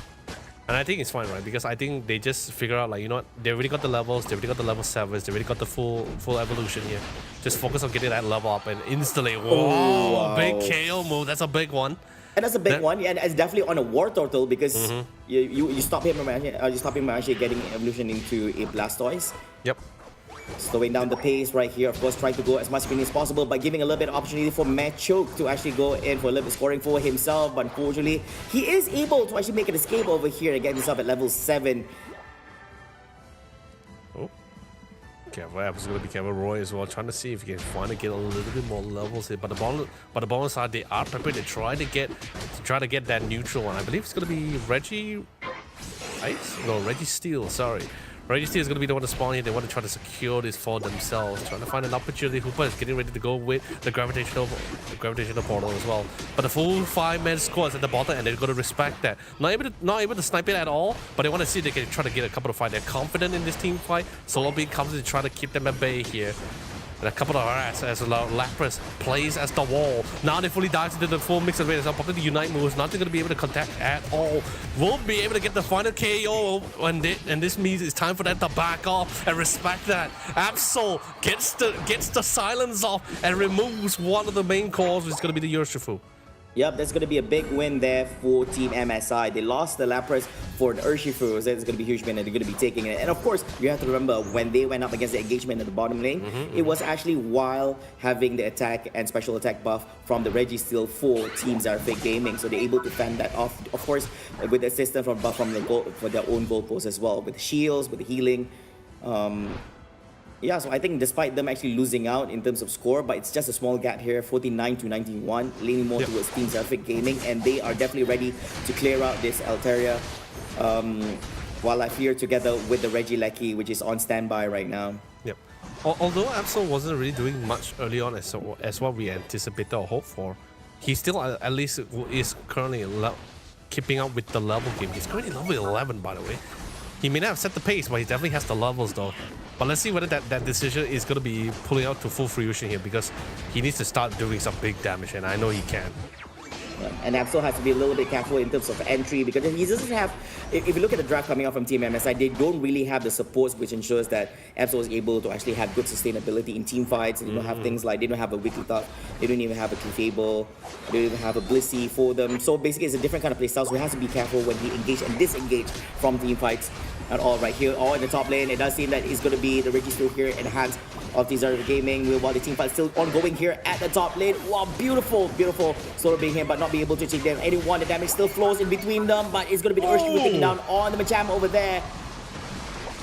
Oh, the host of that, Bubble Beam holding in position. Aries still tries to make an escape, and yes, he does. Damage output not enough here in the hands of the Lapras. Unfortunately, the Solar Beam, but the Mew is still on cooldown, not being able to actually do a long range attack over an Aries over there. And it's going to be a Regieleki in the hands of Team MSI here for the orange side. But you see, do you see the crazy thing about this flavor is the fact that not all the members was actually contesting for the Regieleki. They were actually all trying to get more objectives, more fun with the bottom lane, and then Italian was able to do just that. Yeah. It's going to be a beautiful one over here. Still chasing through, trying to go in for Lapras. Quite sturdy. I think I would say he's very sturdy, but he's quite a sturdy Pokemon here, I would say. But it seems that it's going to be a full 5-man charge here coming on from Team Zarfik Gaming. A little bit too much to handle there from Team MSI. They're going to be losing out their Hooper as well as the Lapras at the top lane, and no commitments from the remaining members from Team MSI. And after completing that takedown on that goalpost, they're going to be rotating through in the middle and disperse back into respective lanes and jungles. Oh, these apps are gonna be careful. Just one catch. One catch is all it needs. Just one slow beam from the slow bro, and that guy is gone. Not necessarily the most durable, and like I love how you actually pointed out that there's really no support heroes in support Pokemon in this game at all, aside from the bubble team. Yeah, so they can't really do anything about it. I don't know how this Absol is gonna play here. Like it's either you're literally a glass cannon here for your team. You don't really have any specific support mon. Like, okay, you have the Hooper, but not really. You can actually support all this. You get the buffs from all these unites from your teammates, but really you just need sustainability. You need preventions from hindrances to stop your inner spray. Look at that! Where do you come from? He's a rapid spin his way back to the just holding on to that goalpost there at the bottom there. Whew. But it's a close one. Marching towards the 2-minute mark here. Definitely. 2 minutes and 45 seconds, and then 40 more seconds left before Rayquaza actually appears, with only a 37-point gap in between them, leaning more towards Team Zerfit Gaming.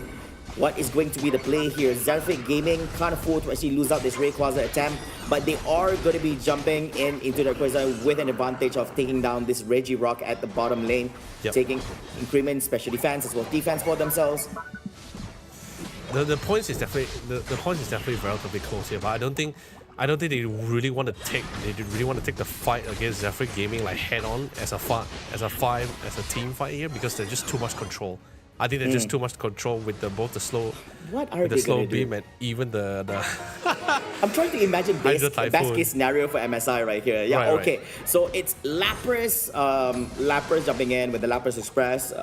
Definitely, you have to time this right, because the moment you allow that Blastoise, because there's no one actually right now who can actually stop this Blastoise. Ooh. They managed to take back the point. Now they're in the back of the lead just by points. Yep, exactly. I think that was a small mistake over there, but they couldn't do much because they have to care for this Rayquaza pit over here. So a lot of tension has been given here.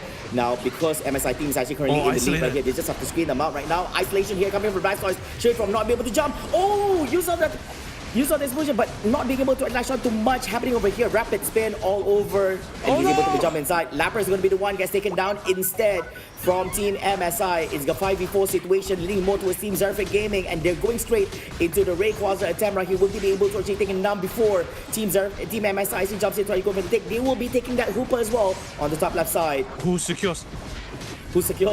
Who's gonna get that last hit in? All of them are jumping in inside, and Blastoise will be the one getting it as well. This is going to be the comeback. This is going to be the flip coming in from Team Zerfit Gaming.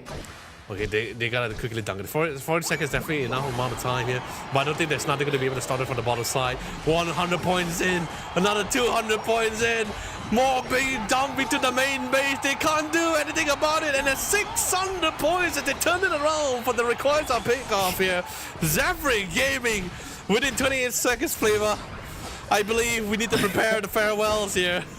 Oh no, this is quite unfortunate over there. Despite Team MSI was able to actually get more points over Zerfit Gaming by having that Absol going off for the score during that Rayquaza attempt itself. But now with the Rayquaza, Zerfit Gaming has stretched out the points. The gap is a little bit too big for them to actually get back on this. In exactly 5 seconds, ladies and gentlemen, Zephyr Gaming will still live the fight for another round as they continue forward into the lower brackets. But of course, kudos to Team MSI. They give it their all, they give it their fun. We love the energy, we love the boldness as well, and the mindset that they bring towards this game. But you know, that's just how it is. That's the nature of the competition, Flavor. Yeah, there has to be winners, there has to be not winners. It happens, ladies and gentlemen. But much respect. Big round of applause for Team MSI.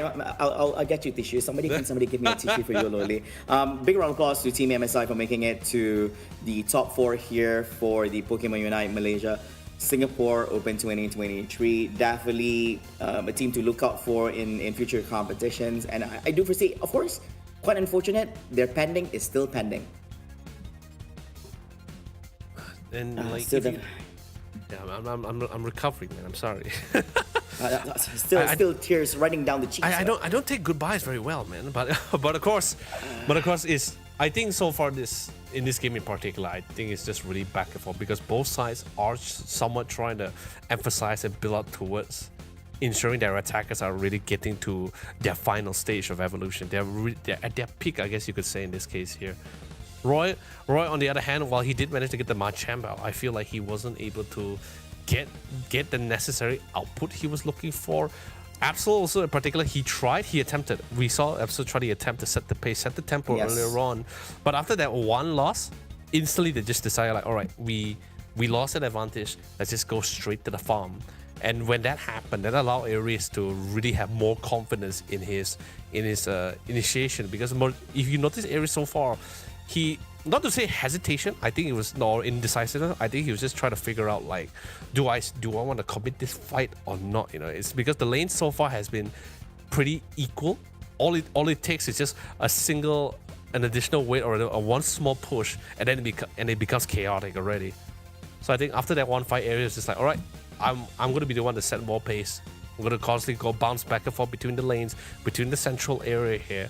Not much overextension so far, but I think that's fine. Not much. Yeah, I think it's quite okay coming up from both sides. But like Very I said, slow I think they could improve a little bit more. I think for Team MSI, they could improve a little bit more in terms of the drafting. The whole time I was just wondering how they're gonna play out this Absol, because yes, you have all this damage coming in from you. I do have to agree. Yes, I remember during the early stages of the draft, you also had concerns of having this Absol because it's kind of shaky coming into the game for this one, and it's quite proven because he's quite fragile. I mean, you can dish out damage, you can engage and disengage on your own, but if you get catched on, let's say if a slow bro actually jumps in with the telekinesis, you have the slow beam as well, you're not able to do anything, and you're quite soft as well, so it's quite easy for any of your teammates here. They should have sufficient amount of damage to just go in with follow-up together with the slow bro and take you down. So because of that, I think because he doesn't have any form of support from his team in terms of sustainability and just staying on longer during team fights, he was not able to actually do much as well in terms of damage. You would usually see Absol being able to do way more if you had like a proper support in the draft. Yeah. And also, like even just looking for the graphs, I guess you could say this is a very clear explanation to what or to support what I mentioned just now. Like it was a very slow game. Like both sides was being a lot more, I wouldn't say very passive. I think they were just being very defensive, proactive, that kind of mindset, right? They're like, we want to get our attackers to where they want to be. So not too much initiation, nor too much aggressiveness either, right? Only fight when necessary. But then of course we see Ares slowly setting the pace that allowed them to secure majority of these objectives, right? Although they did need to let go some regular keys, but that's fine because to them it really wasn't too much about the points. They just want to get as much any way possible to get those levels out.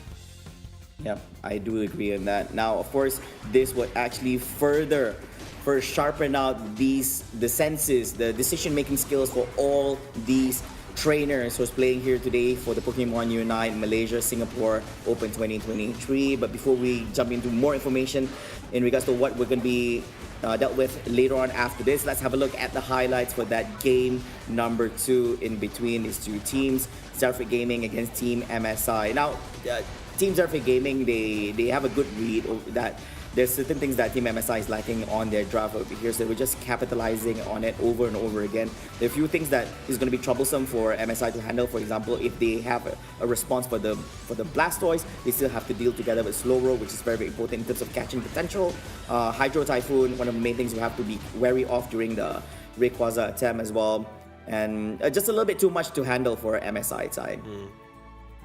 It definitely didn't have a lot of options for them to play off with as well. But I think this is also, like, comfort picks is fine. Like, there's nothing wrong with comfort picks, but I also think, like, when it comes to this kind of scenario from a team-based game like Pokemon Unite, I think it's more important to diversify your Pokemon pool, right? Like, give more options to play around with. At least that way, like, I mean, of course, don't increase like purposely, right? Like, increase it while being proficient with it, that kind of thing. But the bigger pool always gives your team a lot more options to play around with. Like if your opponent were to ban or counter your favorite picks, then at least you have something to fall back on, right?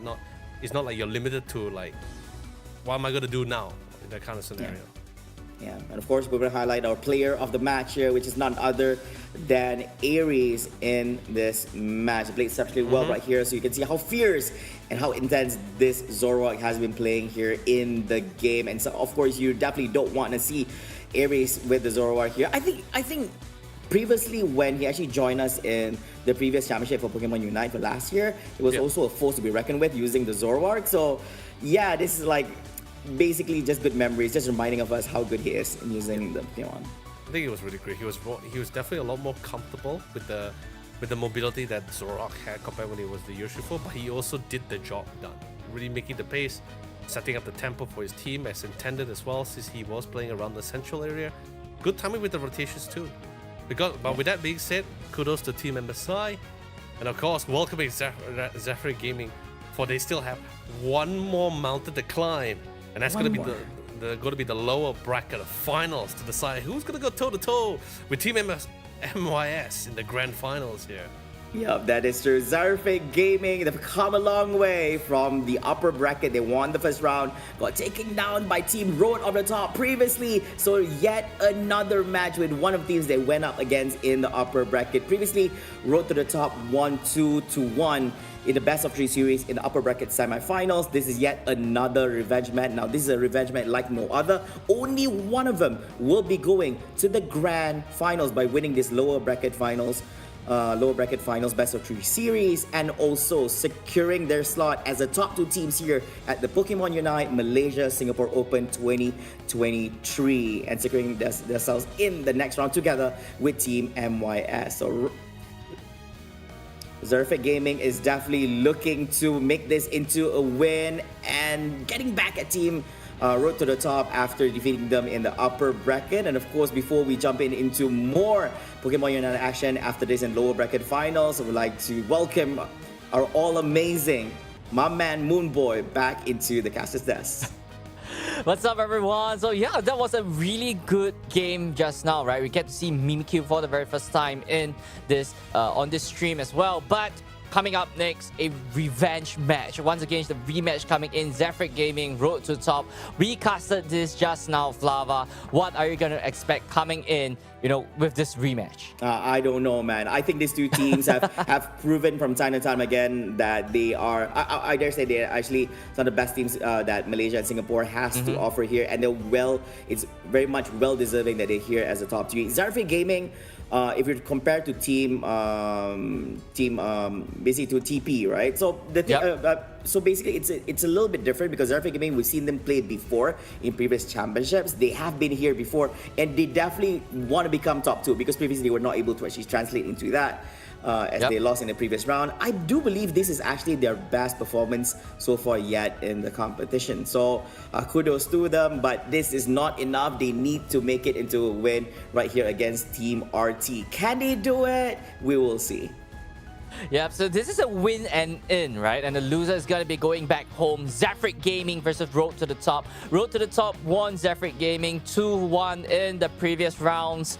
And it's going to be a rematch right here. Is it going to be a stomp once again with Road to the Top having their momentum and just flowing straight right through our Zarfik Gaming? Or could Zarfik Gaming turn this around and saying, I learned from my previous lesson and I'm here to take you down? Yep, that's true. Now, this team had their fair share of battles here throughout the playoffs. Now, Road to the Top, they went up against MYS in the upper bracket finals. Unfortunately, they lost 2-0 against MYS. So Team MYS will get the first ticket into the next segment of the competition, whereas they still have another lifeline here in the lower bracket. Zarfik Gaming had to crawl their way through the lower bracket and making their way back into this match against Team Road to the Top.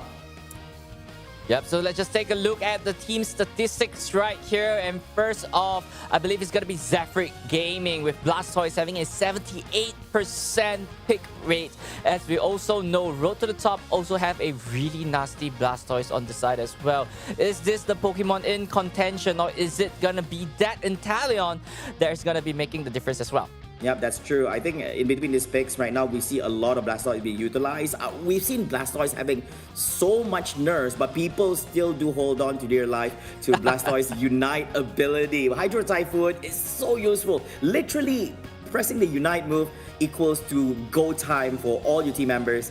All your team members in the match itself, especially during the Rayquaza attempt, because you use the eject button together with the Hydro Typhoon, putting yourself in a really good position, trying to get as much enemy mons in that AoE area, and then giving a good opportunity for your teammates to actually do a really good follow-up together with that. Looking forward to, I believe that since we've witnessed so much games from start to this point of the competition, honestly, I think that we're going to be looking at more or less the same Pokemons as being picked up throughout the day. We keep seeing the Lapras, we keep seeing the Blastoise, we keep seeing the Mew, which is something that I want to highlight here is that compared to previous competitions for Pokemon Unite, we don't see much Mew being played out because not many people actually do play this Pokemon or do play this Pokemon well enough for it to be picked for the team. Usually we'll see teams like Team MYS who would always have the respect ban on Mew due to having Nightmare Foxy, but this time we do see more and more teams being more comfortable using Mew in their draft in the competition. So that's why we do see him Mew 57% pick rate for Team RT and Lapras at 86%. In contrast, we see Blastoise being picked up 43%, but still very, very high for them. Yeah, but we can't discount the fact that the all-rounder in the hands of LY is non-forgivable, right? We've seen him on the Urshifu, we've seen him on the Blaziken. Those 1-2 punch Pokemon is packed with a punch, like no punchline intended, right? But this two Pokemon in the hands of LY is really devastating. And could Zephyr Gaming learn from the previous lesson and stop LY from his punch? Yep, that's true. And knowing that he's not shy from picking the Urshifu in the game is, so bring it on. If you want to bring Mons with having shields and all that, we can actually penetrate through all that. No biggie for them. And now, ladies and gentlemen, the moment we've been waiting for, this is going to be the draft for game number 1 of the lower bracket finals in between Team Road to Top, RT, as well as Team Xerific Gaming. I believe that Team Road to Top is going to be on the purple side. Oh, sorry, my bad. It's going to be on the orange side, whereas Team Xerific Gaming is going to be on the purple side. I see Truberg still having the M9 team there over there, so it got a little bit off guard, yeah. Yep, so, this is going to be a win and let me stress this. The losers goes home and the winners head straight to regional playoff as well. So with this particular ban phase moving forward, we got the Slowbro and Mew being banned and NT being the first pick having that Lapras in his arsenal. So, on RT side, immediately going in with the Hoopa and Genkai on that Blastoise, and Aries have to snatch for their Urshifu immediately. So, we are expecting a lot of rotation coming in from Road to Top. Yep, that's true. And of course, some of the few players we need to pay attention to, some of the MVPs, top players in the previous match. We've seen Genkai. Now, Genkai, he's quite flexible, I would say. There were times when they actually drafted out Lapras as well as Blastoise in the same draft for their own team. But then he was comfortable using both Lapras as well as Blastoise in the game, the one that we casted together. But this time, he's going to be utilizing this Blastoise. Got to be careful. He knows how to use this Pokemon very, very well. And now, they're everybody grabbing themselves the Inteleon and Umbreon in his game. And when we look at Umbreon, his main target is definitely going to be Aries over here.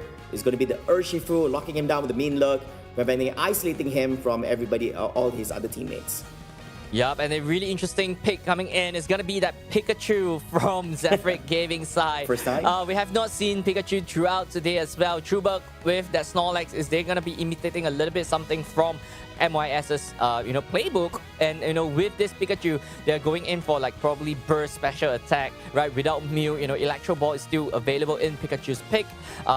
And that could, still do a little bit of a punch towards the defenders from RT side. Yep, I agree on that. And of course, Pikachu, you want to secure that last hit on the Rayquaza. Yeah, Electro Ball is going to do the work right there, as long as you can actually get the timing right.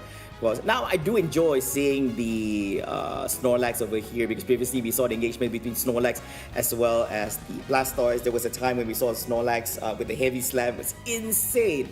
It has a much smaller AoE compared to what Hydro Typhoon has to offer, but it does knock up multiple enemy Pokemons at the same time if it actually latches on to them as well. So gotta be very, very careful. Now, they have quite a tanky draft coming on from the side of Team Xerific Gaming, I would say, compared to what Team RT has to offer. With the likes of Snorlax, they have the Lapras, and paired that up together with the Eldegoss. So they have a good balance. They have a good amount of frontliners, defensive frontliners, as well as some range and melee attackers. Remember, and it's going to be the Urshifu and Pikachu combo here with the damage. Compared to what Team RT, they only have the Blastoise over here, but the rest, they're kind of okay.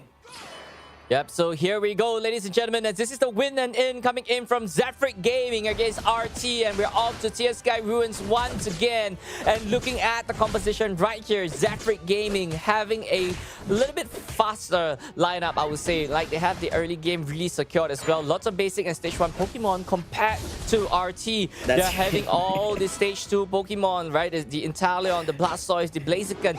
Can they build up to the point that, they really can capture capitalize. Yeah, that's going to benefit them in the long run, but it's going to take a little bit of time for all of them, the Squirtle, the Sobble, together with the Torchic to actually get into their second evolutions here in the game. Meanwhile, we do see some engagements happening here at the top side, and of course, we're going to see Eevee at the bottom lane getting taken down here in the hands of Road to the top. It charges through. Look at that dash coming on from the Squirtle. Trying to scale all these wild mons at early stages of the game. Getting that advantage into this level compared to the opponents. Oh, Aries jumping through, dashes forward. Not enough damage outplay here to actually take down on the Squirtle as he's able to actually make a charge back once again. But Aries gets pushed back and hands together by the water gun. Yep, Aries have to be really careful of the Astonish coming in from the Hoopa, right? That could stun him and possibly stop his whole combo going forward as well. Aries diving straight right in. Elwa has no choice but to retreat, and this is not the fight that they want to take. All they have to do is just take a couple of, those birds and then just retreat immediately. Yeah, it's not yet the right time. He's got to be patient on this. Now Genkai here together with Waddle and Calamity on the Hoopa trying to push forward.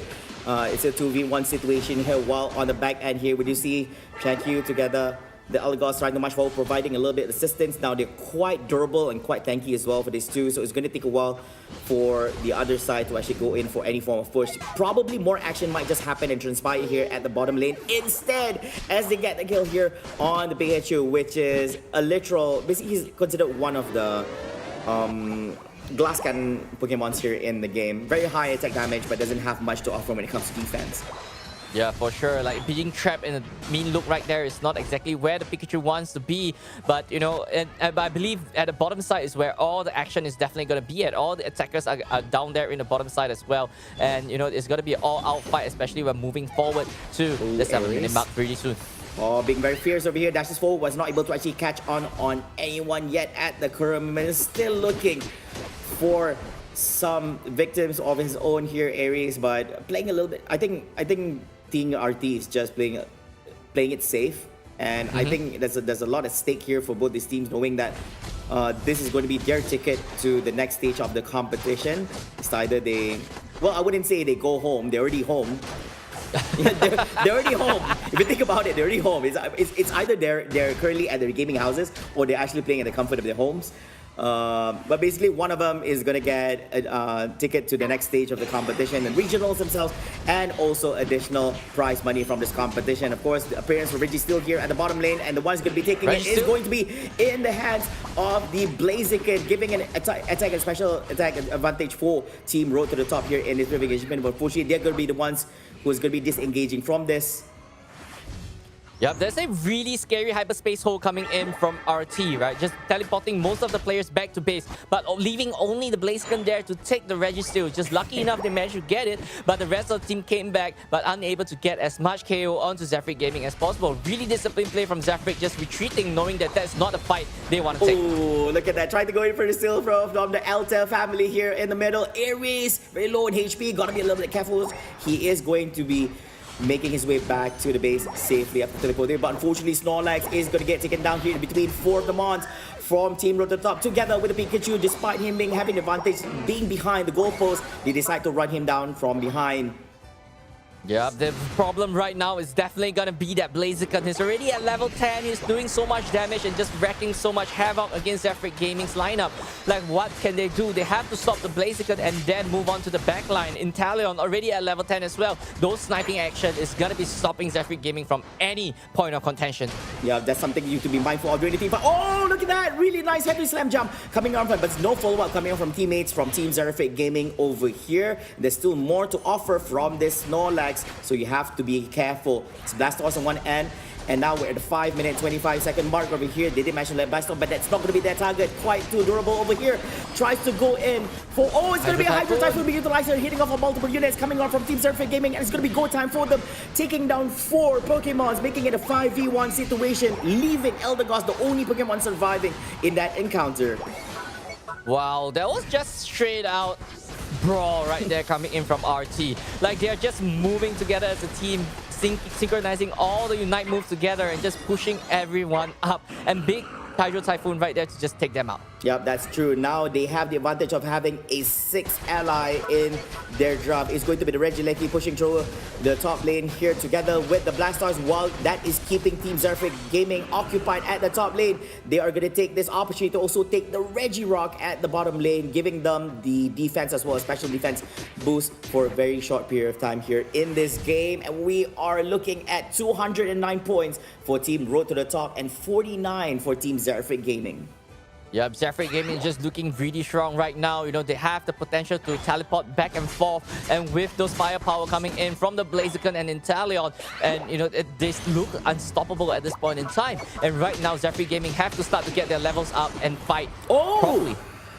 Pikachu pass out from the Unite there, really nice move, and that is actually the turnaround that looking for right here for Team Zerfig Gaming. Managed to take down the Umbreon as well as the Hooper here at the bottom lane without any form of assistance from the remaining 3 teammates from Team Road to the Top. They were not expecting a 5-man movement coming on from Zerfig Gaming over there, and that could be the turnaround that they're looking for here in the game. But still, point lead by Team Road to the Top by roughly around 52 points right now. Not big enough for them to actually be too comfortable in this game. Still a few more 1 minute plus remaining in this game before Rayquaza actually appears. Yeah, so I think as of right now, Zerfig Gaming have to start getting the levels up, right? Only Urshifu is at 12. Try to get to 13 as fast as possible so that you can even the chances of your fight against Road to the Top. Top Reggie coming in 18 seconds. Who is gonna get it?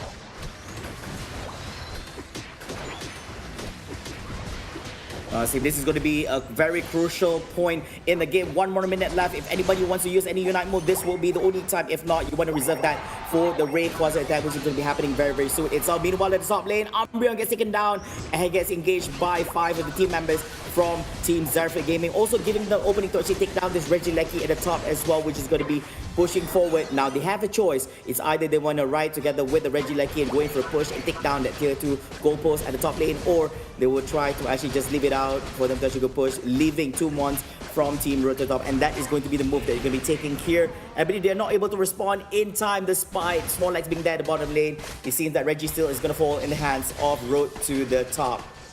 Yep, Zerfig Gaming have to take this chance of the Regieleki to quickly get all their levels up, right? Just get all the wild Pokemon that can gather and then gather right down in that Rayquaza pit. In about 5 more seconds, everything is gonna be breaking loose right now, and it's all down to that one final fight in the Rayquaza's pit. It can still be anybody's game. It's quite unfortunate. We didn't see much action coming in from Pikachu aside from the engagement at the bottom lane early on when he actually used the Unite move.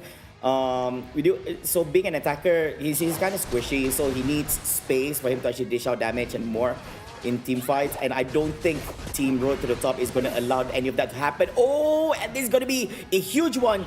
It seems that 12 seconds on the clock here for Zerfig Gaming's Snorlax, and it's going to be 5v4 situation while that is still ongoing, but there's no rush for Team RT because they just need to screen off Team Zerfig Gaming from going this Rayquaza attempt here to the central area. Of course, Snorlax is going to be returning back into the battlefield after jumping off to that pot. What is going to be the play here right now? They do see Lapras try to screen out the Blasters to ensure Blastar doesn't do anything funny or cute here during team fight. There goes a heavy slam hitting off on 1, and it's going to be yet another here hitting off on the 2 heroes, and it will follow from behind. From there, he's going to be sleeping in front of everyone. And of course, trying to pull a little bit more right here. Hydro Typhoon hitting off on 3, but there's no follow-up from behind. And Team Zerfig Gaming is still going to be having this upper hand as they take down the Blaziken. That's going to be one for the course coming on from Team Road to the Top. Still chasing more, and they're going to get Umbreon as well. Despite Calamity having here on Unleash, he's going to be taken down as well in the hands of Zerfig Gaming, Moonboy. Wow, I mean, that was a perfectly timed hyperspace hold to bring the fight out and then bring them back into full health. But, you know, Zerfig Gaming managed to capitalize that on that as well, taking out LY. No more firepower coming in from there. And Shen Q managed to score a little bit more, but it's unable to even up the score. 247 to 265, 263 to 265. Oh, they no. need 2 more points. Don't hold too much. This is the advantage of holding too much points right now, because you would have a shorter animation if you have less points per round. It's very crucial. They just need 2 more points. Could they find an opening right here? They have too much to hold right now, and all this defense coming in from the side. 2 points. Oh, okay. I can't tell, Moonboy. I can't tell who's winning this one. Oh no. Oh, is this? I think it's RT's road to the top points, right? Because they reached the 265 it's an first, equalizer, and yeah. there you have. Yeah, the equalizer is not enough, and there we have, ladies and gentlemen, a even scoreline. But with road to the top, reaching 265 first, taking home game number 1. Oh, one more point away. This is gonna scar Zarfik Gaming for decades.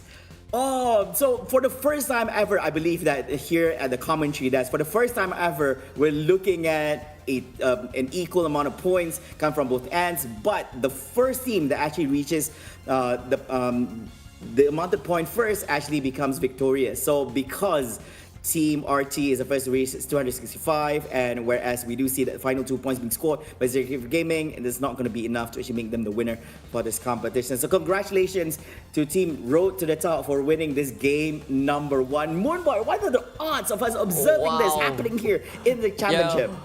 Yeah, it's just really close right there, and at that point in time, Rayquaza is probably out of the picture for both teams, and Zarfik Gaming is just focusing on scoring, right? Just take as much fight as possible and just score as much as possible. They were behind the whole time, and they did have a really good fight, at that final stretch, but I don't think they were able to capitalize just because, the amount, the speed that they were rotating from road to the top is just too fast for them to deal with the Hoopa.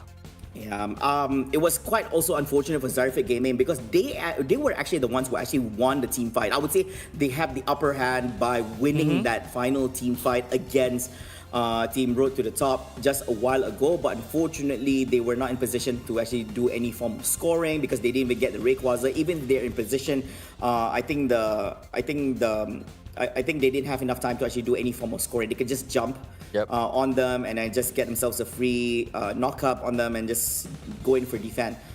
So, despite winning the team fight, Zarfik Gaming still lost this game number 1. So wow, it's just unlucky, right? This is a lot to take in. If I were in their situation, this is going to be a very, very painful loss. I don't mind a huge gap loss. I don't mind it. But when you're so close to winning and it's just 1 point away, like imagine telling this to your grandkids, like, yeah, I lost the match against due to draw.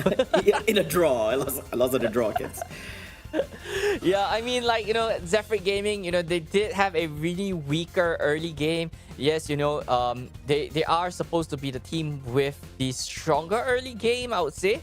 But, their early game is not exactly phenomenal, and they allowed Road to the Top to actually capitalize and snowball from then. And yes, Zarfik Gaming managed to win that final fight. But, the way that they capitalized, I don't think it would be it's not fast enough, let's just put it instead. Yeah, that's true. But of course, don't worry, that is only game number 1, Moonboy.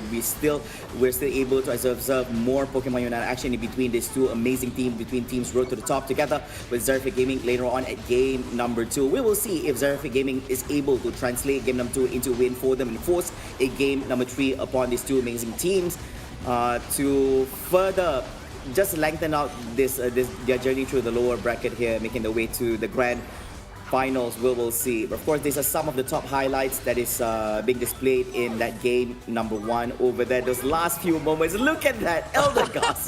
Oh, how I wish I actually had like 1 more point. Like, where am I gonna find the final point, man. Yeah, there's also this issue. There's also this issue where in Pokemon Unite, you do not have the ability to throw away the points that you're holding. It's like, hey, like at one point it's like, hey, more is better because you can score more. But the thing is, the animation is required for you to dunk 10 points, 20 points, 30 points, 40 points, and 50 points varies between one another. So at that point, everybody was begging. I'm sorry, guys, I got 50 with me. I got 52, guys. Who have the least? Hurry up, score, guys, score. I got 2. I got one. I scored. I got 1. It's not enough. Oh no! Like having 50 points is such a huge liability in such a situation because when you're dunking in real fast to the goalpost, I think this is one of those situations which will go down in history. As like I said, Pokemon Unite does not have the option for you to just, can I just drop 50? Like, can I start with? Can I start with 0? If you have the ability to drop 50, you'll just find one wild Pokemon out there and say, okay, who has the smallest amount? You have a tree with you. So I think the worst but- situation is if everyone had a 50 with them. And they were like, okay, guys. Yeah, that would be the worst, right? Like, Worst. there's no point of scoring at the point in time. You really need a Rayquaza, and Zephyr Gaming don't really have time to take down the Rayquaza at that point. But, after taking this loss, I think the biggest obstacle in front of Zephyr Gaming right now is the mental block, right? They were so close to winning. They lost to a tie score just now. It's all down to it's probably in their head right now. Like, oh no, like, what are we gonna do? How are we gonna win that? Even though we tried hard, it's still a tie and we still lost. And there's definitely a lot going on in the mental state of these 5 players from Zephyr Gaming. Like, how are they gonna tide it through and hopefully win game number 2? Yeah, but I think them being professional players, I think this is not their first.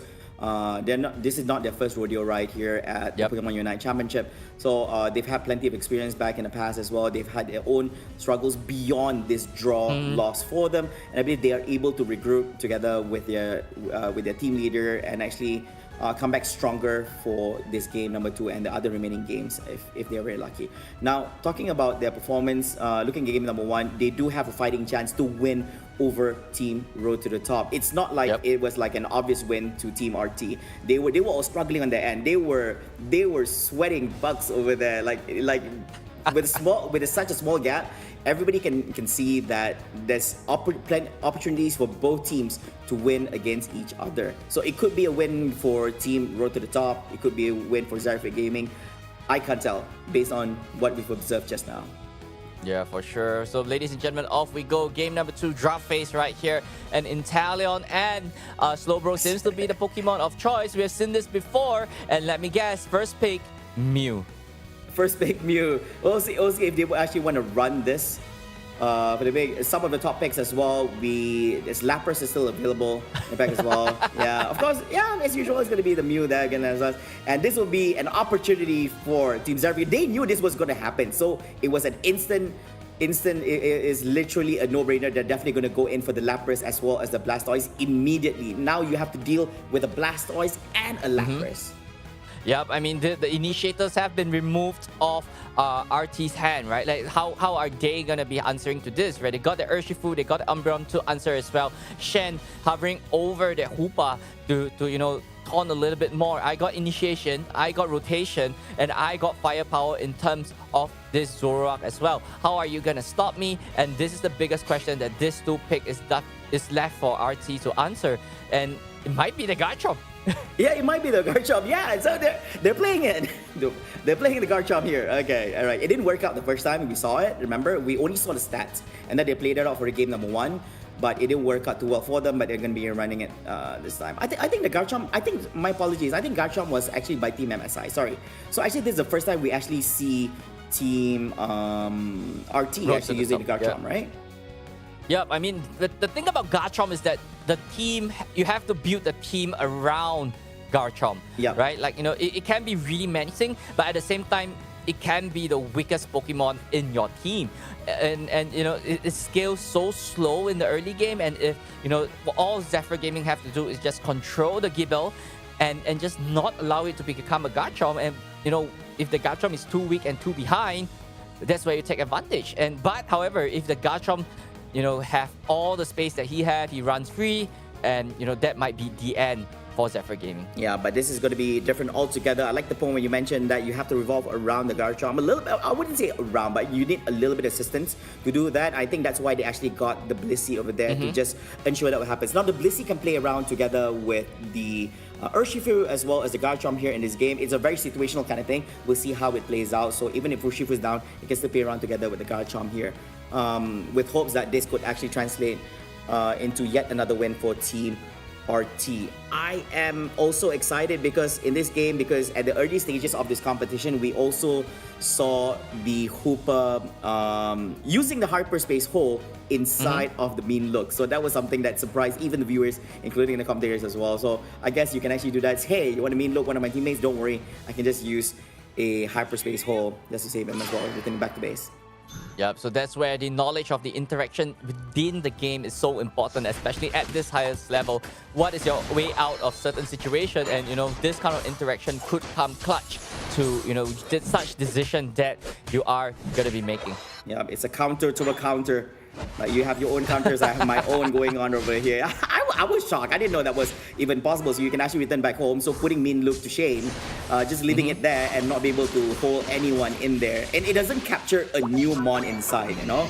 So it just stays on because it's just capturing that same one that was actually trapped, but then got saved by Dimensional. But anyways, we're coming back to the game right here. Now, this is going to be game number 2. Team Road to the Top, Moonboy, is looking for one more game win. If they win this game number 2, they become the winner for this series and getting their ticket, joining together with Team MYS to the regional playoffs. But for Team Zarfit Gaming, they're looking for this game win to force a game number 3. Meanwhile, Chansey getting ragdoll here in between 3 mons coming on from their opponents.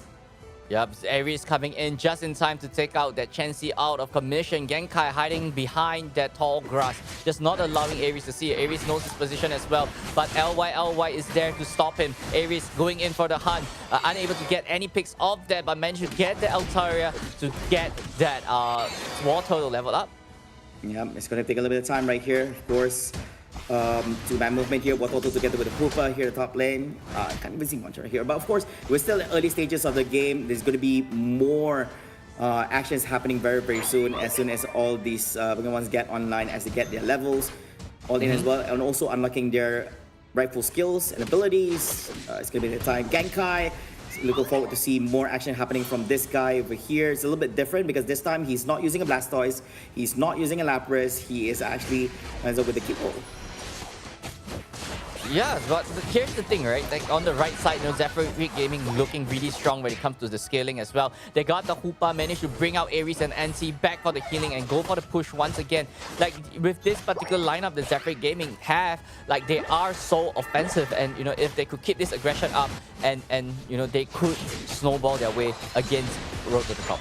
Yeah, but the thing is, if we look at the draft from Team Road to the Top, they don't have those massive AoE abilities that what Zerfa Gaming has to offer. Now, of course, if we look at the biggest, we have the Blastoise playing in for Team Zerfa Gaming. On top of all that, also you also have the Lapras coming in with the Lapras Express. You want to play around. They also have the mobility. They have the Speedster Zoroark. Now, Alolan Ninetales can also capitalize on mobility with having the Hoopa Dimensional Hole being utilized as well. So there's so many things going on here for Team Zerfa Gaming compared to what Road to the Top has to offer. Yeah, so but right here, they also have to keep in track, how much the Garchomp is actually leveling up at this point in time, right? It's already at level 7. It's on track to, getting a Garchomp really soon as well. And right now in the Reggie Ice pit right there as well, Aries going in ham, trying to find a few picks off this fight for himself. And everything's a mess right now. Yeah, I think this is going to be quite a battle in between them right here. Of course, Reggie is coming down low on HP as well, coming from both sides. And who is going to be getting this one? And that's going to be the main question. It's going to be giving them the health regeneration buff, which is definitely going to be very helpful for Blissey definitely in the game, because he has the ability to actually do a little bit of healing for themselves.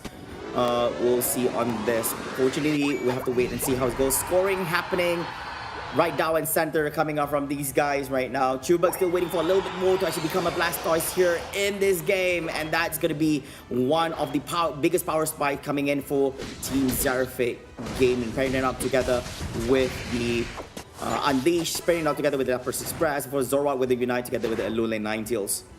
Yep, so right now, Zephyr Gaming is they're all online right now, and the Garchomp is online as well. Both teams ready to go and rumble, and they're just, whoever got the best initiation will be having that edge against the opponent. And, immediately having the Mew taking out the Reggie Leggy as well. Right there, Chubak might be in a little bit of trouble, and the Road to the Top is just pushing in so aggressively, breaking in the first tier 1 goal zone, and the Reggie Leggy is marching straight right to tier 2.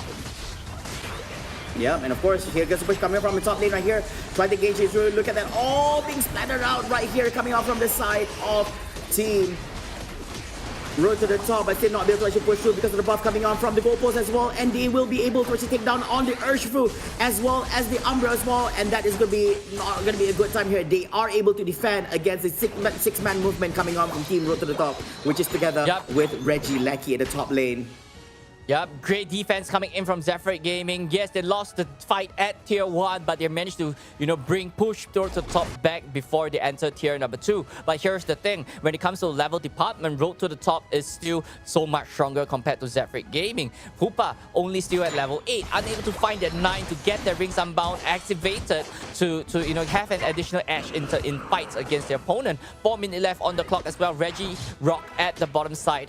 Zephyr Gaming have to try to get this Reggie Rock for themselves. Yeah, this Reggie Rock is going to be very, very crucial as well. That is going to be the second last Reggie before we actually go into the Rayquaza attempt right here.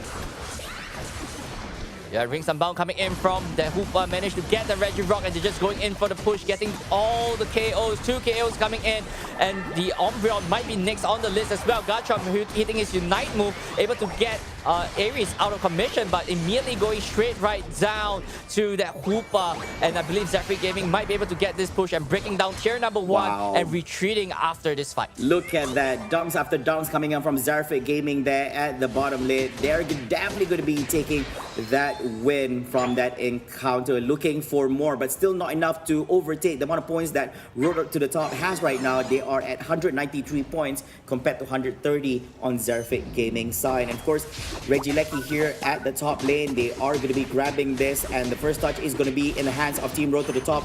Will there be a commitment coming out from Zephyr Gaming? Yes, there will be, but holding Zoroark in place, not really in a good position to be. Umbreon managed to take the jump up there, and that's going to be one of the huge strong points coming up from Zephyr Gaming, being eliminated from the competition over here, and they're definitely looking for more. Managed to take on that. They managed to take down the Urshifu from Team Road to the Top, but they are still continuing with their pursuit here over the team members from Team Zephyr Gaming. Is it going to be enough? Yes, it will be. They managed to get themselves hands on that Lapras as well, with assistance coming from the Regieleki here at the top lane.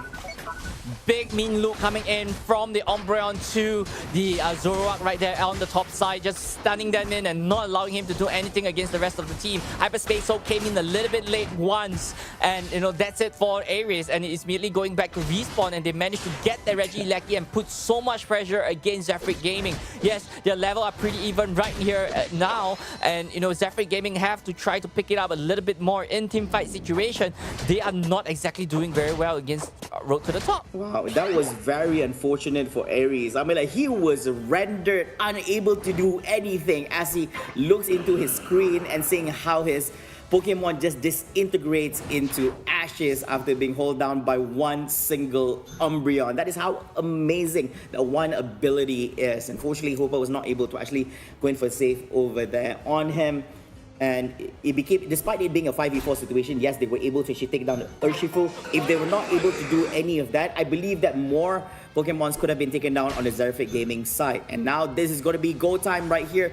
We have come to the last stretch of this game. Number 2 is going to be the Rayquaza appearing here in the middle of the map. Yeah, we're down to the final stretch right now, ladies and gentlemen. Both teams going down on a Mexican standoff. Who is going to be initiating onto the Rayquaza first? Lapras. Right here, Zephyr Gaming is behind. And T going for a sneaky 48. Not enough. They're still not on top yet. It's not enough. And, right here, Zephyr Gaming either have to score or they have to get the Rayquaza as they're giving up a little bit more position as Road to the Top making so much space for themselves. Thank you, being stuck right there with the mean look all by himself as well. Calamity might be in. Aries on the bottom side with 38. Managed to score it down 75, 76, 193, 254. 1 more minute on the clock as well. It's so tight this game, Flava. Yeah, but it's not going to be enough right here. Oh, but using up as well. Here goes Typhoon, you've been used up as well, not being able to actually go in for any more purchase, but they're going to be writing down all the mons here coming up from Team Zephyr Gaming. That's still able to say they lost 4 together with the Alolan Ninetales. Is going to be the last mon surviving, and he's going to be trying to defend that lower ball, but I don't think that's going to be helpful because Road to the Top, they're going to be the ones getting this Rayquaza over here as there's no commitment coming in, but it seems that Alolan Ninetales trying to make something to happen, but not be able to do so as it's going to be Mew getting that last hit in, and together taking down the Alolan Ninetales, the last remaining member from Team Zephyr Gaming, as 2 of the team members from Zephyr Gaming has returned back to the match, but that's not going to stop Team Road to the Top to score as they have the advantage of having this free scoring session, taking down that Rayquaza.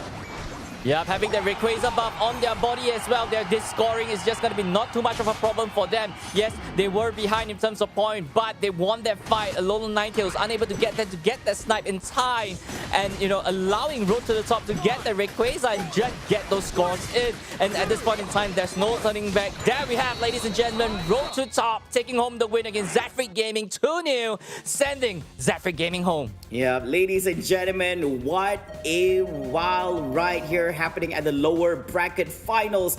Team Road to the Top securing their second game win and making the score 2-0 against Team Zafric Gaming here at the lower bracket finals. Now, Moonboy, do you know what that means?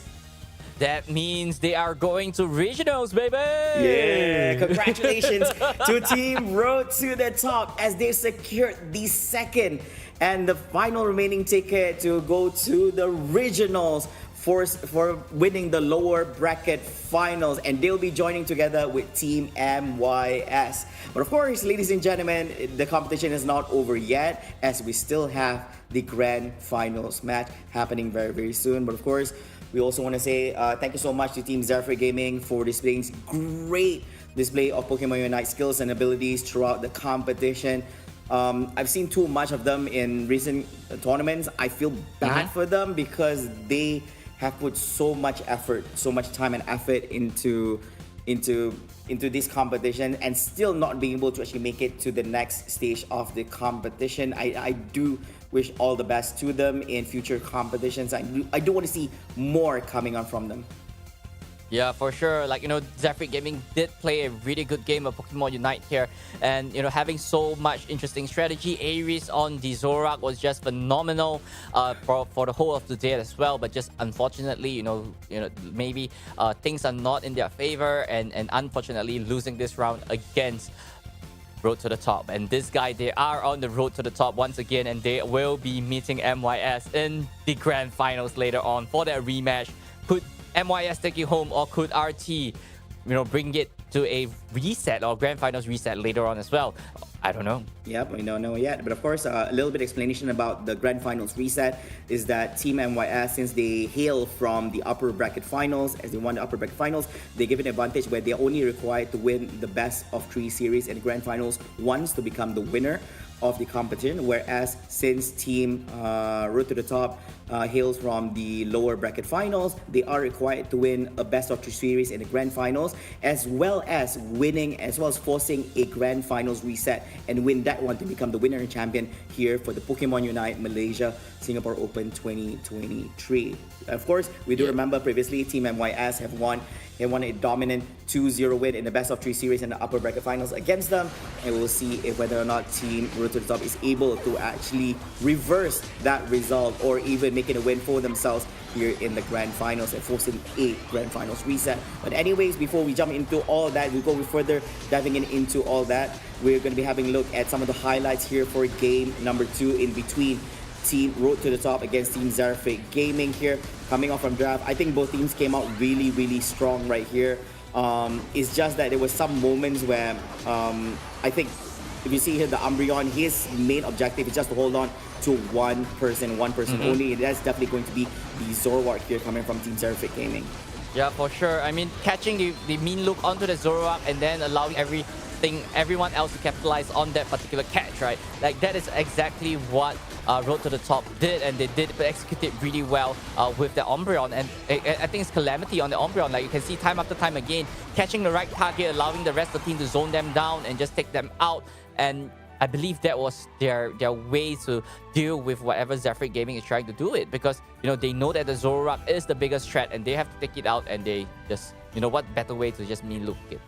Yeah, I do remember this would have been a different situation altogether, because in the last year's previous championship, there was never an Umbreon here ever in Pokemon Unite. So basically, when Zoro was actually being drafted out, he was just going up and about. So your only response would usually be Pokemon's like Slowbro, so actually be a response to it. But now you have more and more Pokemons coming into Pokemon Unite. You have more options how to deal with this annoying speedsters, with these attackers, and more. So this is the response coming in. So Umbreon definitely shows why why he's actually a very top pick here in the competition. And of course, this is going to be the player of the match. Is going to be none other than Lily over here, which is one of his top picks, is going to be the Urshifu in the game. And definitely because the opposing core attacker, I would say, is being shut down by the Umbreon, it gives him the opportunity to shine even more as an attacker coming on from their side of the team.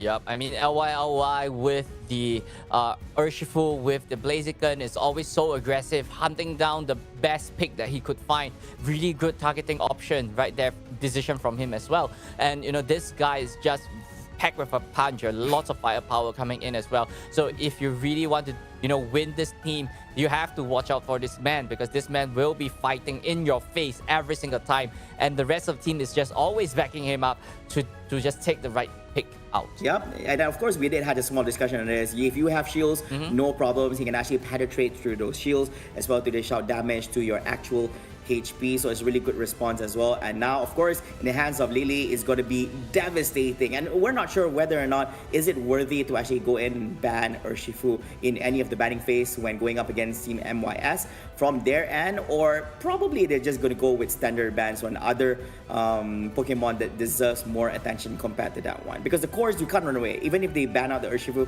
there are also other options to choose for. Probably in their hands, he can actually utilize the Zoroark as well. We've seen instances where even Pikachu being picked out, and there's just so much to choose from, and that's the beauty of Pokemon Unite over and over time. We do foresee that these kind of metas will change over time just because of these new additions of Pokemons coming in.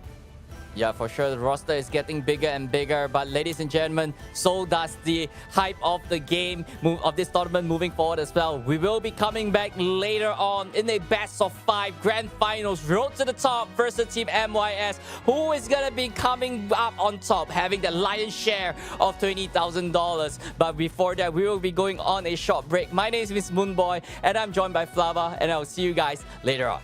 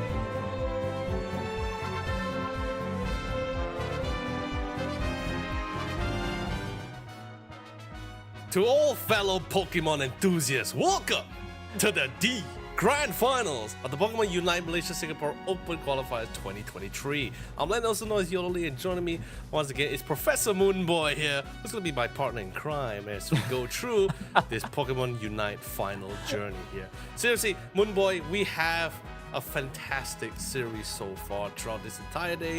If any of you amazing viewers who has been joining us and supporting your favorite team from the very beginning, thank you all so much for your time. But even if you guys just join in midway or towards the end, that's also totally fine too. So seriously, thank you all so much for the time to support your favorite team. But of course, back to the matter at hand, Moonboy.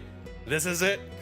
The one, I mean, we already somewhat dictated who's our top two to represent in that regional playoffs. But we need to somewhat, I guess you could say, categorize who's the better one, who's the champion one. For sure. I mean, you know, right here, seeding is on the line, money is on the line as well. We have Team MYS versus Road to the Top. We saw them in that winners bracket finals, and we are having that rematch once again in this grand finals. Could MYS triumph over RT once again, or is RT did they learn a little bit something and come up with something more innovative to do with MYS this time around? Yeah, this is going to be a really difficult one. I mean, technically, it could be one of those like underdog stories, right? Because Team MOS, who has been currently on an onslaught here with their knowledge, with their skills, and with the results they have been showing us so far, 2-0, haven't dropped a single match, haven't dropped a single series, almost the perfect run. Road to the top. It was literally because of Team MOS they were sent to the lower bracket. Now they're back again, hopefully stronger than ever, to try to take that top spot. But of course, just want to clarify to everybody, we already have confirmed who's our top two to go to regional playoffs. This Team MYS and Team Road to the Top. This grand final last match, this best of 5, is just to dictate who's the better one and who's going to be walking away with that first prize, with the first cash prize. But of course, let's quickly go through the team info card, Moonboy. Yep, for sure. Like immediately off the top, 83% pick rate of Lapras coming in for TMIS. We saw it previously in the winners finals. This Pokemon is the one to fight for, and both teams really want this Lapras in their control. But however, on the other hand, you know, 67 on that Hoopa, 67 on the Zoroark as well. This two Pokemon has been running havoc the whole day. It's either you ban the Hoopa, or like, you know, you have priority pick for the Hoopa and make sure that you have that Hoopa to secure those really fast rotation. And you know, not forgetting Umbreon, you know, with those mean look, could stop those diving Pokemon as fast as possible, right? So that your whole team could just dive in on him and just take him out. And we have seen Umbreon taken out Zoroark, have been taken out Blaziken, and also Urshifu as well. These three Pokemon are really scary when it comes to Road to the Top. Yep, and the Road to the Top, of course, this is going to be their accumulated stats so far. Average damage dealt, you guys can see, that bring massive numbers from all three categories. Yeah? And the most frequently used Pokemon, if you guys have missed out for the first two series or maybe through a midway, these are so far one of the few go-to Pokemons for Team Road to the Top here. One, of course, them being Lapras, who has been on the roll even before the patch, even before the pre-patch. He was also still one of the favorite picks to go. Mew as well, who recently got even more stronger. Was always strong, by the way. Was always strong. It's just that I guess by the graphics, by the statistics, right, before the patch, I think they just figured out, like, why is Mew not being picked? Maybe he's not that strong. Let's just buff it. No, Mew wasn't really a hot pick for most players because of the difficulty of the Pokemon himself. Umbreon has always been one of the few good gatekeepers for all those species, like you mentioned as well. Urshifu is also one of the few go-tos. If not Zoroark, then it would have been the Urshifu here. Blastoise has always been one of the few favorites, especially for team fights, and of course early game poking with the Water Gun to secure that EXP from the wild Pokemon. And Blaziken, especially after this patch, we've seen a little slight, I wouldn't say quite the rise, but he started being quite optimal or viable for an option here. Now here's the thing, right? They have went through one series together, one best of 3, have a good feel of what's to come. Now the fact is, what will be changed? And will that change be impeccable enough to overtake this? Yeah, so it's all down to this, ladies and gentlemen, and this is the first band phase for the grand finals. Grand finals will be a best of 5. That means first team to 3 points is going to be taking home the grand finals, and it's all down to this, right? Start off with this draft pick right here with RT immediately banning Hoopa, while MYS don't want to see a Slowbro in action in this game. Oh, no, the thing is this, with the Hoopa being banned, I feel there's a possibility that we might see the return of the Zoroark and the Zacian as well on the side of Team MOS. They did utilize this on their first game against Round to the Top as well, but no. Gotta ensure they take away one of their strongest and utilize Mew for themselves here. But what's gonna be the follow-up here? The 2 defenders opening, or are they gonna try to secure some of that all-rounders? Yeah, we have saw Calamity on that Umbreon, which is, you can be really mean with those mean look coming in as well. JL locking into the Inteleon. Well, you know, Night Mew Foxy, we know that this guy is really good on the Mew himself as well. So, you know, if and right here, RT really have to try to stop this Mew, right? If not, this Mew is just going to be running havoc against their opponent, and Ice locking into that Lapras with Yemu getting that Zacian.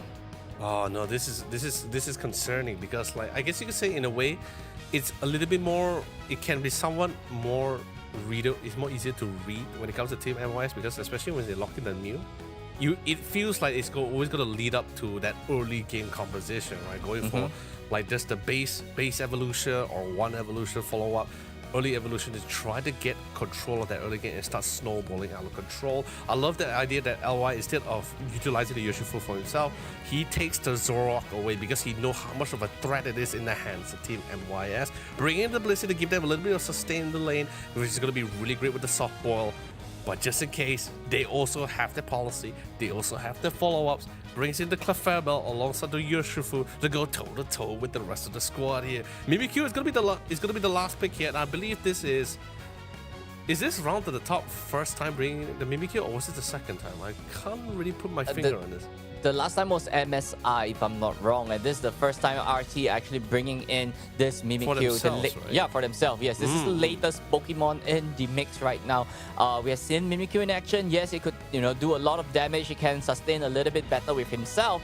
But, you know, when it comes to team play like that, how are they gonna be playing around this Mimikyu, or how this Mimikyu could, you know, do much better against, you know, what MIS could do? Because MIS composition looks really offensive, right? Really aggressive with this particular lineup.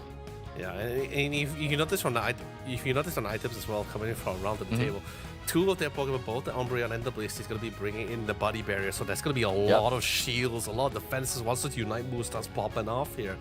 And I think just to counter it, I noticed the Lapras actually changed one of their items to the special attack specs as well, because already noticing the 2 body barriers, I think they just decided, you know, we need to bring more damage. We got to bring the numbers now, boys. Gotta be a big fight on our hands on that Unite moves here. But let's see whether they really want to try to drag out that game, because they do have the Inteleon here. So let's see how well Road to the Top is able to drag things out to reach to that prime. Yeah, for sure. I mean, you know, they have to go for the late game just because of that one singular Inteleon. And if the Inteleon actually pop off, it can be pretty deadly for MYS. And MYS, you know, having they like this strong, aggressive start. They like those basic Pokemon lineup coming in as well. They are going to bring in those offense against their opponent. Ooh. Ice able to secure some of the majority of the wild Pokemon as well on their even on their opponent's side, gonna be able to get the nice early dunk and EXP boost. Genkai begins to harass Yang. Although he was not able to get the Hoopa, but he still can be a nuisance with the Clefairy. No difference.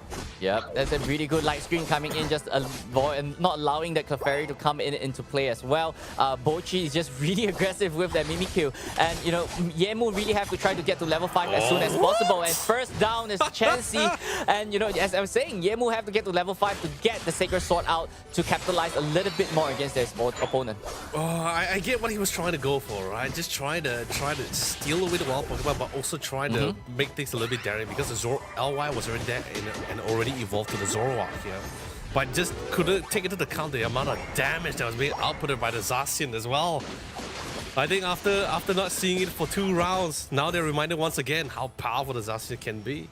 Calamity is Yep. still one wild Pokemon away from leveling up as well to get that Umbreon. I think once that comes out, this should make this easier. But of course, the classic team MYS constantly on the aggressive in the central area alone on the opponent's side, denying them as much farm as possible. Yep, it's just, going straight right into the central area, taking out those buffs, taking those EXP away from road to the top, right? And right here, you're looking at a level 7 Urshifu. Bochi almost get a little bit of advantage against the Zacian, but immediately retreating off ice, holding down bottom side all by himself until the Mew arrives as well. But why? HT is just not letting LY rest, just dashing straight right in level 8, not allowing their Zoroark to have any form of space. Just out of range. The Calamity, let's be honest, I think this is a little bit of a catastrophe as he's surrounded from all sides here. Although HT was not able to get the last hit here, but Ice is totally fine with that. Moonlight pops and committed because they do want to commit for the dunk here. But here comes the die committed for LY. Big damage on top of Yang, but it's totally fine. Respects that, backs off, not going to be overzealous about this here. But the other top side, Yemu. Farming leveling up very comfortably here. Not being contested too much though. And that's totally a massive one, along with a beautiful rotation coming from HT. Yeah, HT going up and down, back and forth really fast and really often as well. Chansey's only at level 3. It's not even at the Blissey stage yet. He really have to start getting those EXP up. It's gonna be too late. We're down to our first Reggie, and the Chansey has yet to be evolved. The worst part about it, he doesn't even have the Unite move to fully assist the body barrier as well. But he is securing there. They are going to try to prioritize the Regice, and I think they just decide, you know what? We don't have the levels, we don't have the moves, we don't have the Unite moves as well. We have to let go of the Regice and focus our priorities on other objectives here. They managed to get a couple of dunks in 11 points, but at least managed to get the Reggie Lecky.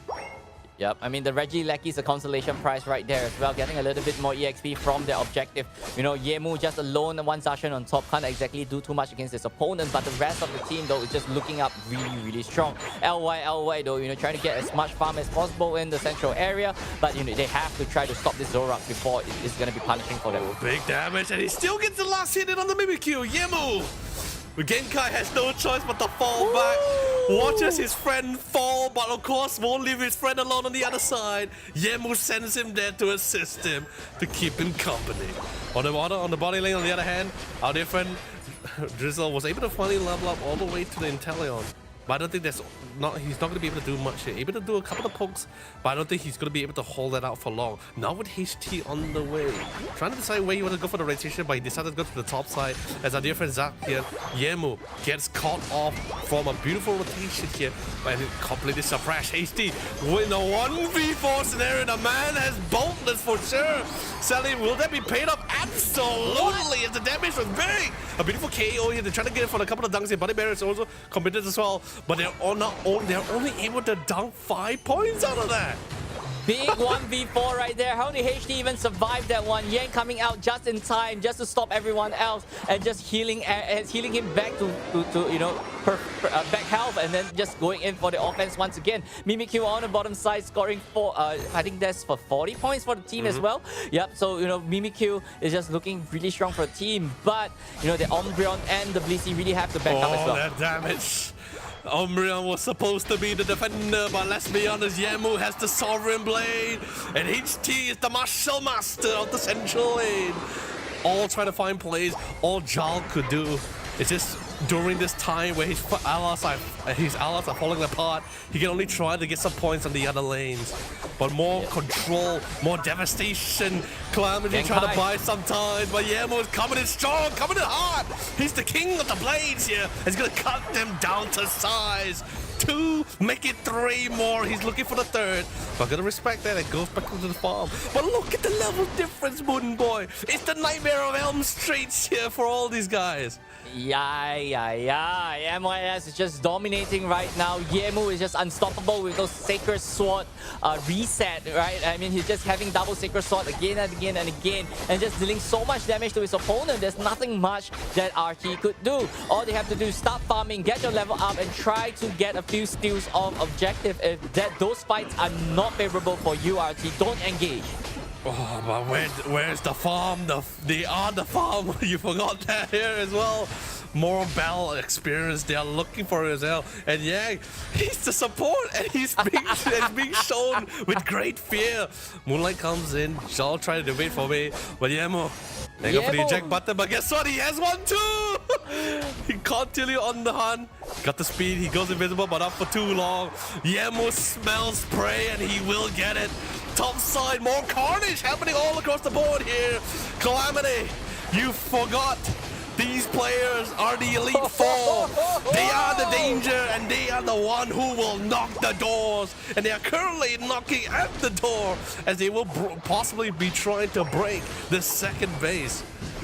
Yeah, immediately breaking tier 2 top as well and retreating off this one. Look at the level, YOLO. 12, 13, 13, 13, 12 coming in from MYS. And on the other side, RT, they can't exactly catch up yet. Everyone is just fully skilled when it comes to MYS. 30 more seconds till the Rayquaza. Could RT do something about this? I have never seen such a consistent leveling between members here before. It's like, oh my lord. Completely blinded by the light, Solar Blade comes in and washed away the evidence. Because Yemo tells Genkai, hey man, go for the dunk. I will allow it. Your kings allow it as you offer your life to me. Yep, and we have 10 more seconds till the Rayquaza spawn. Bochi a little bit too deep into the central area of MYS. And I believe this is not the time for him to get KO'd because the final stretch is happening right now. And it's 5v4 right here at the Rayquaza pit. Oh, there's still 10 seconds. There's still 10 seconds. But then again, coming from the side for the purple side, Team MYS doesn't necessarily have to secure the Rayquaza. They can just buy the time because they just have enough points.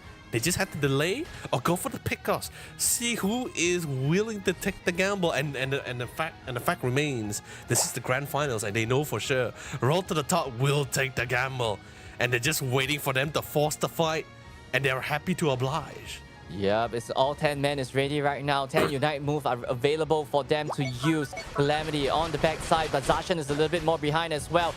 As RT initiated onto the Rayquaza, I believe this is time for MYS to shine. Yemo comes in hard from the back line, completely congealed. He tried to run for his life, but instantly gets one down the size. KO comes in all across the board. 5 will fall, and Rayquaza is secure. They will catch them all, and they will secure the first round in the grand finals. What a dominating start as they drop all the 100 points. There's nothing that RT could do at that point in time. MYS got them surrounded at that point in time. RT have to initiate onto the Rayquaza due to time, but they can't keep up to that fight. The amount of damage coming in from the Zacian and the Mew is just too much to handle, and everything is just history at that point in time. 781, 108. MYS having a 680 point lead. What can RT do? I don't see an opening for them. Oh, this is tough. There's too much points. They have to succumb to this first round, which is fine. Give the first round. It's a best of 5. We still have 4 more games to go for them to really try to bring back the scoreline here. But like I said, they do need to figure things out. Right, they really have to try to figure things out. They're, Team RT, their early game is just a little bit weaker. They can't exactly keep up to the leveling and the disruption that MYF has. Like they're just flooding over to their central area as soon as 7 minutes and before 7 minutes, and just denying all those EXP from Team RT. It's so difficult as well because one for sure, then especially coming from Team RT, they are going with this lineup for the long game, right? Especially since they went for the Intellion. They just needed to drag out the game and hope that LY could really try to set the pace.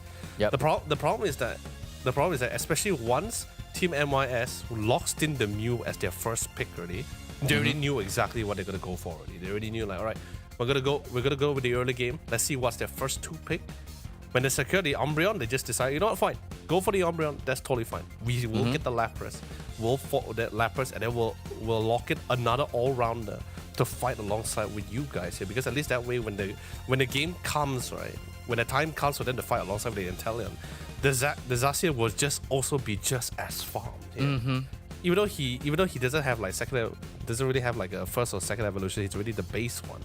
Yep. He just needs that leveling, and he has no contention at all. Barely, actually.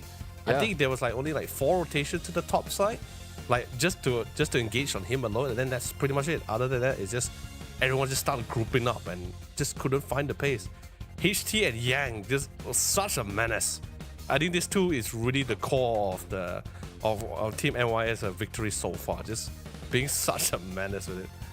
Yeah, for sure. Right? Like Yang, always on those clutch Moonlight coming in, just healing the rest of the team. HT just diving in and out. And then Yemu just finish it up with those Sacred Swords. 2 Sacred Swords. You take out 1 Inteleon, you take out 1 Zorak out of commission as well. So, you know, it's just so strong, and there's nothing that, you know, Team RT could do. And you know, take a look at the damage right there. 76k from Foxy and Yemu itself, and you know that actually shows that the attackers are actually doing their job. Everyone was really doing it well, but I think the game was already somewhat set in the early part when the amount of pressure that was being made. I think that already somewhat dictated how the game was really going to be like as well. So in the next round, I think it's like maybe could get a little bit more, especially if you're planning to go with a composition that scales towards the late game. I think it's ideal if you have at least like 1 team fight ability Pokemon here, so like a Blastoise or something here. Yeah. Because at least that way, if let's say your line gets cut off, which by the way, Jal has been flanked and been chased by the Zacian for so long, right? The Umbreon can only do so much, right? He has to lock down. He also has to do his job on the other side. He's only 1 wall. He's not like multiple walls here. So having, especially if you're scaling towards a late game competition, having 1 additional wall like a Blastoise or something will give a little bit more security here. For sure. Yeah, like there's no proper initiator, I would say, like in this lineup. Right? I think it was very greedy to have like 3 attackers here, right? When you when you're trying to drag out the game. Yeah, for sure. Like, you know, let's just take a look at the recap right here. Like, Yemu with those Sacred Sword immediately taking out 1 Mimikyu, resets, get another one off that Blissey as well. Like, that's the power of Zacian, right? Like, as long as he can scale and there's no control over him, like, he just run wild by himself. It was a beautiful round so far. And I think there was time when there was an opportunity, right? Because let's be honest, right? Yemu in particular, who was farming alone in that lane, when is he going to be playing the role as an attacker or the defender, right? Yep. He has this calm. Whenever he plays this game, right, as a professional, he always has this really calm demeanor, not really fazed by like even the smallest of things. Unlike like some of our pop players, right, whether they have this hesitation or indecisiveness, right? Yep. There's a fine line between nerve and excitement. And literally Yemo just contains this tool, not allowing it to distract him at all throughout this entire round. So I think really well done in making sure his role is being fulfilled here. Yeah, for sure. And there you have, you know, ladies and gentlemen, the info card of HT right there. And I believe he was piloting the Urshifu just now. And he was really mean to his opponent, right? There's no opening or there's no space given to the opponent at any point in time. He's constantly moving around from the central to the top, to the central to the bottom, everywhere on the map of Tear Sky Ruin, just to deny their enemy and not allowing them to have any form of break at any point in time. Exactly. There's nowhere for them to go, especially like, you know, the bottom lane is like one of the more ideal lane, especially for your Pokemon to get the EXP, because the Indidis are spawned there. So when you're confident your team is already pressuring those Indidis or stealing it away from the Sobble, all you gotta do is just pressure the central lane, and there's really nothing much you can do. And Mimikyu going toe to toe with a Urshifu, I'm not too much of a big fan about it, but when you throw Yang, who's a Clefairy, on top of that, there's no way Mimikyu can really contest it. He had to surrender the central area to him without a fight. Yep, that is true as well. So, ladies and gentlemen, as we prepare for game number 2 right here, and as I think I repeat myself once again, this is a best of 5, right? So there's still 4 more chances for RT to actually come back off this one. Like, you know, could they figure out something to turn the tables around against MYS? They have already failed in game number 1. They have 2 more tries to do it before it's too late. I mean, there are ways to play around this. It's either you start opting to go for, you either start opting to go to secure their picks. At least that way you don't have to worry about them like overwhelming the entire meta picks here. Or you can either really try to play around them. Because I think so far, like they have played against, I believe this will be their fourth game playing against Team MYS as well. So, but of course, anyway, back to the drafting. Yeah, Team MYS able to secure one of their two favorite defenders here, the Umbreon and the Lapras, and that alone already puts pressure on what kind of all-rounders or speedsters they can really select here, away from the round table. Yeah, but however, from round to the top side, road to the top there as well, they got that Mew secured. That means Night Mew Foxy would not get the Mew in his hands. LY taking out the Zorak away from HT, but HT say it's totally okay. I can go back to the Urshifu because I am still good at it. Calamity having that Blastoise secured, that means they have really good initiator for this round as well. It's all down to Genkai and Bochi. What kind of Pokemon will they pick to go on the offense? Because looking at the lineup right there from MYS, it seems like the lineup is more or less secure. And Tyranitar. Oh yeah, I think they just decided to go all in with this. They're like, there's nothing we can do about it. Because like, I mean, the thought that came to my mind before they selected, I thought like maybe they could try to go for the Trevenant alongside with the Inteleon. Since they already have a Blastoise, right? They needs to, it's also somewhat scaling. You might say take another scaling and one person to try to contain like mobility or agile Pokemon like the Urshifu and the Zacian, right? But since they opt to go for the Tyranitar and the Delphox, I mean, in a way, they just decide we're just gonna go all in with this. Like we're just gonna try to scale. We're trying to out damage them, and this is gonna allow Inteleon to have a really free roam with this. Yep, I mean, they have to be really careful, right? Especially when it comes to Tyranitar, they have the Tyrannical Rampage as well. And that is basically a execute move, right? Once your HP reach a certain threshold, you just get KO'd immediately. So MYF just have to be a little bit careful because they don't have a healer in their team as well. But they're all about the offense, right? So the only answer to deal with Tyranitar is take him out before he takes you out. Like, the easiest way is to be more offensive than your opponent. And they do also need to take it to the.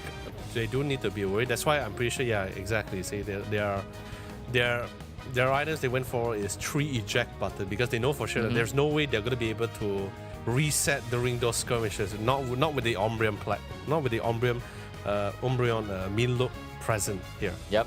So no choice. Eject button. There's no heals. There's no way for them to reset. No Hooper either. It's gonna be like, all right, guys, just make it or break it. Yeah, for it's either sure. we pick them off or they pick us off. Yeah, that is for sure as well. So ladies and gentlemen, off we go. This is game number 2 right here for the grand finals. It is MYS against Road to the Top. Road to the Top is on the purple side, while MYS is on the orange side. We saw MYS have a triumphant win in game number 1. Could they maintain this win?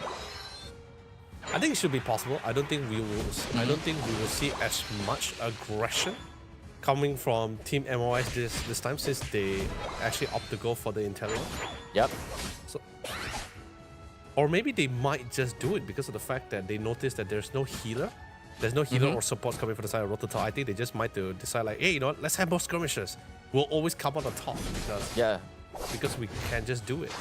It's a fight you want, it's a fight you get, right? And that's exactly what MYS is thinking. And on the top side, looking a little bit weaker, with the Zacian going up against the Pupita, Lavita, sorry, and that could, and probably his way to do it is to control the Lavita as much as possible and not allowing it to level up as fast as possible as well. Oh. Here comes the rotation, and even LY revealing the existence of the Zoroark as well. He's ready to go for a couple of class, but gets reminded that HT is not too far behind. Both have the same exact idea, and Yemu once again with a double KO, with a beautiful start, and of course, a couple of points, a couple of Aeon energy secured, and more farm and more EXP. This man literally dashed right into or even through the solar beam just to get to the Mew, and I believe he managed to get a pick off the Lavita there as well. So that is a really courageous move coming in from the Zacian. Just I'm just gonna take the damage. I'm dashing straight right in. I want to secure that KO. He knows there's no way they're gonna be able to support him for that scenario. He's definitely gonna be a knocked out Pokemon for sure. Very calm and collected. I don't think the Larvitar is going to be able to go toe-to-toe with the Zacian in the lane, so I think that's That's why you don't see HT going back to that lane anymore. We're going to be giving a little bit more pressure around the central and the bottom lane here. Pupitar is funny. Larvitar is able to evolve to the Pupitar, but I don't think... Still pretty confident it's not going to be able to do much about it. Yeah, for sure. Ice trying to, deny Calamity from that scoring there as well. But take a look at the minimap on the left side. We see a Mew a little bit out of position right there in the central area. Trying to be a little bit sneaky to deny those EXP from the Urshifu. But of course, Foxy, one hit away. Gonna grab it all the way in, closing the gap to get the final pick off. LY, gotta respect that. Not gonna be overzealous to get the final pick off. We'll be able to dash away because they got the intel. HT is on the way. The threat is here. And Bochi in the thick of things as well. Caught off and locked down, but the mean look. No way for him to run. The poor legendary Pokemon will finally meet his fate. Yeah, and there we have it. MYS continuing their early game aggression. And take a look at the level once again. 68886. Well, on the left side, this is a little bit all over the place as well. And MYS starting onto the Reggie Ice. And I believe this is not going to be contested coming in from RT. No, they can't. They don't have the levels. They don't have the Tyranitar out either yet as well. So just had to fall back, just had to buy out the time. Yes, the early stage was not favorable for them, but there's still some space. There was not too much control and pressure being utilized by Team MYS just yet. Not too much where it's not recoverable. And of course, another beautiful pick of KO. And Yemu says, wait, did I hear you guys are getting comfortable? I'm coming in to remind what happens if you forget. Jal, no choice, sacrificing his life for his team members. Saying, you gotta run, man. You gotta run, brother. But again, Kai really want to try to secure the Regieleki. We're not going to be able to get out of that situation at all. Gets really down low, but who gets it though? Of course, it's Team MYS. Yeah, MYS getting the Regieleki for themselves, going straight right into the tier 1 also. And that's the problem with this Zacian. It's not controlled at all at this point in time. It's already at level 10, holding 40 Eos coins as well. So there's so much that this Zacian could do against your team. And at this point, RT really have to try to, get that Tyranitar up and try to make a little bit more impact against this opponent, because right here, RT is not making any impactful plays. That's right. Like, the minute they see it's still a War Turtle, they see it's still a Pupitar, they just don't care. They're just like, you know what, guys? Let's farm their central area. Let's keep training keep leveling up our Pokemon here, and just ensure that they're not able to get any form of EXP here. Yeah, as long as I'm seeing a yellow dot on my minimap, it's gone, right? It's mine. And that's what MIS is trying to do. Trying to play around this wild Pokemon so to deny RT from all these wild Pokemon. Moonboy, you're mistaken. It's not just the yellow dot. They see any Pokemon. Any dot, any Pokemon is an EXP. You're exactly right as well. I mean, MY is just so dominant. They already got positioning onto the bottom edge as well. Tyranitar with the Tyrannical Rage. Could they work something out down? They're going to be trying for sure, but instantly the Tyranitar didn't last for too long. His Tyrant Rule instantly removed here. And our dear friend Mew completely isolated from the rest of his team as everyone gets picked off one by one. It seems like Team MOS has an answer for all the questions, for all the angles here. And instantly fallen back and succumb. Wow, I mean, MYS is not just good mechanically, they are good macroly as well, right? They're moving around the map literally like chess pieces at that perfect timing. They're always in good positioning. They're always surrounding their opponent. They're always taking good fights that is favorable for them. And all these are just so well calculated by the team, which they already got such a huge level lead right now as well. What can RT do? They're just 2 to 3 levels behind their opponent. And at this point, fighting is not an option. Well, they're gonna try to pull out some magic out of the hat here, especially Delphox. Gonna try to scorch and burn some of these players as much as well. Yang falling into the thick of things, and Yemo also not following too alongside about it. Genkai completely left alone. The rest of his team members just fearing the idea of ice. They have to abandon their teammate Tyranitar here to succumb to his fate. But like, LY gets jumped in and spotted as well. They found him. He's gonna run for his life. Wow, I mean MYS is just checking every single corner, every single tall grass in reach, so that they won't be flanked at any point in time, and they're so well timed, and everything is so well checked all by themselves. Ice having a 1v2 situation all by himself at the bottom side as well, but he's still controlling them really well, not allowing them to do too much at the bottom side. Ice might be a little bit of trouble right there as well. I can't believe he's still alive out of all the damage that's been thrown at him. He's still totally fine. Completely leaving them stone cold, literally, with the ice beam. Still on the hunt though. Pushing back with the hydro pump, but not for too long. Has to surf away towards safety, including the dash. He see ice being aggressive. He knows for sure that his TV team members is not too far behind. Yeah, they know that Foxy is nearby. They can't fight that particular fight that they can, and in about 5 seconds time, bottom Reggie is gonna be alive once again. But instead, MYS focusing on the Reggie top, trying to just apply so much more pressure, having that Reggie Lecky marching straight right down just before that final stretch. How could you, HT? You're bullying one of my favorite Kanto water Pokemon. And leave Squirtle alone. Leave him alone. He's just a turtle. Big damage, lockdown, yeah. Can they pick it up? They can.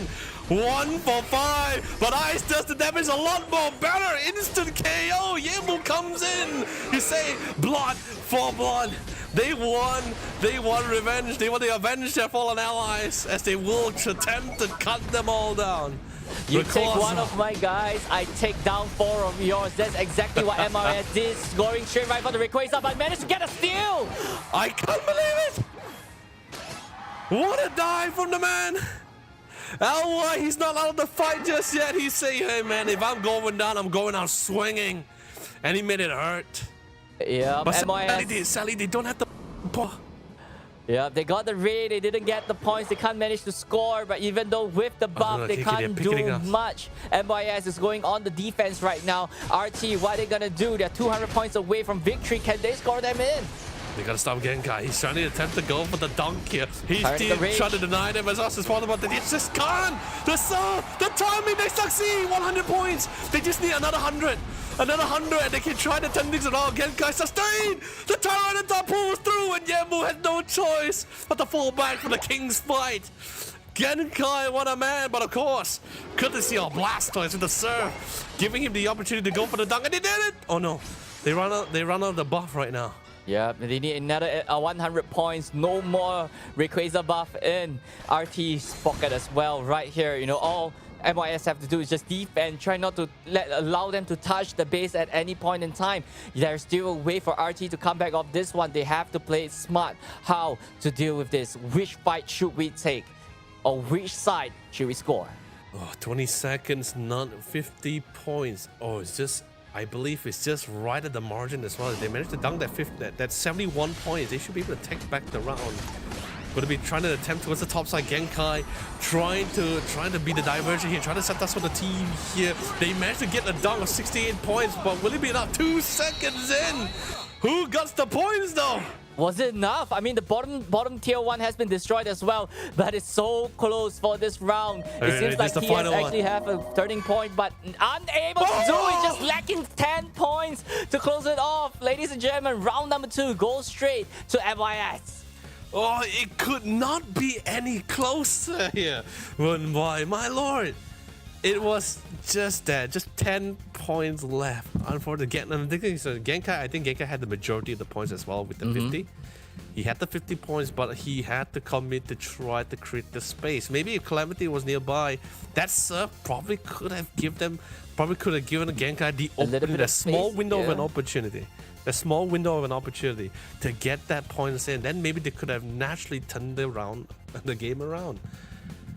Wow. I mean, Genkai with that Tyranitar, Tyranitar Rampage actually executed 2 Pokemon on the top side at the very last moment, which allowed them to score another 100 point from the, I believe it's going to be that from Gel, right? Yeah, yep. So, that actually allowed them to have that breathing space as well. But MYS, after missing that Rayquaza, they have no choice but to go into full defense, but just luckily, by a strain of a hair, right? Like, by the mere 10 points, they managed to secure this victory for themselves.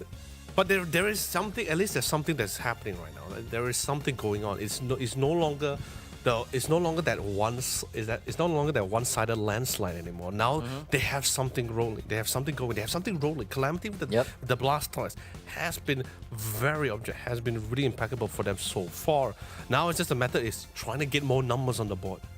Let's get more control. Let's get more Pokemons that will somewhat assist us in those team fights as well. Yeah, I mean, this composition looks like something is cooking, right? Something, you can smell the flavor of what they're trying to do, but it's just not enough to close off the game against MYS. They are 2-0 down, and next game is going to be game point, match point, championship point for MYS. So it is a really steep mountain that, RT have to climb to have that reverse sweep that they are looking for at this point in time. Yep.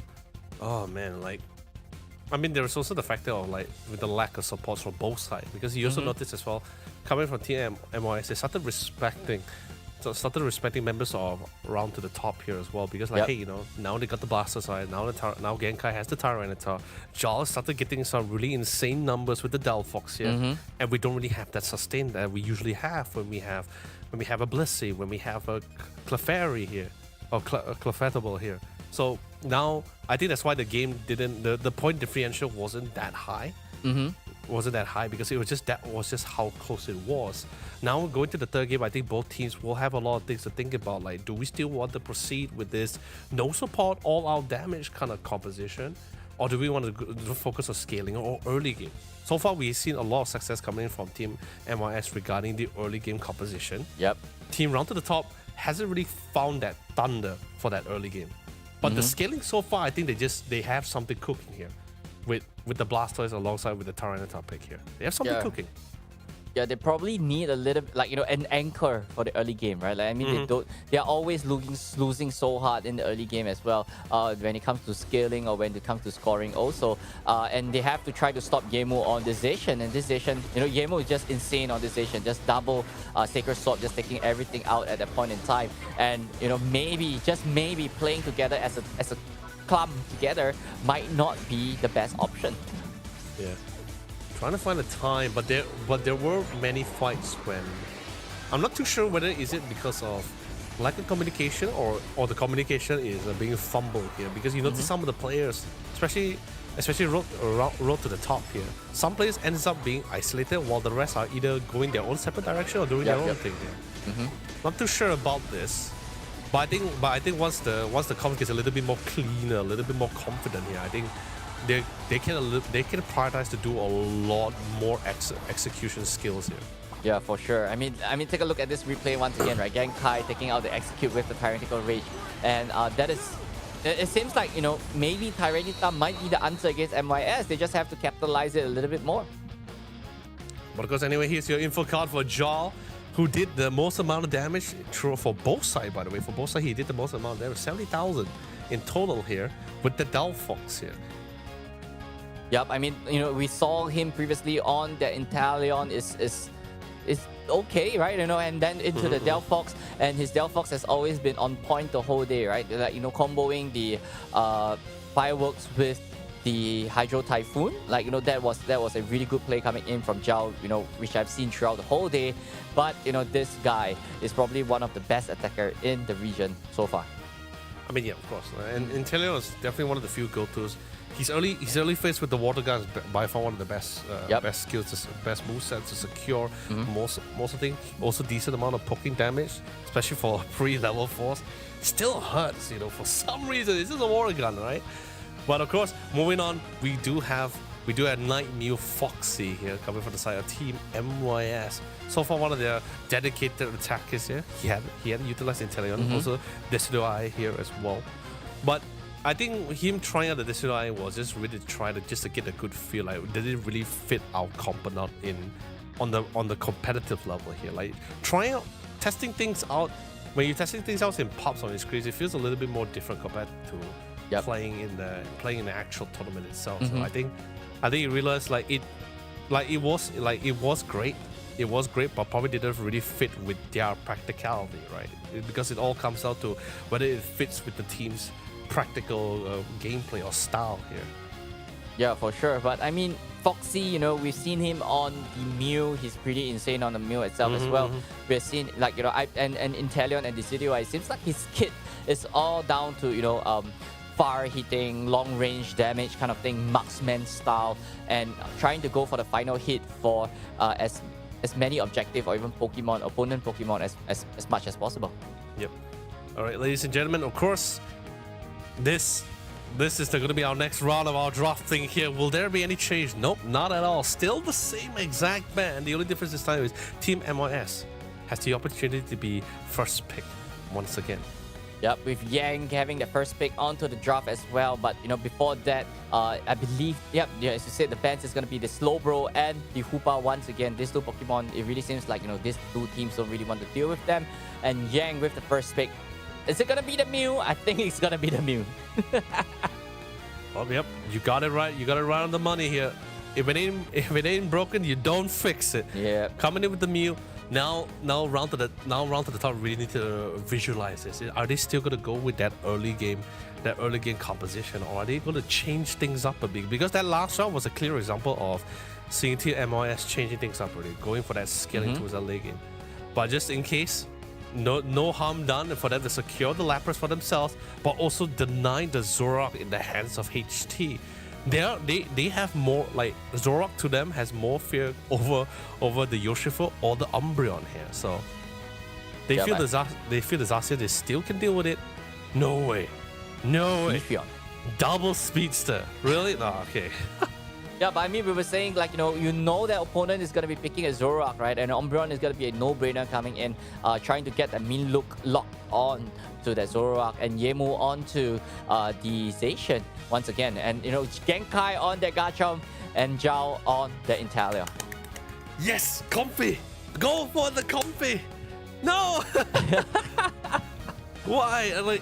Like the thing is this, right? I feel comfy with comfy paired with a speedster or an all-rounder is by far like one of the few best supports in my opinion. But like I said, these kind of things are usually dependent on the players, but on their perspective, whether it's a style which is their preferred one, or something they want to try to utilize on themselves. I know for sure the NA side, the EU and the West, they definitely love the idea of the comfy pick, because it's such a unequal support when you pair it with the Yoshifo or the Zoroark or the Zacian, right? You just linked and you just give him heals and barrier whenever he requires it, right? Yep. It's a really good healer for a diver, I would say. But however, that also means that you are one Pokemon short at that point in time, right? Correct. It's a 4v5 fight every situation and every scenario. So, how are you? And I believe this is going to be a Southeast Asia thing where they actually love the Blissey and the Clefable as healers, replacement, compared to a Comfy, because it actually could do an impact. It could do an impact on the board state of how it can, maybe an Egg Bomb or something could displace their opponent compared to a Comfy. It's just there, healing and then shooting random darts at your opponent. But something interesting in this lineup as well is going to be Bochi on that Sableye. It's the first Sableye we've seen today so far, and could this Sableye be the answer to crack MYS, or could MYS take the championship point away from RT? Hopefully this is going to be the one as well, especially since he has the ability to actually go invisible as well for a few seconds as well. Hopefully this gives them the edge in terms of harass inside those central areas as well. Because we are guaranteed for sure know that Yang and the Yoshifo is gonna be targeting that central area. And looks like Bochi is also going to be doing the exact same thing. He's going to be trying to see, can he try to steal away the Excalibur? He did! He stole away the Excalibur! Typical Sableye thing, just being sneaky, trying to take away the buff as well. LY, because of that red buff not being there, is going to be dropping him. He's going to be slowing down his level 5 potential, but, unable to get that second blue buff away from the from MYS side. No, this is fine because he's currently just slowing things down for Team MYS. So I guess you could say in a way the top lane wouldn't have to worry too much about an engagement coming from Yoshifo anytime soon. They can apply a little bit more pressure. They get the level up first as well. Now the rest of the team is currently at the back of the wall. Yeah, but the thing about this Saber Eye is that it's so disruptive. It just spoils the flow for MYS, and the thing about MYS is that they have the experience, playing against the Saber Eye meta back then as well. So could they actually still deal with that, like especially in a meta environment like this? Oh, they can try for sure. Calamity trying to buy the next amount of time, but guess what? If 2 is not enough, you get 3. If 3 is not enough, you get 4 Pokemon to overwhelm the damage here. And I love the priority, right? They didn't really have to worry too much about the Zacian towards the top lane. Because the bottom lane is where the EXP is currently at with all those nitties. They want to secure it as much as possible.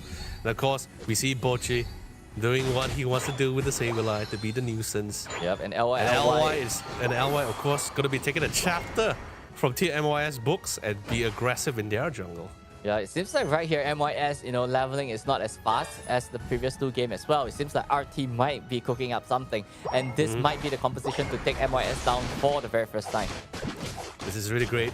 Being a nuisance all around the central areas and even in their spots as well allows them to get some few points in. Not a lot, but at least it's something. But we'll force them to not farm too much. Since right now, TMYS just decided, we're wasting time splitting our resources. Let's just group up as a team and try to see if we can go for any pickers on the other side. Eventually, they will find somebody.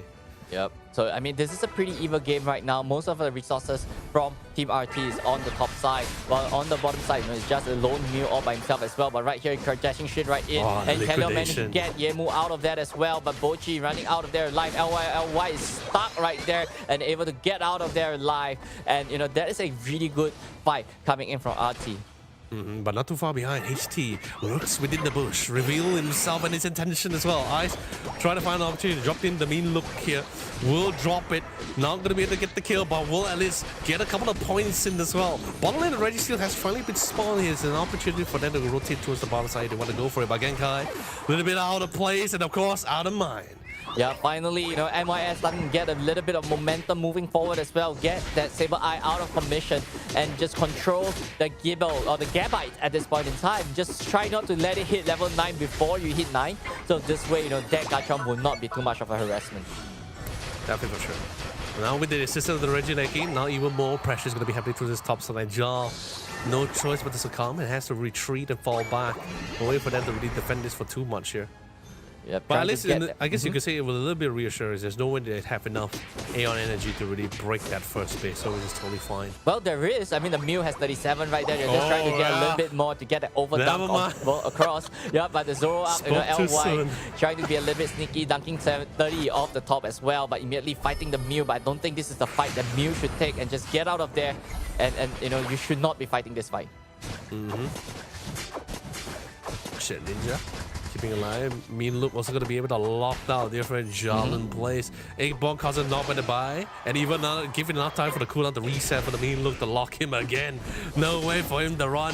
Registeel also being secure for the side of Team MYS. And we'll also find Bochi. Yeah, good push.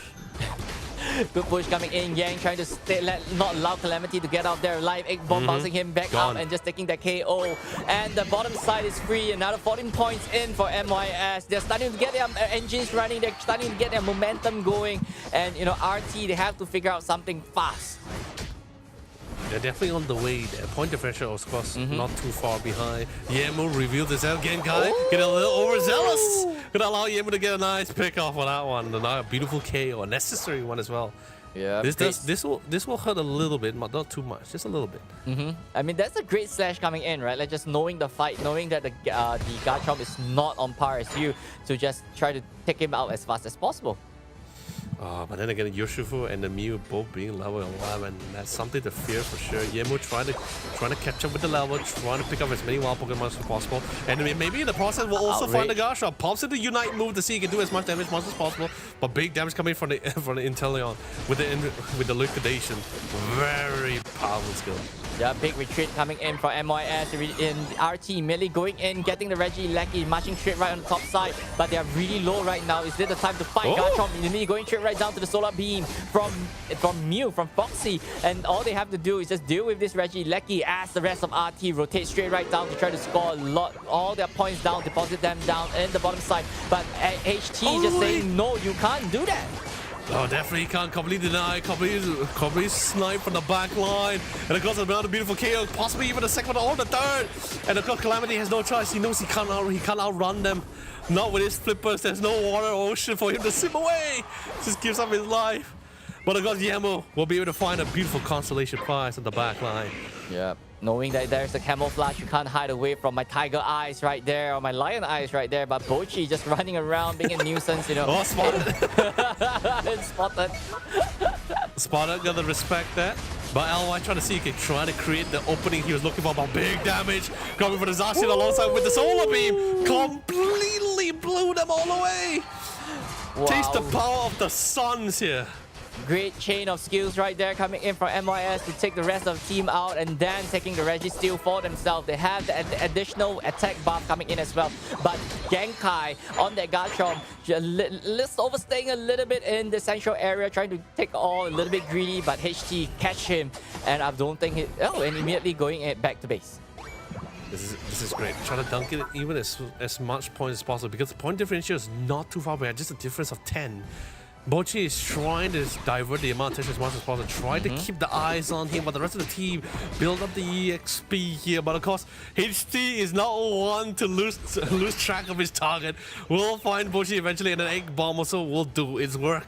Still on the hunt, Bochi's doing a fantastic job. Look at how many people he's been dragging them all away, but eventually he will fall.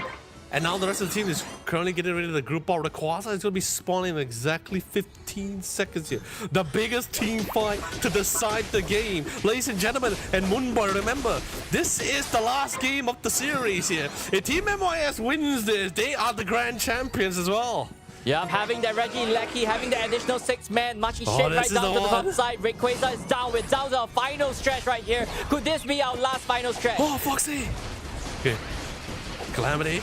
Diving Needing the straight right, charge, Yang, and that's a back off. That's what they were looking for. But Calamity is not really that healthy in the first place. Yemo gets to the back line, trying to find the opportunity, but instantly the Unite power is coming in. Rayquaza, half HP, getting ever so lower. But HT jumps in like the mastermind he is. But of course, the Garchomp secures the Rayquaza. They got the points, they got the buff. They're going for the dunk. Calamity with 26 points gets denied, but gets dunked at 52. They're in the lead. The play has been made, and they want to get a couple of more in. Another 50. Make that 100. 324. Moonboy, I can't believe it. They brought the game back.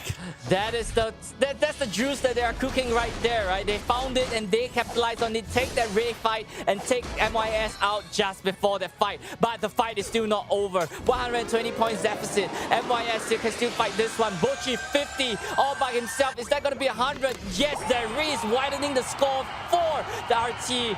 MYS, what are you going to do? You got 45 more seconds. The hope is still alive. Oh. Gonna try to pick things off. LY got 44 points on this bounce, but instantly gets removed from the playing field here. More teams coming in. More Unite boost has to be coming in as well to deny them as much as possible. But guess what? Jal on the other side will dunk another 100. And Team MYS will have to watch this fall as finally their clean streak has been broken. Team Road to the Top. They're not out of this game just yet. Yep, and there you have, road to the top. They are not out just yet, and they are not backing down without a fight. And there you have, for the first time, MYS drop a series in this open qualifiers. Oh my lord. What a round, seriously, what a round. That game was absolutely insane to me, like seriously. The game changer was really just Bochi again. I feel like they had so much impact in that round. Calamity, of course, being the news as the front line, being that wall, constantly keeping them at bay. But Bochi again, Kai. Impeccable timing here. Just constantly delaying.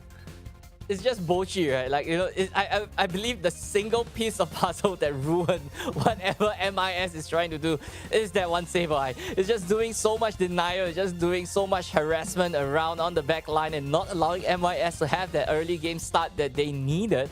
And, and once Genkai is online with that Garchomp, everything is just history at that point in time.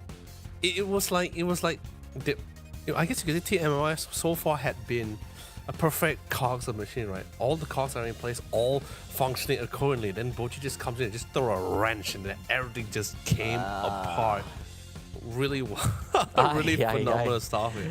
Yeah. But of course, I guess you could say because like at the same time the competition that they went for as well, like just couldn't find any way to get through it as two here. They just couldn't find a way to get points. You know, couldn't try to force fight because every time when we noticed they try to force a fight, like instantly, the rest of the members of the team road to top was just like, you know, we're fine. You want to force a fight? We won't answer that challenge. We won't fall for the trap. We won't fall for the bait here. Because all we have to do is just slowly poke you down, get to that level, get to that height. And of course, Bochi being a user and diverting attention on the other side, really well done. Yeah, there's so much diversion from this one Saber Eye itself, right? It's just confusion. One more guy chase after me, confusion. One more guy chase after me, and then I just teleport out of there with hassle-free, right? Like it's just displacing MYS around the board so much that they can't exactly do what they want to do, and that one Pokemon literally ruined the whole game plan for MYS. Like, what are they gonna do against this Saber Eye in game number 4, right? If not this, there's a possible chance of a reverse sweep right here for Road to the Top. Yeah. The crazy thing about it as well is like during that fight at Rayquaza, like Road to Top actually had already lost two Pokemon already. It was a double KO already there. All like literally, the book has already been written. The script has already been set in stone already. Yep. But Genka coming in with one leap in, instantly stole that point, and the whole game just changed already entirely. Yeah, for sure. Like, I mean, this is the second Rayquaza that MYS lost in this grand finals. Look at the scale difference. No, even though it's the second Rayquaza they lost, but it was not the one that lead to their defeat here. Yeah. Sure. This is the one where the Inteleon and even Genkai was able to get their respective dunks on those goals here. Massive amount of points, because let's be honest, the game was already somewhat set in stone in terms of points as well. Although yes, but like I said, point differential wasn't that massive, wasn't that significant. But that one Rayquaza was all they needed. Yeah, for sure. Like, that Rayquaza literally changed the game around. There's not much damage that MYS could do to break or even deny those Rayquaza's shield at the very last moment. And MYS did have a really good start, right? But it's just not good enough just because of that one, pesky Saber Eye just doing its thing. They lost the initiative already, because in this early game competition, if you're not really snowballing, it's like you don't have much control of the map. It's just very hard for you to really take things back, because it wasn't like Road to Top was like, they were not like hugging the base like usual. They were still farming. They still had the space. They were taking some of these fights, although most of them they have been losing out, but mostly these fights are not really team fights, because it's just usually like one Pokemon gets picked up and that's just pretty much it. Yeah. They're not finding the entire core of the team here. I mean, right down to the final stretch, right? I mean, they get one KO from MYS, but it's just a Saber Eye. When it comes to team fights like that, Saber Eye is not going to be doing too much. And take a look at this Garchomp. Like, once it's fully scaled at level 15, it's unstoppable at that point in time. This dragon needs to stop. Definitely, for sure. Well, of course, here's another info card, and we're going to be talking about Yang this time. Who has been playing? He's been playing both the support role and the defender role here, depending on what the team requires and what the team wants to really try to utilize for themselves. So far, Hoopa has been commonly banned, so we haven't seen much Hoopa from him. But the Umbreon that he has been utilizing has been absolutely phenomenal. I think I think in that round in particular, just wasn't enough damage to really combat back out though. I mean, back in the days, I've seen Yang from one of the first few tournaments when it comes to Pokémon Unite, and Yang is really mean on that Hoopa. And but the thing is that I don't think Road to the Top would allow Yang to play that Hoopa in this particular lineup. And that Umbreon that he displayed literally took it to the next level and show us that he's not just a Hoopa one trick per se. I mean, that for sure. And of course, now coming in for Bochi. Boche. The little bugger. The little bugger with the Saber Eye really slowed things down. Not only did he stole the Exogore red buff away from the Kupfu here, but he also kept putting on the pressure. He really took a chapter. Out of Team NYS book here. Like, he just figured out like, hey, you harassing me in my central area has been not only a nuisance but quite effective. Let me try to do the exact same thing. Monkey see, monkey do, and it seems to bring it actually give it quite dividend here. Yeah, for sure. Like, here's the thing. As we move on to game number 4, could MYS, are they scarred from their one Saber Eye, or are they going to be sticking to their first game plan and try to snowball their wins once again? But RT, they found a way, they found a crack in MYS, and would they pick back that Saber Eye to mess with MYS once again? Trying to decide which is the priority. Like, even the Lapras came on, and I was just thinking, like, is the Lapras really the issue, or do we want to lock in the Lapras for themselves here? So sticking with the Slowbro, still sticking with the Slowbro because they really like to play around with the all-rounders. Yeah, so this time Urshifu is insta locked in as well for their first pick. This actually is a little bit different of a flow of things, definitely a different flow of things. But that just means that the option of the double defenders, Lapras, and even the Umbreon might be selected. But no, gonna prioritize the Mew. Not gonna give them the opportunity to take the Mew back. Yep. Is this a way to say that I'm gonna give you the Mew so that I can mess with you more? And my God, I mean MYS is just pulling a playbook out of RT right now. You had that Tyranitar, you had that Sableye. Let me show you how to do this, right? Let me show you how to do this, how to play the Tyranitar and disable Eye right. Oh no! Now literally everything like whatever book of notes we had just completely thrown out the window. The Dodrio is fine. The Dodrio is fine. It's like one of the few best speedsters to play around with. But Crossel, I wanted to bring up Crossel, the topic of Crossel, if I had the opportunity, but finally I got that chance, right? Okay. Tell me about Crossel. With the recent changes, right? Especially Crossel started coming out in the rise here. I think he's actually pretty great right now for this patch, especially with the X is the fact that you're able to displace, right? Okay. You notice a lot of the meta right now, like species like Zoroark and all these combos who requires combos to get those damage out. Crossing with a displacement ability and also with his Unite moves as well allows him to just displace them and just completely lock them down here. So it's pretty great. But like I said, this is just in theory. Right. Has it really been fully utilized yet? I haven't seen it yet so far.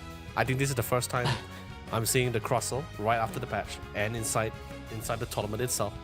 So this is going to be pretty great. And I believe this is our first Leaf Field coming in from the side for Road to the top. Yep. Another go-to speedster.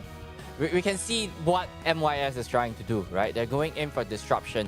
They're going in for back plays, right? They're going in for backdoors. They're going in for speed. They're going in for last hitting objective with their Crossel as well. Dodrio, invading into your opponent's space, quick rotation up and down. Tyranitar and Urshifu, big hitters coming in as well. There's no range Pokemon in MYS lineup, but they want to get into your face and saying like, fight me, right? I'm gonna fight you, fight me, right? But however, on RT side of the field, it's just a really balanced lineup over there as well.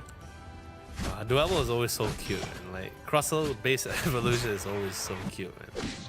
Little hermit crab just like constantly crawling around with the cute eyes, man. Duello. Yeah, I'm still curious on how in the world he gets a giant rock on his back. Like that's. I mean, like I know how hermit crab works, right? Like how they move homes here. But of course, anyway, let's elaborate that. Yay! Steals the blue away. He said, "Hey, man, you took my red. I take your blue this time." Yeah, you want to be annoying? Let me show you how is it done, right? Like Yemu, once again stealing another wild Pokemon away from RT side. Like if you want to play with fire, this is what MYS is gonna deal with you. Like I'm just gonna throw wildfire in your face. Ooh, yeah. Can he get the pickup? Oh, he does. Oh, he picked it and gets the KO from it as well. And that's what MYS tries to do.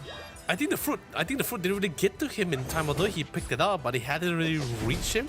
That's why he couldn't get the heal, and he just fell. It's KO. Unfortunate for that one. Yeah, really unfortunate. But LY is ready up with that Leafeon, ready to go with that I believe it's Solar Blade that he's playing. And if that Solar Blade actually lands, it can be pretty scary. And the amount of damage, is really painful. Take a look at those hits coming in, and they have no choice but to back off that one just because the Larvitar is not ready to fight. Yeah, you have to respect it, especially Mew. You got the range damage. Literally all the range damage towards that bottom lane. When you're just a dwebble, when you're all and then Larvitar as well, there's no way you as a melee basic form can really contest with them at all. Yep. Top lane, on the other hand, are going to get a little bit more priority here. But finally, we got the Crustle. Ice comes in. Is he going to go for the X's or not? I wonder. Yeah, but I believe, you know, he's going in for the score. I think this is kind of like a score composition, like I would say, right? You know, Crustle having that held item that allow them to go getter, allow him to, you know, score a little bit faster as well. You got Dodrio separating scores in 3 points. You got Sableye able to score sneakily as well. So that's what MYS is trying to do. They want to end this fast. Oh man, that's a lot of damage to his Calamity, but thankfully he's just a defender. He should be able to out-tank it and walk the way out for safety here. Bochi, still doing what he does best. Always finding a window of an opportunity to get some points in and be a nuisance on the other side of the map. Yep. Yemu already closing up the top side as well. On the bottom side, Yang holding it all by himself. Yang is in a 1v3. What a mad lad. One Sableye against the wall, and he's just dealing it all by himself. While the rest of the team focuses on the top side, trying to just, you know, demolish the top side together as a team.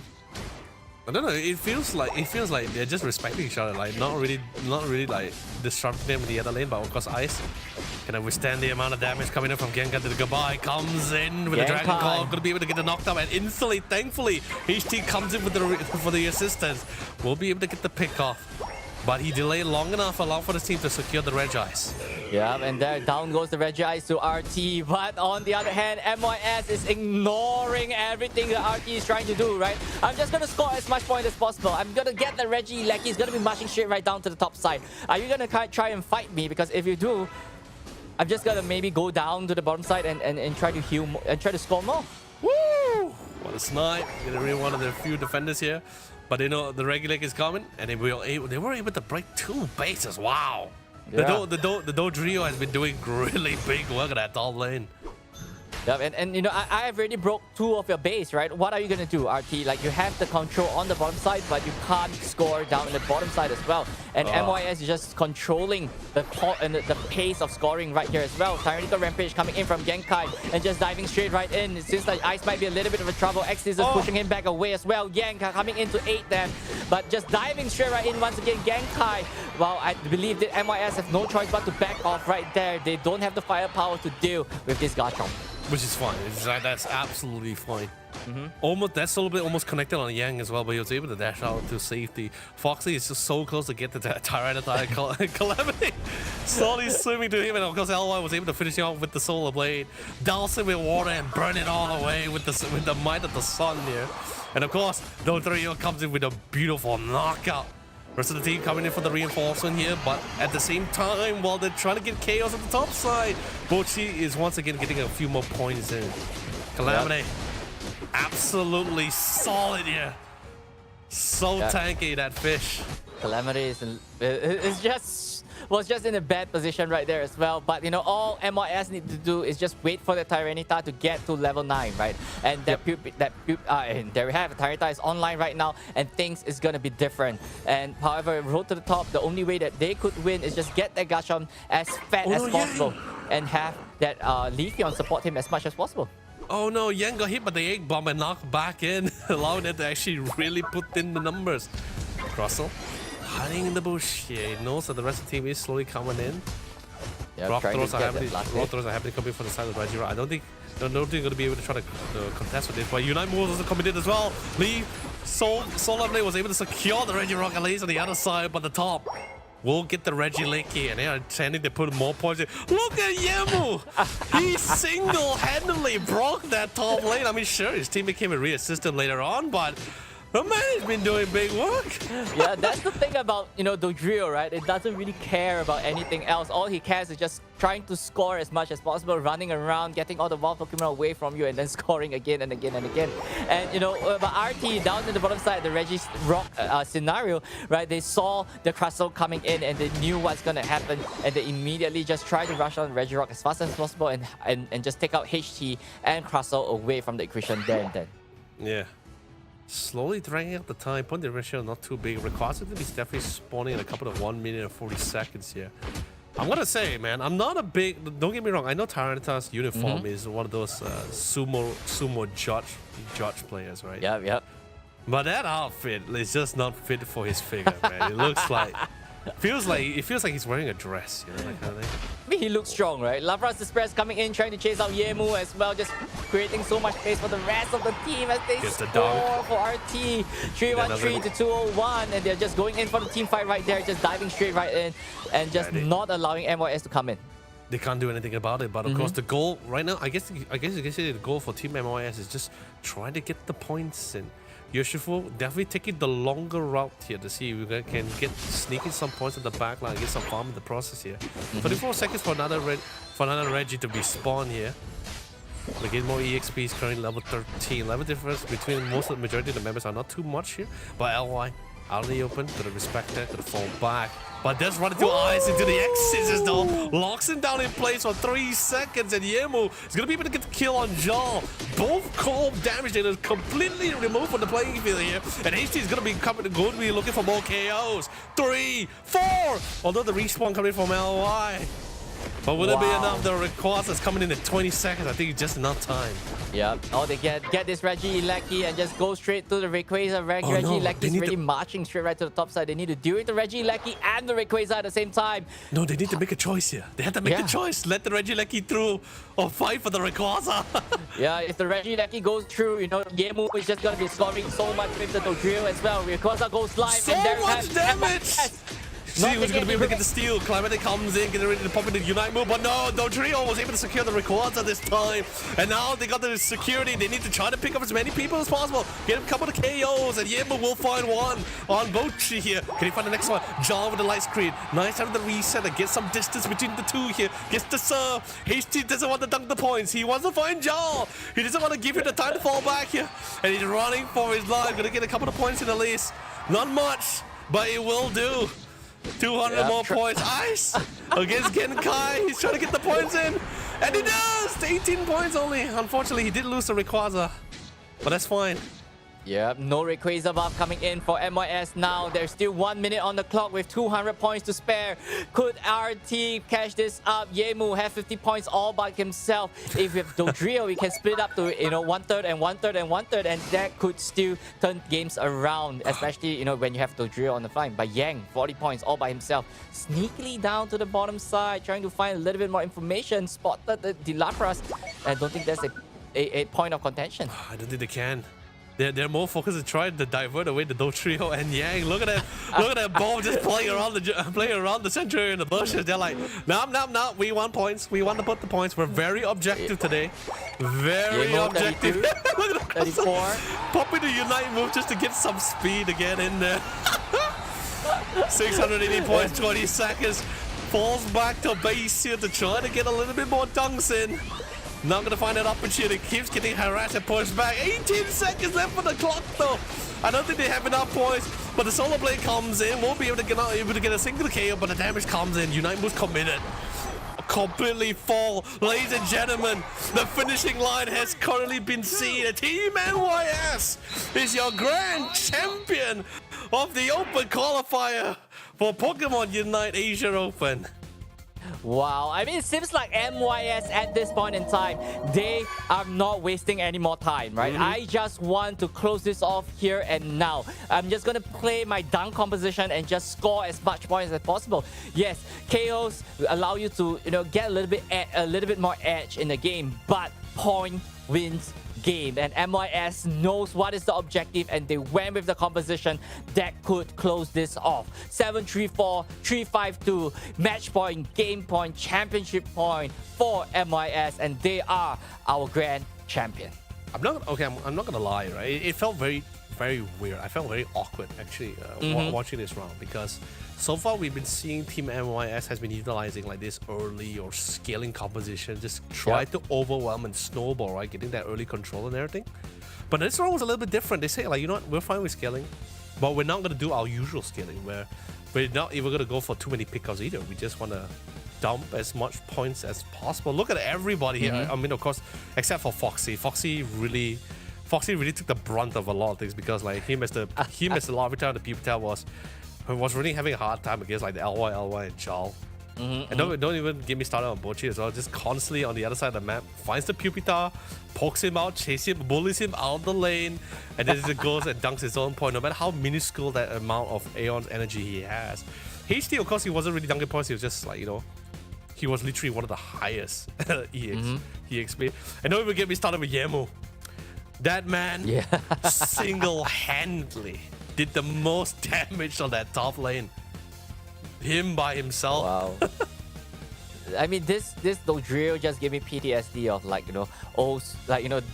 when Dodrio first came out and it was so dominant just because of what it is, and MYS literally ripped an old playbook out of their old playbook, right? And this actually still works in today's meta. It's just showing us, it's not all about brawls, it's all about points, and point wins games, not KOs. Yep.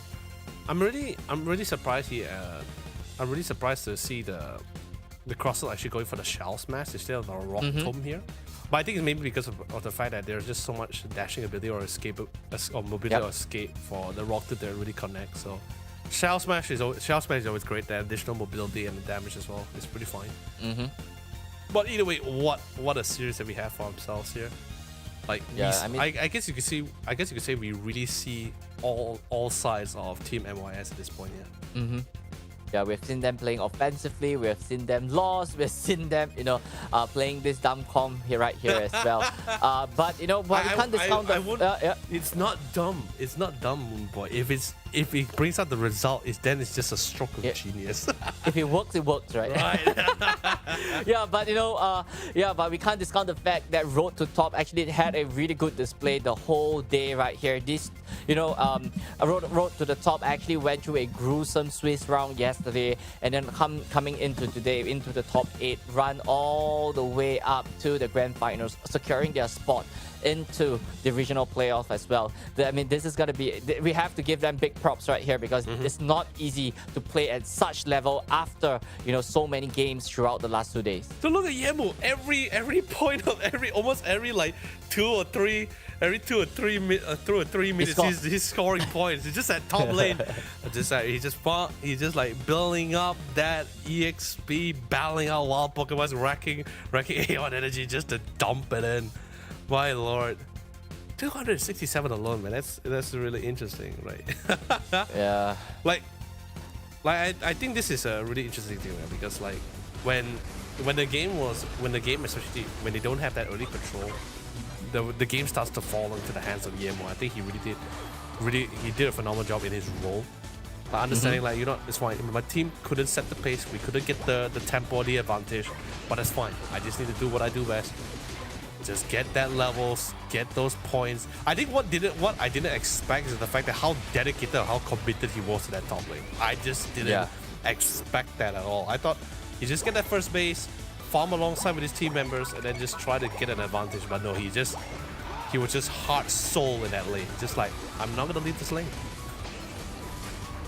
Yeah, that's just the job, right? That's just his job at that point in time, and ultimately, this is just really clean and really perfect Pokémon Unite coming in from MYS. I'm just so excited, and what are they gonna do, and how are they gonna perform in the regional open? Because we know that MYS is one of the best team in the region, but knowing that with other teams or other regions in the mix as well, how are they gonna perform against teams from Philippines, from Indonesia, so on and so forth? It's definitely going to be quite the challenge because if you think of it this way, right? Sure, I guess you could say in a way that Team MYS is currently the tallest mountain here for our region, right? Malaysia and Singapore. But once you reach to that peak, you start to notice that there is also other peaks, other taller mountains around you as well. But of course, our player of the match, our MVP, none other than Yemu himself.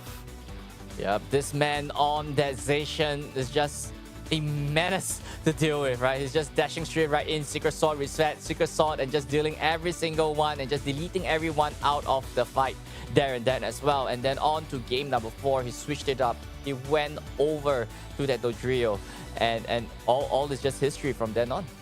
Yeah. It was. I'm still baffled the fact that during that record of it, he just did 1,800 damage with just one swing. I'm like, whoa, That's tons of damage right there, man. Like it's absolutely insane. But although I think HT really did his HT and Yang really attempted to do their best. But you know, I think this is what happens when you play with a team enough. Like even though it's not for very long, just enough for them to get the good feel. Like okay, they're gonna be aggressive on this. How are we gonna do? What is the answer for this as well here? But of course, this is your updated bracket, ladies and gentlemen. Our top 8 went through a grueling process to be the chosen 2 to enter our regional playoffs. Tears was made, blood has been shed. But of course, we have our top 2 and of course our grand champion at the end of the day. And that's Team MYS and Road to the Top. Kudos and of course congratulations to both these 2 teams. Yep, I mean, these are one of the best teams that we have seen so far from Singapore and Malaysia. So it's all down to them. You know, all is all down to them. They are going to be representing us in the regional playoff, and you know, we're just gonna hope for the best and wish them all the best, and hopefully, you know, bring home the trophy for MYSG. Yeah, I mean that is the ultimate goal here. You know, I believe we haven't like have a representative that raised the trophy just yet, right? I can't think. But it's okay. You know, this might be the run. Next year will be the run where we come home. These 2 teams will leave their names in the Hall of Fame at the end of the Elite Four here at the Pokemon League, and they will bring honor and glory. But even if they don't, they still bring glory and honor to us all as they represent us in that regional playoffs. Yeah, for sure. I mean, MYS was second last year on the ACL league as well, right? And losing out to now called Orangutan. So that was they were really short of that as well. But they are trying to find back that championship that they lost last year. And there we have, ladies and gentlemen, qualified for the ACL Pokemon Unite ACL regional playoff. Is going to be Road to the Top at second place today. And you know, this 5-man Calamity, LYLY, JAL, Genkai, Bochi, these 5 men are the ones to watch in the regional playoff. This is great. One of our top 2 contender here. Really can't wait to see how well they're going to be expelled. I think they have learned. I think like most of this team just had a really good feel on like what's to come, potentially what's to come. As we said before, Team MYS already set the bar here. Now it's them to really prep for themselves for that regional playoffs, that eventually to the ACL. Yep, and not forgetting also the champion for today as well. At Team MYS, right? They will be qualifying for the regional playoff also, and they will be walking home with the first prize. I believe that's going to be 6,000 USD. Yep. Yes. Yep. So you know, that's a lot of money coming in. A lot of dough for just one weekend as well. And big congratulations to MYS for being our champion for today. Yeah, but of course, we cannot end this day without an interview with one of our top 2 teams here. This is Calamity from Road to the Top.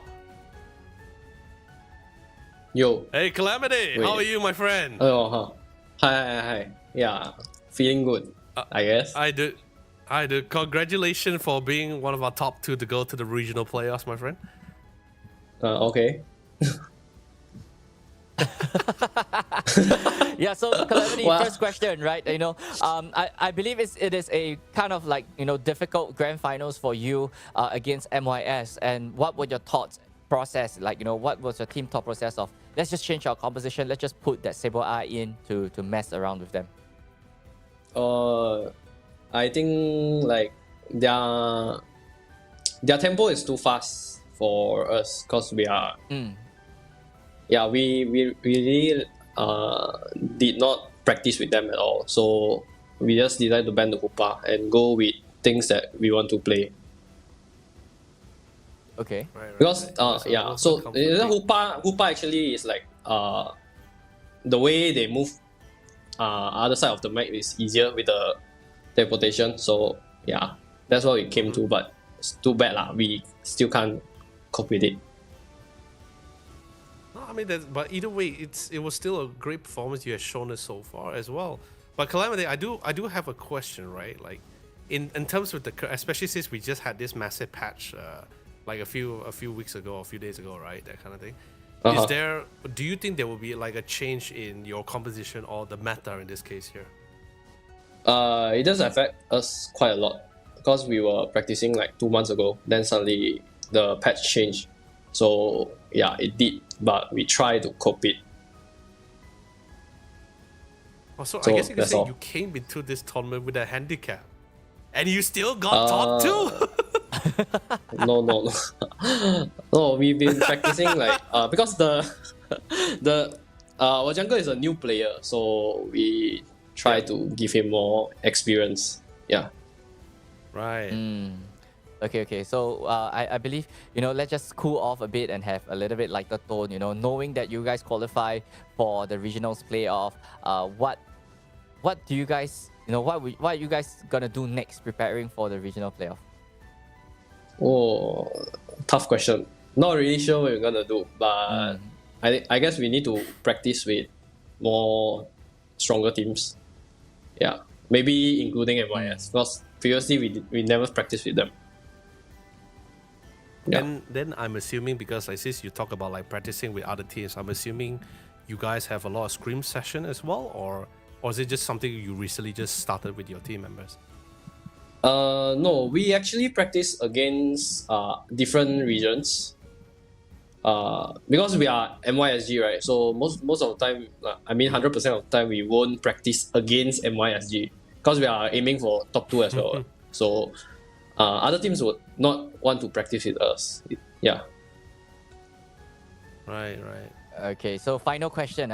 So knowing that, you guys won $4,000 off today, how are you guys going to be celebrating, after this second place victory?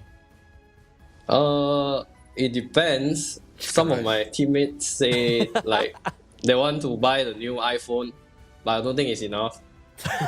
And some of them want to buy a new skin for the Pokemon. Yeah, for me, I guess it's fine. Like we almost to the top 2. Yeah. Honestly, Calamity, I love your Blastoise and your Lapras as well. Keep at it. I really hope to see you guys really soar through the skies during the regional playoffs as well. But with that being said, before we sign you off, Calamity, Calamity, do you have any final words for your fans or your families out there? I don't think we have fans. But I hope my younger stop feeding.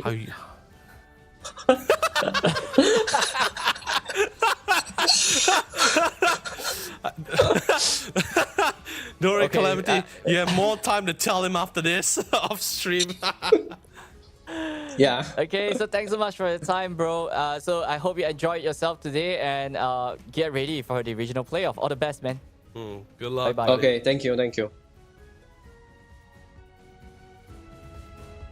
Wow, what a man. Yeah, what a hell of a guy, man. Seriously, like honestly, I'm happy that he was very honest with us, like telling like what was like, whether he has screams or whether he has screams with other teams or whether he had practice before this, and like I'm really surprised at how when he mentioned, I'm really like curious to how hard this current patch had actually hit him, because I thought because to me honestly I didn't feel too much change was happening.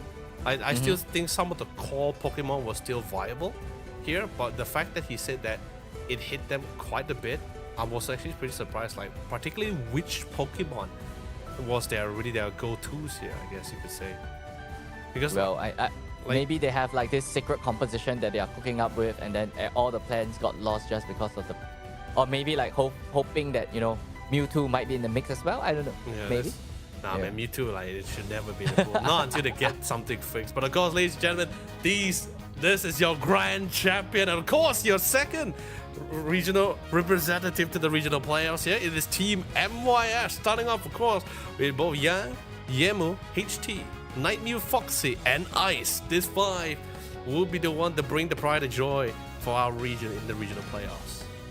Yeah, this team, we know that they are one of the best household names in Pokemon Unite and MYSG or even SEA as a whole. Like, this 5-man is not a force. It's not a force to be reckoned with, right? I mean, they are just too strong, and who is gonna stop them and they're just going to be bringing this momentum straight up to the regional qualifiers, and hopefully, we will see them lift the ACL trophy for the very first time. And with the experience that they have on their backs as well, the experience in Worlds coming to ACL as well, I think that experience and knowledge is gonna be able to carry them forward through the ACL as well. But of course, like I said, there are always taller mountains. There's always taller mountains. It's just a matter of how they're gonna be able to traverse them and climb over them here. So we'll just have to wait and see until the actual regional playoffs comes into the mix here. But I do hope to see them a little bit. To just, how do I put this? I really have nothing to really say about that. I think they're actually quite perfect already. I mean, this is a perfect team, right? Like, I mean, everyone have their own strength, and they just display it to the fullest display. And they are constantly searching for improvement, and they are not being complacent and just chilling. So they're always looking for improvement. They're always trying to find what's best for the team, and always finding the best team in the world to scrim against with. So these are the 5 men that that will be representing SGMY, and I'm just excited to see what they can offer. Now here's the real question, right? We're definitely going to be having an interview with one of the grand champions here. Particularly, who do you think is going to be coming up here, or who do you wish to have a talk with here? Well, I think Ice. Right, Ice is a good addition, right? Coming in, like he's one of the latest newer member in the MYS, or should I say, returning member into MYS, because last season he wasn't with the team, and I'm just curious, what made him come back to MYS, and what do he want to achieve with this new team of his? Ice is definitely one of the few people that's really going to be great to interview after this. I'm like leaning a little bit more towards Yemu here, because if we can get Yemu, because I'm really curious, like what's going on in his head, right? Like while his team is either making plays or setting tempos, like what's the idea that's happening in his lane, like, because sometimes people gets pressure, right? Like your team is either winning or they're losing on the other lanes or having some trouble. Or a rotation came in, they're completely outnumbered. Like usually people tend to get pressure, right? To the thought, like, should I just abandon my lane and go help my teammates group up with them, or just stick to my guts here? What made him resolve to make such a decision? I really want to know what's really he's thinking here. Yeah, I mean, we'll just have to find out who is coming on to the call, because I believe the production side is still preparing. Yep. So definitely trying to wait their time here, but. Then again, with Mimikyu, because like I said, we're still pretty early here, right, in this tournament, right, especially right after the patch. Mimikyu, we've seen some plays coming in from the Mimikyu. I'm gonna be honest, I am a fan of the release trailer of Mimikyu, but utilizing Mimikyu in a composition, I am actually not too sure actually, because. Or maybe at that time it feel like it was not utilized as well, because I think everyone is still trying to get the feel, like where does he belong and what role or what position is best for him, that kind of thing, since he has no other evolution. He's already the base evolution. Yep. And the damage output he dishes out is actually pretty decent, actually pretty great. But can it be a good replacement to like our other central area farmers, like we have our Yoshifus, we have our Zoroark. Could he run alongside with his top picks, this top Pokemons here, that kind of thing? Like I can't be the judge of that, let's be honest here, because I'm more of a defender kind of guy, so I mean, I play a lot of all-rounder, so I feel that Mimikyu definitely belong in the central area, right?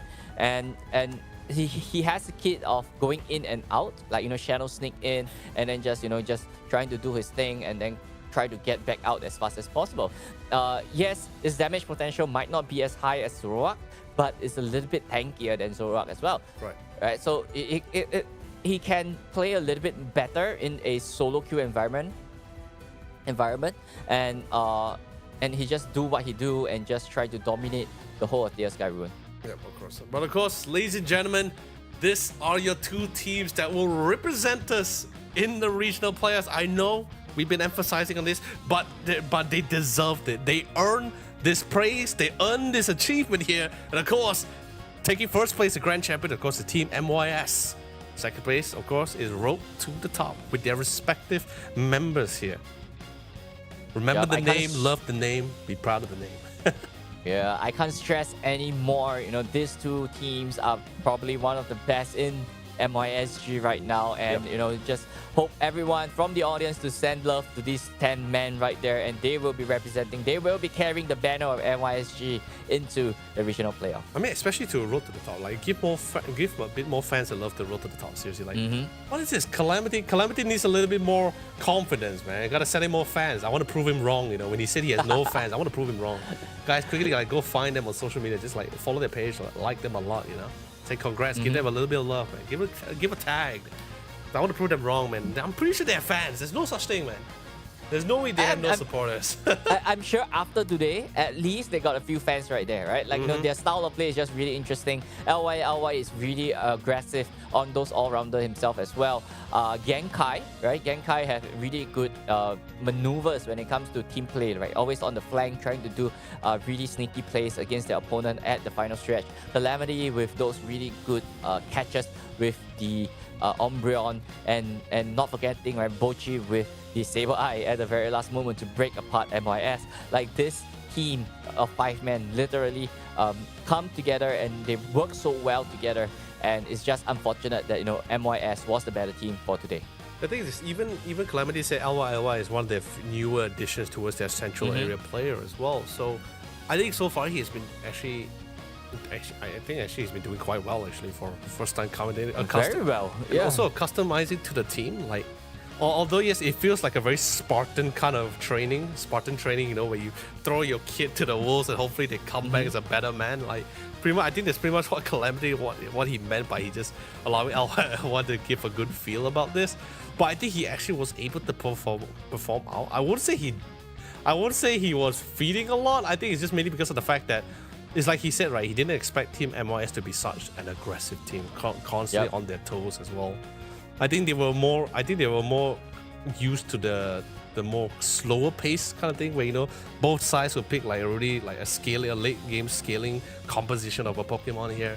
Not much, maybe some skirmishes, but nothing too crazy about it, unless, you know, they're contesting for objectives or certain wild Pokemon like the Regirock, the Regice, the Registeels, like Rayquaza, that kind of thing. So I can somewhat understand that. But of course, the wait is over. I got good news for you guys. Let's invite Ice himself from the side of our Grand Champions team to let us hear what he has to say. Ice, oh man, Hello. Nice and close, buddy. I love the close up, man. Sorry. I don't know. Hey, no I'm need just to be using sorry, my man. No, bring the camera closer, man. Bring the camera closer. We love the close up, man. phone. Nah. The ladies love it, man. Like, don't shy from this. But of course, Ice, I like to give you my hand to say, like, congratulations for being our grand champion here and also one of our representatives for the regional playoffs. How are you feeling? I'm feeling good. Last year I didn't do really well in ACL, and I feel like this is a redemption arc for me. Or more like the start of this year, not last year. Yeah. Right. So I mean, you previously you are not, like last season you were not with MYS, right? Like, what brought you back to the team? So Yang told me he wanted to form a super team within Singapore and Malaysia. So I joined, and we are a super team. Hey. I love the confidence. All right, buddy. I threw this question to Calamity just now, right? But I also want to get your input or your opinion about this, right? So with the recent patch that came in, right, and although there were some buffs and some nerfs, but will there be like any changes in the meta or any of your composition that you and your team members are currently utilizing? I thought there's a new patch. What do you mean? Sorry. I think there was a patch like a month or a few weeks ago. The one with the Mew buff and the Lapras nerf. Oh, so basically it just means I believe. It just means that Mew is OP now. Lapras isn't a must ban. Zacian is a must ban now. Overall, the patch is still the same, except that Mewtwo is so much more bearable now. Right. So after winning the MYSG Open, what are your team's preparation towards the regional playoff? So we don't actually know the dates for the regional playoffs, but we probably will train every day like usual and make sure to get first in ACL. Oh, so the objective is first lah. Basically. Wait, what do you mean, Moon Boy? If not first, then what? Then what? So Hall of Fame, basically, MIS without me, they got second last year. So I need to prove that I'm upgrade. So I'm gonna get first this year. All right, that's exactly. That's a statement. Yeah, that's a that's statement. exactly what we're looking for here, man. Like, really well done. Actually, I do have one last question, right? So, although this is a little bit off topic. Right? So, Ice, you have played. Yeah? You know about the Kanto starter Pokemons, right? Like the Charmander, the Squirtle, and the Bulbasaur, right? Yeah. Okay, if Those are those my three favorite starters was in front of you, yeah, which one would you pick, man? There's only one right I answer. think for Man. There's only one right answer. I think for Pokemon Unite, I'll The answer is pick Pikachu. Blastoise. I'll pick Blastoise. But No, not Pokemon Unite, man. Just three Kanto starters, like right in front of you. I'll definitely pick Charizard. You can Mega Evolve to 2 different kind of Charizards, and you can fly with it. How crazy is that? You're damn right, man. You're damn right. That's the right answer. Thanks, man. Thanks. All right, but okay. All right. Anyway, Ice, thank you so much for your time, and of course, I love your confidence. Okay, do you have anything else you want to say to your fans, your family members who is watching or supporting you right now? I don't really think. I think my fans are not that many, but thanks for always supporting and watching my games. And I hope the MIS fans welcome me into their family, because I'm really grateful for MIS for giving me this opportunity to play with them. Right, thank you so much, Ice, for your time. Thank And of course, you. once again, congratulations for being our grand champions. Looking forward to see you and your team soar in the regional playoffs, my friend. Of course. All right, goodbye. Goodbye. all right, that's it.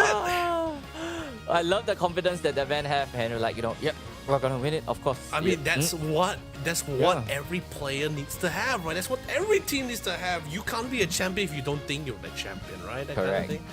It's a champion attitude that you must have, It's right? always the mental game first, mind over matter, that kind of thing, Moon Boy. Ah, man.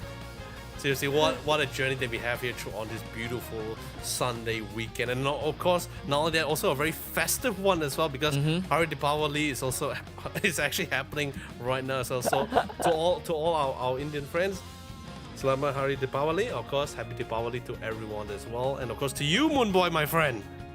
Yeah, happy Deepavali, everyone. So once again, guys, thanks so much for tuning in and joining with us today. Without you guys, without the audience, SGMY or MYSG could not be on the map right there as well. So once again, big thank you to the producer team that allowed this stream to happen right here as well. Big thank you to you guys for working so hard on a Sunday to provide this particular broadcast to the community of Pokemon Unite. Once again, my name is Moonboy. I'm joined by Yolo Lee. So we will be seeing you guys around, and hopefully for the regional playoff. Once again, Moonboy and Yolo Lee signing off.